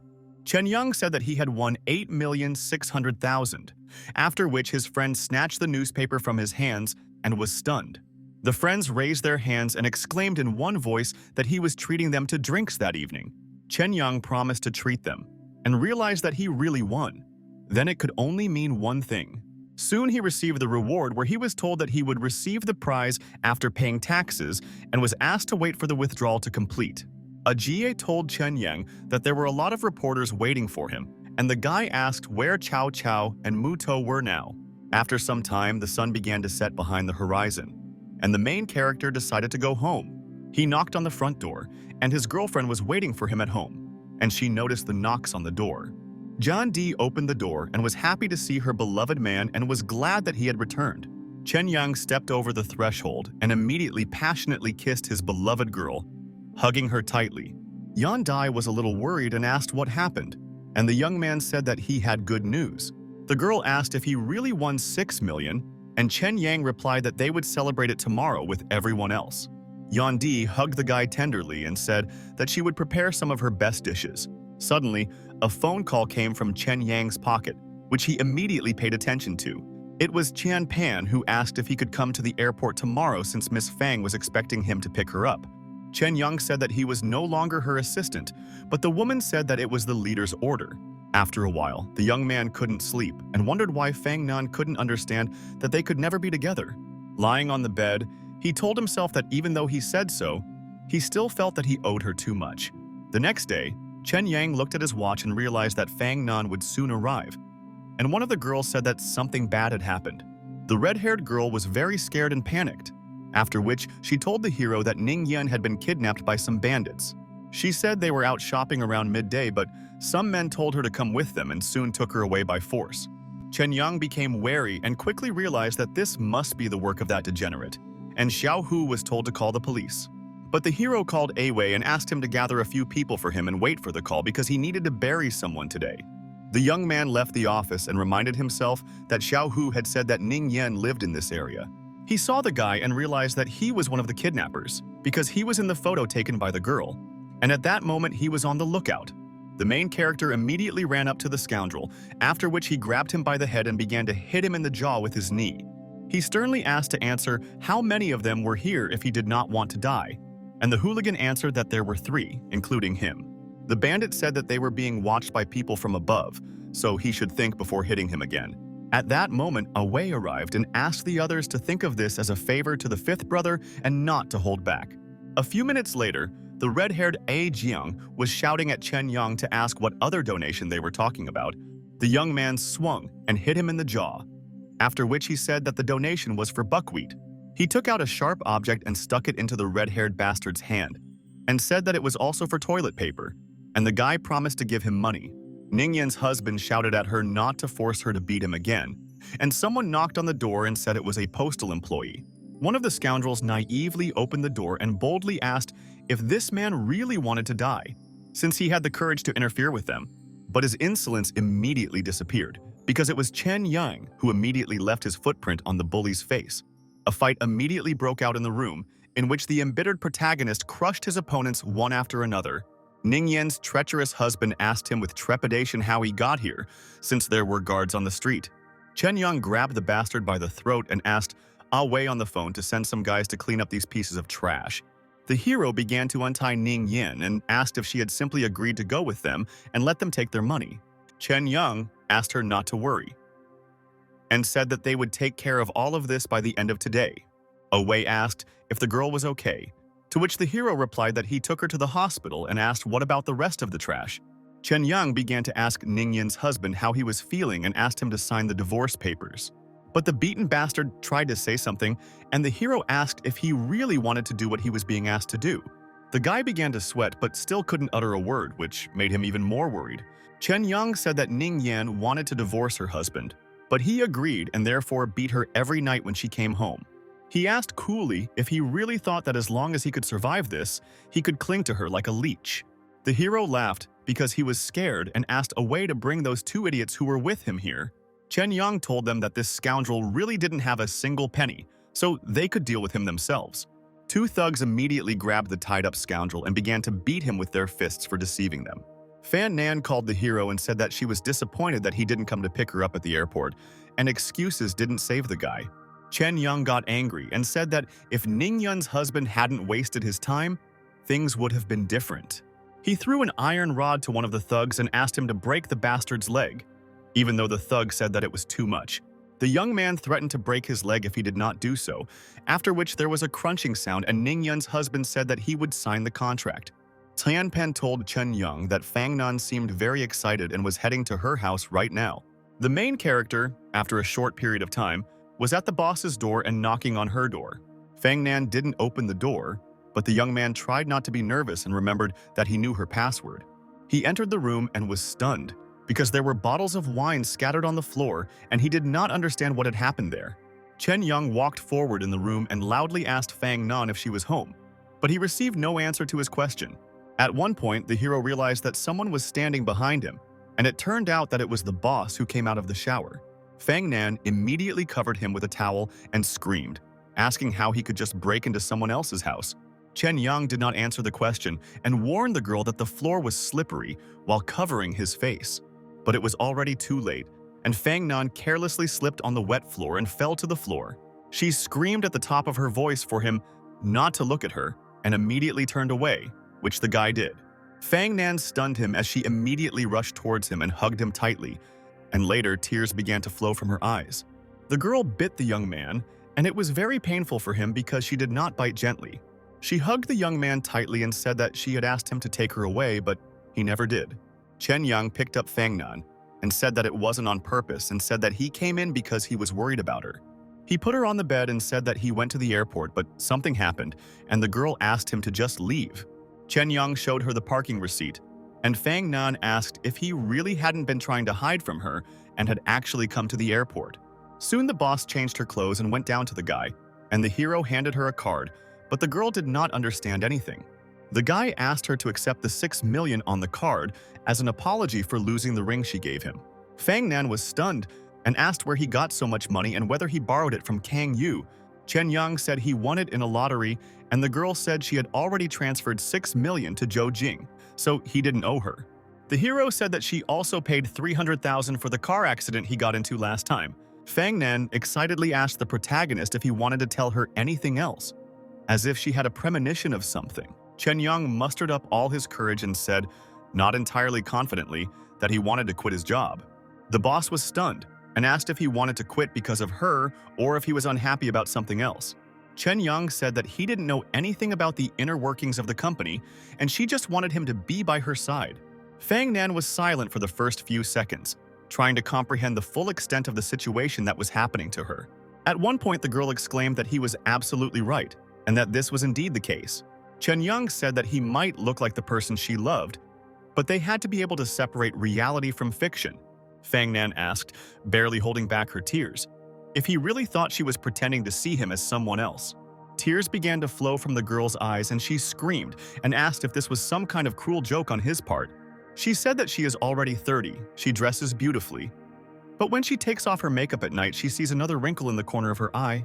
She is the only one who lives in her house and the last one to leave work in the evenings because she knows that no one is waiting for her at home. She is 30 years old, but she is still a bottom. No one hugs her and tries to make her happy, and no one comforts her after a nightmare.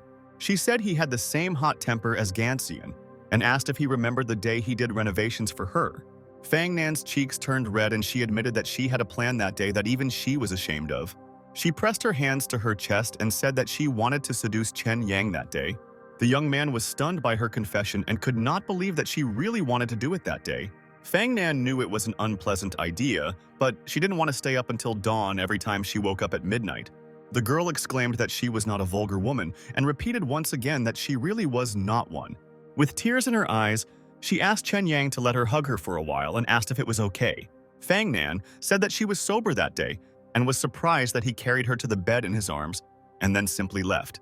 For her sake, he even beat up bullies, and all these things made her want to win his heart until she met his girlfriend. She said she didn't want to compete with his girlfriend, she just wanted him to stay and give her a little hope. At one point, Chen Yang said that he was not such a good person, and the girl said that she knew it. Fang Nan couldn't hold back any longer and didn't limit herself, and then kissed the young man passionately and tenderly. After a few seconds, the young man pulled his lips away from hers and said that it was already late, so he would go home where the girl was waiting for him. As he walked down the street, Chen Yang told himself that it was indeed time for him to go, so he would hardly be able to linger. When he returned home, he realized that Amei and Yan Di must have already been asleep, but he felt that he didn't want to see them. The next morning, Chen Yang sat on the sofa, a little tense as he looked at the measuring instrument. He was a little annoyed that the romance scale on the measuring device was very high today. While getting ready, the hero said that he needed to leave before Yan Di woke up, and he felt guilty when he saw her. But still, the girl came in, and they started a casual conversation, and Chen Yang blamed himself because he almost cheated on this amazing girl. He hugged Yan Di, who told him that he needed to hurry to work, but he wanted to slap himself.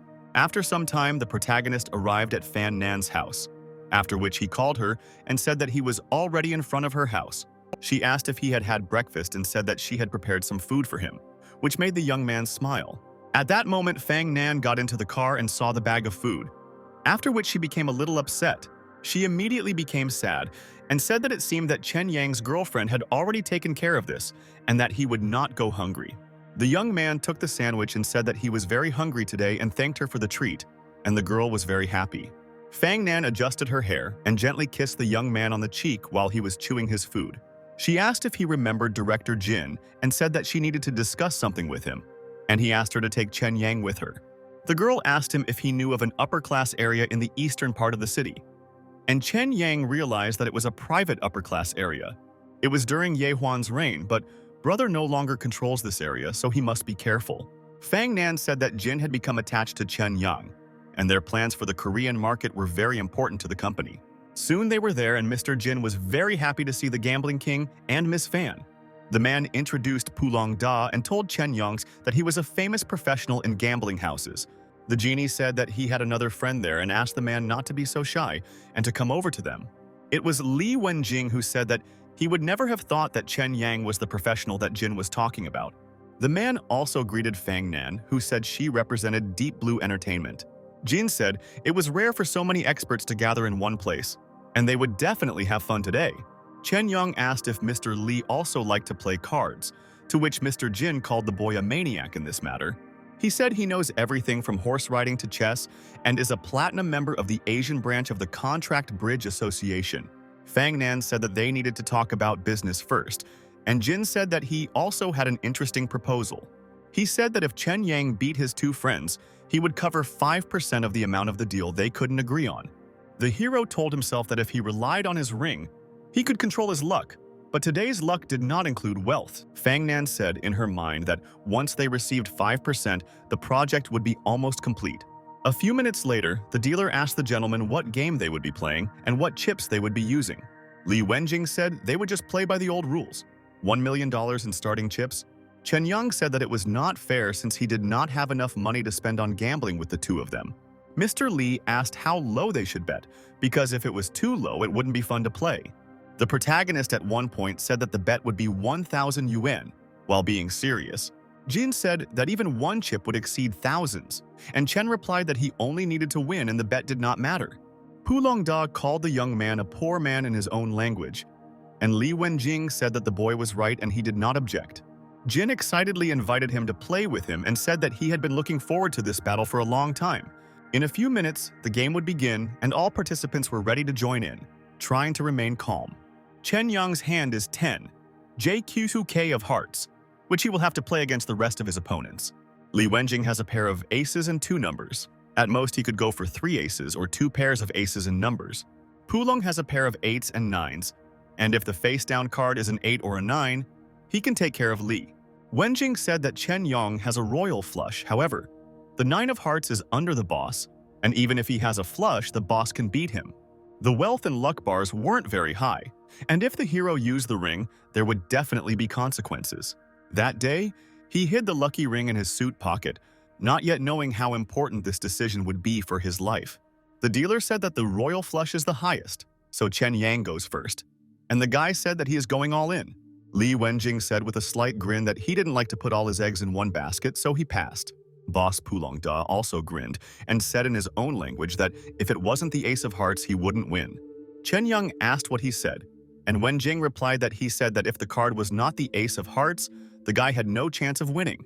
But the young man smiled in response, then slammed the ace of hearts on the table and said that they could grit their teeth. The young man suddenly exclaimed joyfully that he had a royal flush and therefore he had won. Boss Pulongda was tense and became nervous at that moment, sweating profusely from the surprise. Jin said he never thought the boss would have to borrow money to continue playing, but Chen Yang lent it to him. A few minutes later, another game began, the first round of which was won by the main character. Li Wenjing's cards were slightly weaker than the young man's, and as a result, he did not win. Boss Pulongda was half as lucky as Chen Yang, and as a result, he lost again. Soon the second round of the game began, and the victory was again on the side of the main character. Li Wenjing's cards were weaker again, and he began to doubt more and more about any victory against such a professional. Pulongda remained silent, as he was extremely upset by his latest victory, where he again lost his money. Mr. Li said he had never met anyone with such luck before and said that victory was on Jin's side. Boss Pulong suddenly jumped up and angrily, at the top of his voice, shouted that he wanted to bet on something else. Chen Yang tensed up a little and wondered what he meant, and whether he was angry because of losing or something else. The croupier said he could use the handicap betting rules set by international casino standards. Li Wenjing suggested betting on the edge, and if he wins the odds, he will win the round due to the high risk. The croupier looked at the TV and then asked the gentleman to choose the game they would like to bet on. Chen Yang asked if they were broadcasting in real time, to which the girl replied that all matches were broadcast live. Li Wenjing was a little tense and asked the hero if he really wanted to bet on this and said that not much would come of it. The boy said he would bet on the least attractive one, namely the Chinese football team, and Jin said he would lose. Pulongda stretched his neck and said with a smile that he was for the Korean team because China would not beat Korea in the National Grand Prix. Wenjing told Chen Yang that the boss said that the Chinese would never defeat Korea, and the guy said that it was very interesting. The match started, and the commentator said that the match showed how consistent Korea was in their skill in taking the initiative. At one point, a confident Pulongda spat out water in shock as the ball bounced off the Korean goal and the Chinese scored. A few minutes later, the Chinese scored again, which was the third in a row, and it was called an epic comeback for the Chinese. Mr. Jin and Li Wenjing were stunned and asked Chen Yang in unison how he did this. The young man laughed a little and scratched the back of his head and said that it was just luck and nothing more. Soon, Fang Nan asked Chen Yang how he managed to win so many times in a row with such bets, to which the young man simply remained silent. The young man realized that if he used the luck ring too often, it would be suspicious. Chen Yang said that he had a slight headache and wanted to go home. And Fang Nan asked if he was afraid that Yan Di would find out about them. The hero replied that this was not so. But in his thoughts, he realized that after using the ring, there would be consequences and he needed to return home. Fang Nan was upset, but tried not to show it and said that in that case, it would be better for him to go home. Soon the young man got behind the wheel of a car, after which he went to his home, where his beloved Yan Di was waiting for him. The last time he used the ring, his apartment caught fire, and he began to hope that nothing would happen this time. After a while, Chen Yang entered the house and looked around warily, realizing that nothing unusual had happened. But at one point, he was shocked and opened his mouth wide because he saw something that he did not want to see at all. The young man was stunned as Ame walked around the apartment, drying her hair and wearing only her underwear. At one point, the girl turned her attention to Chen Yang, still standing in just her underwear, and Mei immediately ran towards the kitchen, and the main character asked her to let him explain the situation. But before Chen Yang could finish speaking, a sharp cleaver thrown by the girl flew into the wall near his head, and Mei held another cleaver and a sharp knife in her hands and screamed at the top of her voice that the young man was a pervert. Chen Yang was very nervous and shouted at the girl that it was not on purpose and that she had misunderstood him. The guy realized that she wasn't going to stop and ran out the door, and the girl screamed after him not to run away. Mei said that it was not over yet, and Chen Yang apologized and said that it was just an accident and there was no need to rush to conclusions. The girl was angry and asked why he didn't strip naked too and said that then they would be even. Chen Yang said seriously at one point that if she thought it was inconvenient for her, she might not live here with them. And Mei calmed down at one point, after which she lowered her head and asked if he was really kicking her out. But the guy just remained silent. After a while, he went outside to take a walk, think, and clear his head a little. Chen Yang wondered if he had been too harsh, but he said that Mei had overreacted, and that was the price of using the ring. But still, the young man told himself that if this was all that happened, then he was completely safe. At one point, the phone rang and the main character reached into his trouser pocket to get the phone. Yan Di asked if he had had a fight with Mei, and Chen Yang said that the girl could not get used to living with them and might move out. The girl asked the guy not to forgive her friend and asked him to wait until she returned from work and not to kick the girl out. Chen Yang said that they had always encountered awkward situations with Mei, and if she moved out, it would be better for all of them. The young man said that if she didn't want to move, they could also find another place, and John Di eventually agreed with him. After this, the main character ended the phone call and thought for a few more seconds about everything that was happening. But at that very moment, another phone call rang, which already made the young man a little nervous. Chen Yang was taken aback, because it was Ni Duo who begged him to save her and revealed her location. The hero realized that there was a casino in the Eastern District today, and it was a famous area for the rich, but he didn't understand why she was there.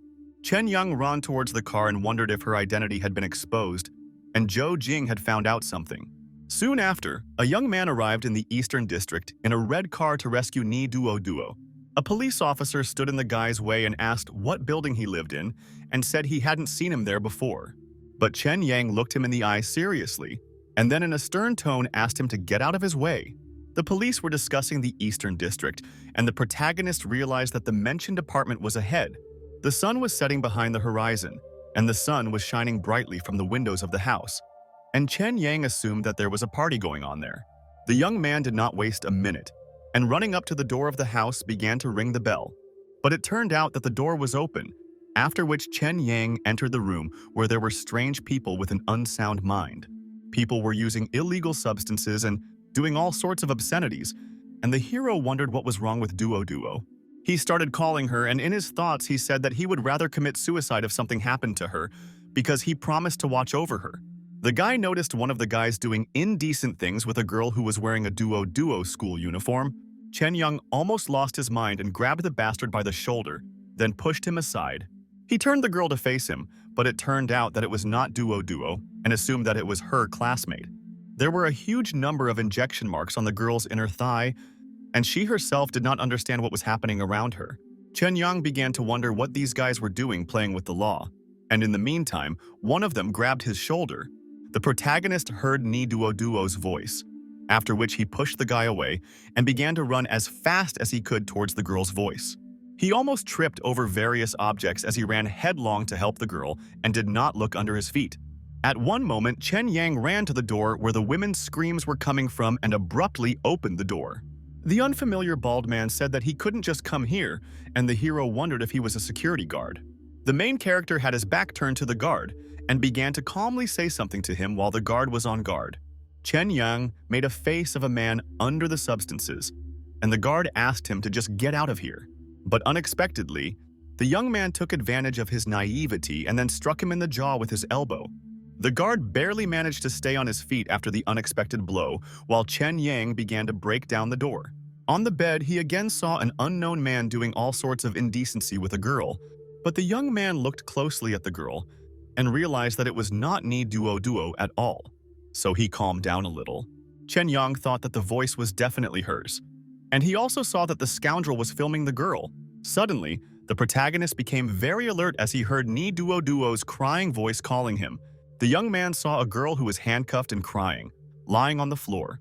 At that moment, the main character lost his mind and his eyes filled with rage, after which he ran up to the scoundrel. He grabbed the blonde and pulled him away from the blue-haired girl he had previously caused trouble for. After that, Chen Yang suddenly pulled the scoundrel and kicked him with all his might right in the chest. From the incredible force of the blow, the yellow-haired bastard flew to the side and ended up crashing into the wall with his back. Chen Yang began to open the handcuffs that Ni Duo was wearing and asked her not to say anything, and also said that they were going home. The yellow-haired bastard asked who he was and threatened to kill him and also commit obscenities in front of his face. The main character turned his serious gaze to him, after which he sternly asked if he was really expecting a beating. He began to approach the impudent fellow, and the boy shouted that his father would skin him alive after he caught him. But Chen Yang remained cool and walked up to the impudent man lying on the floor and pressed his shoe with all his might on his groin area. After that, he twisted the tip of the patent leather shoe, causing the blonde bastard to suffer even more. He began to scream at the top of his voice from the pain he was inflicted on him, but no one was going to run to his aid. Chen Yang asked how many illegal substances he had taken before, and the boy screamed in pain with tears in his eyes. The young man took Ni Duo's arm, and they began to walk towards the exit, listening to the cries of pain in the background. But Chen Yang became wary, because the guy's guards came running and the hero realized that he needed to slip out through the back door. Soon they were in the car, and the guy couldn't believe that Ni Duo was so irresponsible and probably drugged with poison. They arrived home, and Chen Yang started yelling at the girl and asking what happened and if she was really that stupid. Ni Duo's mind was still clouded, and the hero asked her to tell him who the people were who were holding her in handcuffs. The girl did not answer, after which the main character poured a bottle of water on her head and shouted at her to wake up.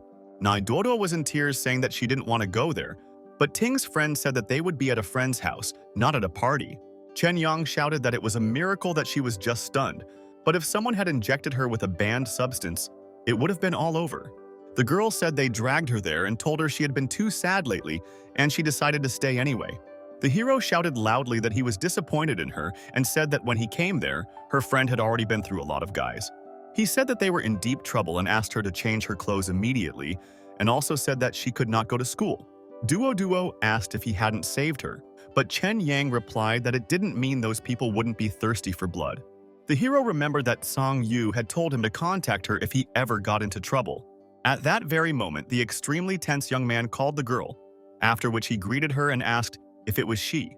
Song Yu was just as tense, and the protagonist told her that he had gotten into some trouble and was counting on her help. She said that she was also in trouble, and the man in the black suit thanked the miss for her cooperation with them.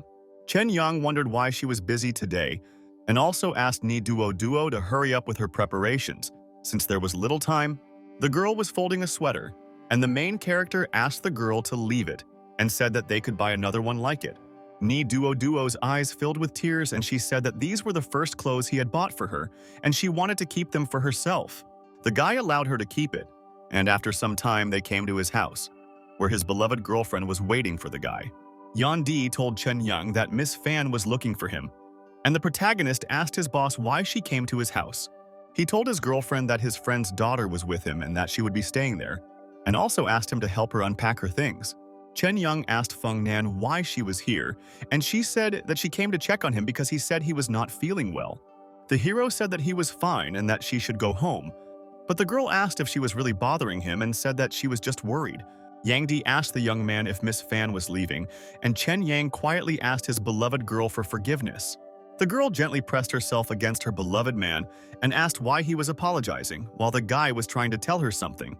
John D said that he didn't need to explain anything, and it wasn't that she didn't understand the reason for her visit because she simply didn't ask. She said that she understood Fang Nan's feelings and said that if he left her, she would not bother him, and the hero began to calm her down. After that, they pressed their foreheads together and kissed, while the upset Ni Duo stood silently in the corridor. Suddenly, a phone call rang from Chen Yang's pocket, which he immediately noticed and reached into his pocket for his phone. It was Song Yu, who said in a hurry that she was now downstairs in front of his house and asked him to immediately come down to her alone. The girl was very tense and said that she was here to tell him what chaos he had caused, and the guy became even more tense. A few minutes later, Chen Yang was already downstairs where the white car was parked, after which he met the girl. The nervous guy asked why Fan Nan hadn't gone home, and Kang Yu said that there was little time and asked him to listen carefully. She said that unless a miracle happened, he would die today, but they would come for him tomorrow, and before noon he would die a terrible death. Kang Yu said that she called Fang Nan to tell her to leave him as soon as possible, but she did not agree. The girl said that it would be best for Chen Yang to leave immediately, and if he was found, it would be better for him to commit suicide. She said that they found Ni Duo's phone, and Zhou Jing ordered all his men to find out more information about the guy. Chen Yang was nervous and asked what this had to do with Zhou Jing and who were the people he had beaten up not long ago. Kang Yu replied that they were not that important, but even Brother Huan and Mr. Zhou had to kneel before them.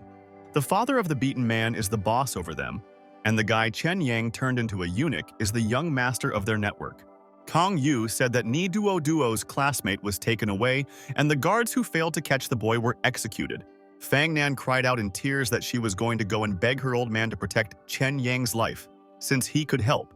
But in response, Song Yu shouted that if Miss Fan's family protected the boy, it would be a rebellion against the boss. She said that the only option for Chen Yang was to escape as soon as possible, and that was the only way for him to survive. Fang Nan told the guy that he, Yang Di, and Ni Duo needed to go with him immediately, and the guy asked her for a favor. Chen Yang said that he was going to leave with Duo and wanted Miss Fang to take care of his girlfriend, and she asked if he would come back. The guy shut her up and said it was just for a little while and he would think of something, and that was all he was asking for. Yang Di asked why he came back so quickly, and Chen Yang asked her to pack up immediately and take everything that could leave traces. The girl asked what was going on, and the hero nervously replied that they had to leave right now and he would explain everything when he had time. Ni Duo asked what was going on, and the guy asked her to put something on and said that he would explain everything on the way. The brown-eyed girl was terribly scared and didn't know how to react to everything that was happening. Feeling guilty at the same time, with tears in her eyes, she began to ask for forgiveness, and Chen Yang said that the knife in his hands was just a precaution. A few minutes later, the protagonist and the two frightened girls went downstairs where Fan Nan's white car was parked. Chen Yang asked Yang Di to go with the boss, and the frightened girl asked where he was going and whether he would not go with them. The hero hugged the girl and said that he would explain everything later and asked her not to go to work and to be with Fang Nan, who would protect her. Chen Yang said that from now on, they would communicate using new phone numbers and gave them a SIM card that could not be traced.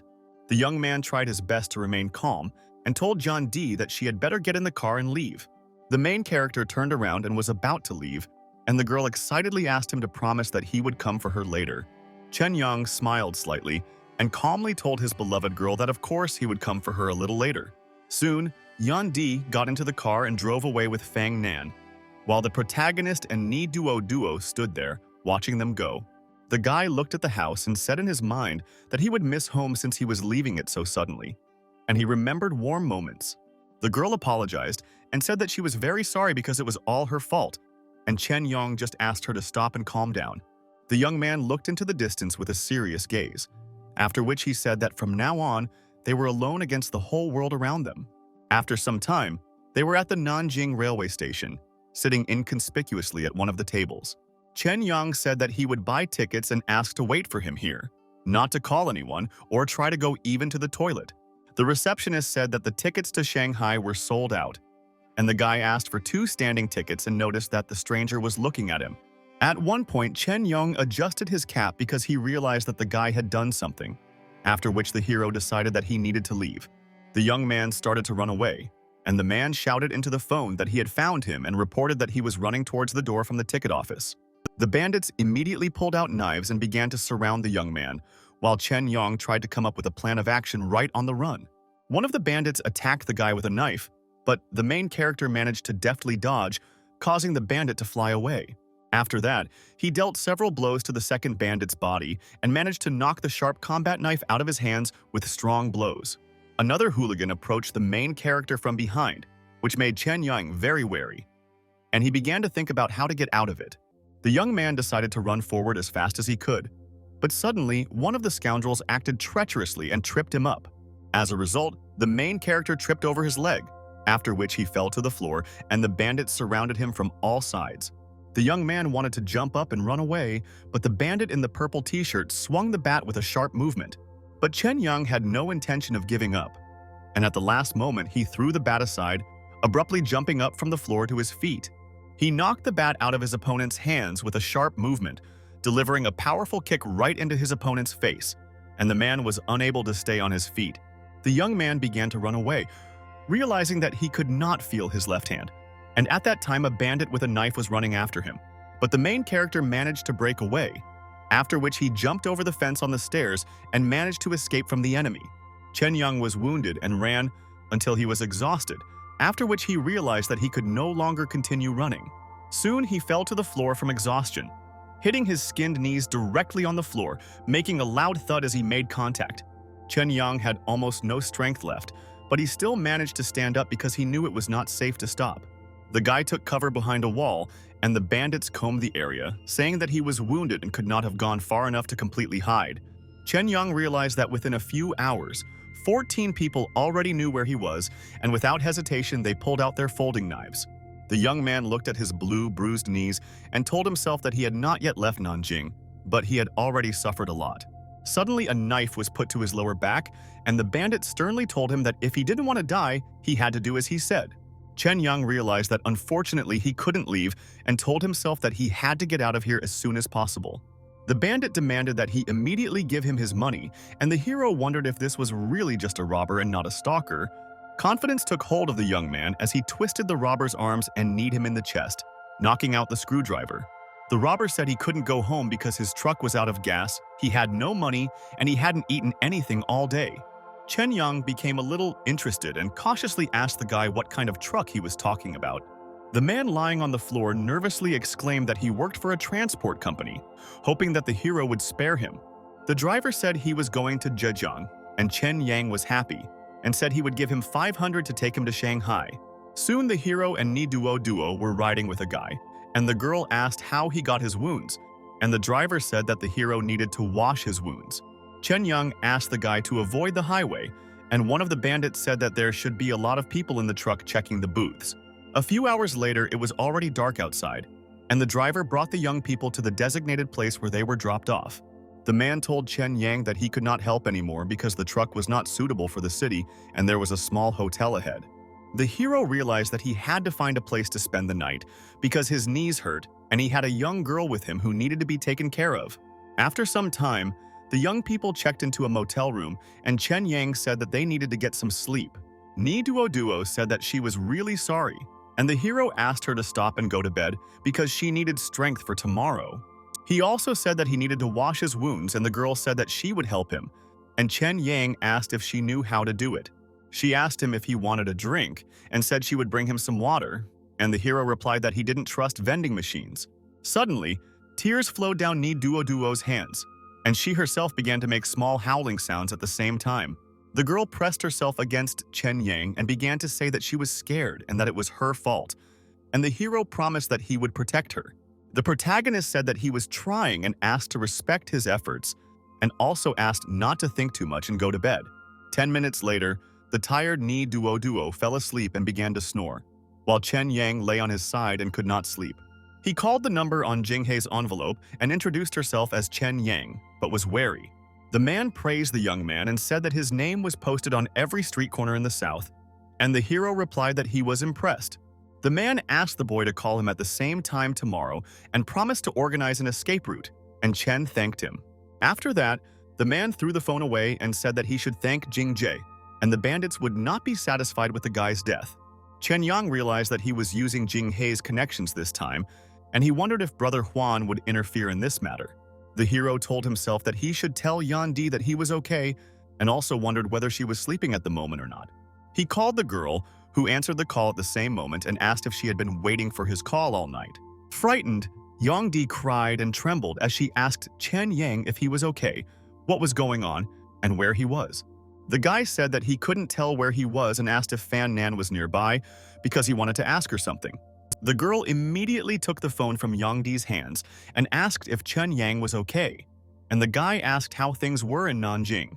Fang Nan replied that they found her but did not dare to approach, and they stayed in the military district of one of her uncles.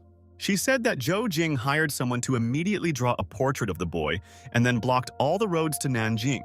Chen Yang said that he knew all of this, and Fang Nan asked if he still wanted to say anything to his beloved Yang Di. The main character asked to pass the phone to his girlfriend, and the manager said that she had not rested since yesterday evening. Chen Yang asked Yang Di to take care of herself, be completely safe, and not let anything bad happen to her. The young man promised to visit her when he returned and said that if she became thinner or lost even one hair, he would be angry. In response to his words, the brown-eyed beauty only burst into tears of grief, sitting on the floor of the room. After that, Chen Yang ended the phone call and said in his mind that he would definitely return to Yang Di. The guy got very angry and clenched his fist and said that anyone who needed his life could come and would immediately be sent to Buddha. The next day, at Shanghai Station, Chen Yang was approached by two men, one offering a lottery ticket and the other a place to stay. The hero said that he didn't need tickets, but he would give 300 if the guy would do one of his errands. He asked to take 2 documents and buy 2 economy-class seats to Luoyang on train number 638. Chen Yang thought that Zhou Jing's people would swallow the profit and follow Luoyan and Fuju, and then there would be fewer people in their way. After some time, the young man returned home and told Ni Duo that he had bought some fried chicken. The starving girl took a piece of chicken and said that she knew she was wrong and asked if he could forgive her. Chen Yang said that he was already sorry, but they couldn't change what happened and they needed to find a way to get out of here. He said that he had bought train tickets, but he would have to wait for specific instructions on where to go. And Ni Duo didn't understand anything. Chen Yang suggested that she leave the country because that was what she wanted so much, and the girl asked what about him and whether he would go with her. Her words made the young man think, and he wondered what Brother Huan would do to him. The young man looked at Ni Duo and told himself that she was his brother's daughter, so he naturally had plans for her. Chen Yang realized that Brother Huan was probably hiding their relationship from the boss, and wondered if he would really kill him. The boy told himself in his mind that he shouldn't dwell on it, because he had always been like a brother to him. Brother Ye Huan, meanwhile, was thinking about Chen Yang, looking at his photo while sitting in his room and calling him fifth brother. The next day, the hero received a call from a man who said that they had finished planning their route and they should get ready. Chen Yang told the wary Ni Duo that they had called and he needed to go outside for a while. The girl took his hand and said that she wanted to go too, but he said that 2 people are a big target and there are a lot of eyes here. Brown-eyed Ni Duo was very worried about the young man, but she also had a strange expression on her face at that moment. Chen Yang didn't understand what was going on with the girl, since yesterday she had been acting a little strange, which was not like her. An hour later, the guy came back and said that he had found out the whole situation and that they would leave for Guangzhou in the afternoon. But Ni Duo was nowhere to be seen, and there was no response, and the young man became a little nervous. Chen Yang became very wary and wondered if she had escaped alone and realized that if someone found her, everything would be over. The guy heard a sound from the bathroom and realized that she was taking a shower, and also wondered if she really wanted to kill him with her silence. But at one point, Chen Yang became wary, because the strange behavior, the bathroom, and no response were inappropriate. The main character started knocking on the door and wondered if this stupid girl was trying to commit suicide. But at one moment, the door to the bathroom opened, and Ni Duo came out, still looking sad. Chen Yang asked with trepidation why she didn't answer when he called her, but the girl still remained silent. At one point, she threw the white towel away, after which she began to walk towards the main character, who was stunned. The floor was wet under the girl's feet, but at one moment she threw herself into Chen Yang's arms, after which she kissed him passionately. The young man did not expect such an act from her at all, and the girl only silently continued to kiss him, not thinking about anything else. She lifted her leg and slightly threw it over the young man, continuing to hug him tightly and press against him, kissing his tender lips. Chen Yang couldn't stand it, because he was in a relationship, and he pushed her away, shouting, asking if she had gone crazy and what she was doing. Ni Duo calmly said that she really wasn't doing anything, and also said with a smile that she had always wanted something. The girl began to slowly approach the young man and said that she had always dreamed of becoming his girlfriend. Chen Yang nervously asked if this was some kind of sick form of compensation, but the girl only replied that she loved him. But the guy asked her if she knew anything about love at all, and asked her not to throw around these words so easily. Ni Duo said that she hadn't even allowed anyone to touch her before, and Chen Yang said that she was only afraid that he would abandon her. The girl denied it with tears in her eyes, but the hero said emotionlessly that it was not love but only dependence. He started to leave and said that she should stop with these delusions, after which he asked her to get ready because it was time for them to go. At 1900 p.m., the man reported to his boss that something had appeared on the cameras that had been hacked at his request. The hacker told the boss that the cameras had captured the two men they were looking for, and they had been spotted at the Shanghai train station. Meanwhile, the young people were at the train station, where Ni Duo was covering her nose from the unpleasant smell. Chen Yang asked the girl to watch his things and said that he would go away for a while to smoke. The main character lit a cigarette and silently looked into the distance, and next to him stood a man in a shirt, who looked at him slyly. The man approached the young man from behind, after which he put his hand on his shoulder, which alerted the hero. He showed Chen Yang a cigarette and, calling him a friend, asked if he could give him a light, which the young man did. The stranger asked where he was heading and whether he was looking for work in the south, and the hero replied that he was heading to Guangzhou. The surprised man said that he was also going there and said that he could definitely make some serious bank there. Chen Yang said that he was not interested, and the stranger asked him not to think that he was some kind of swindler and asked him to look at him. He showed the product and said that if he sold 100 of them, he would be at the bronze level, and 300 would make him platinum.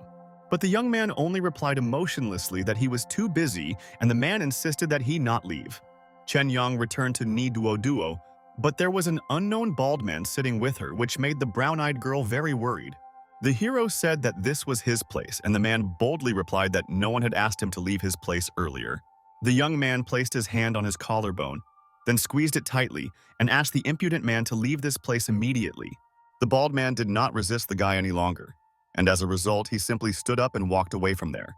A few hours later, Chen Yang and Ni Duo got off the train, remaining extremely cautious and wary of pursuers. The hero was tense and couldn't understand why so many people were looking for him if he had just arrived in Guangzhou.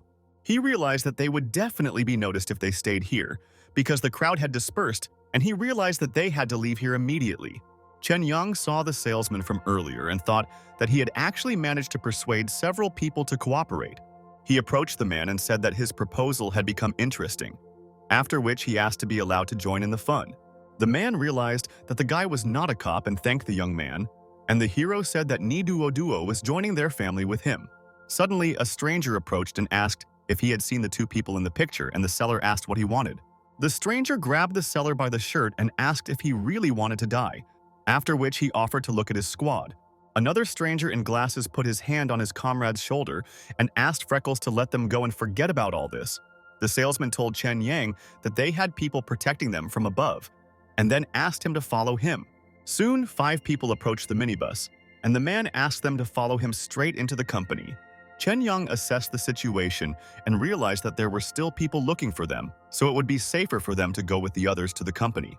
Soon they arrived at the company building, and the salesman asked them not to worry and said that their company had great prestige.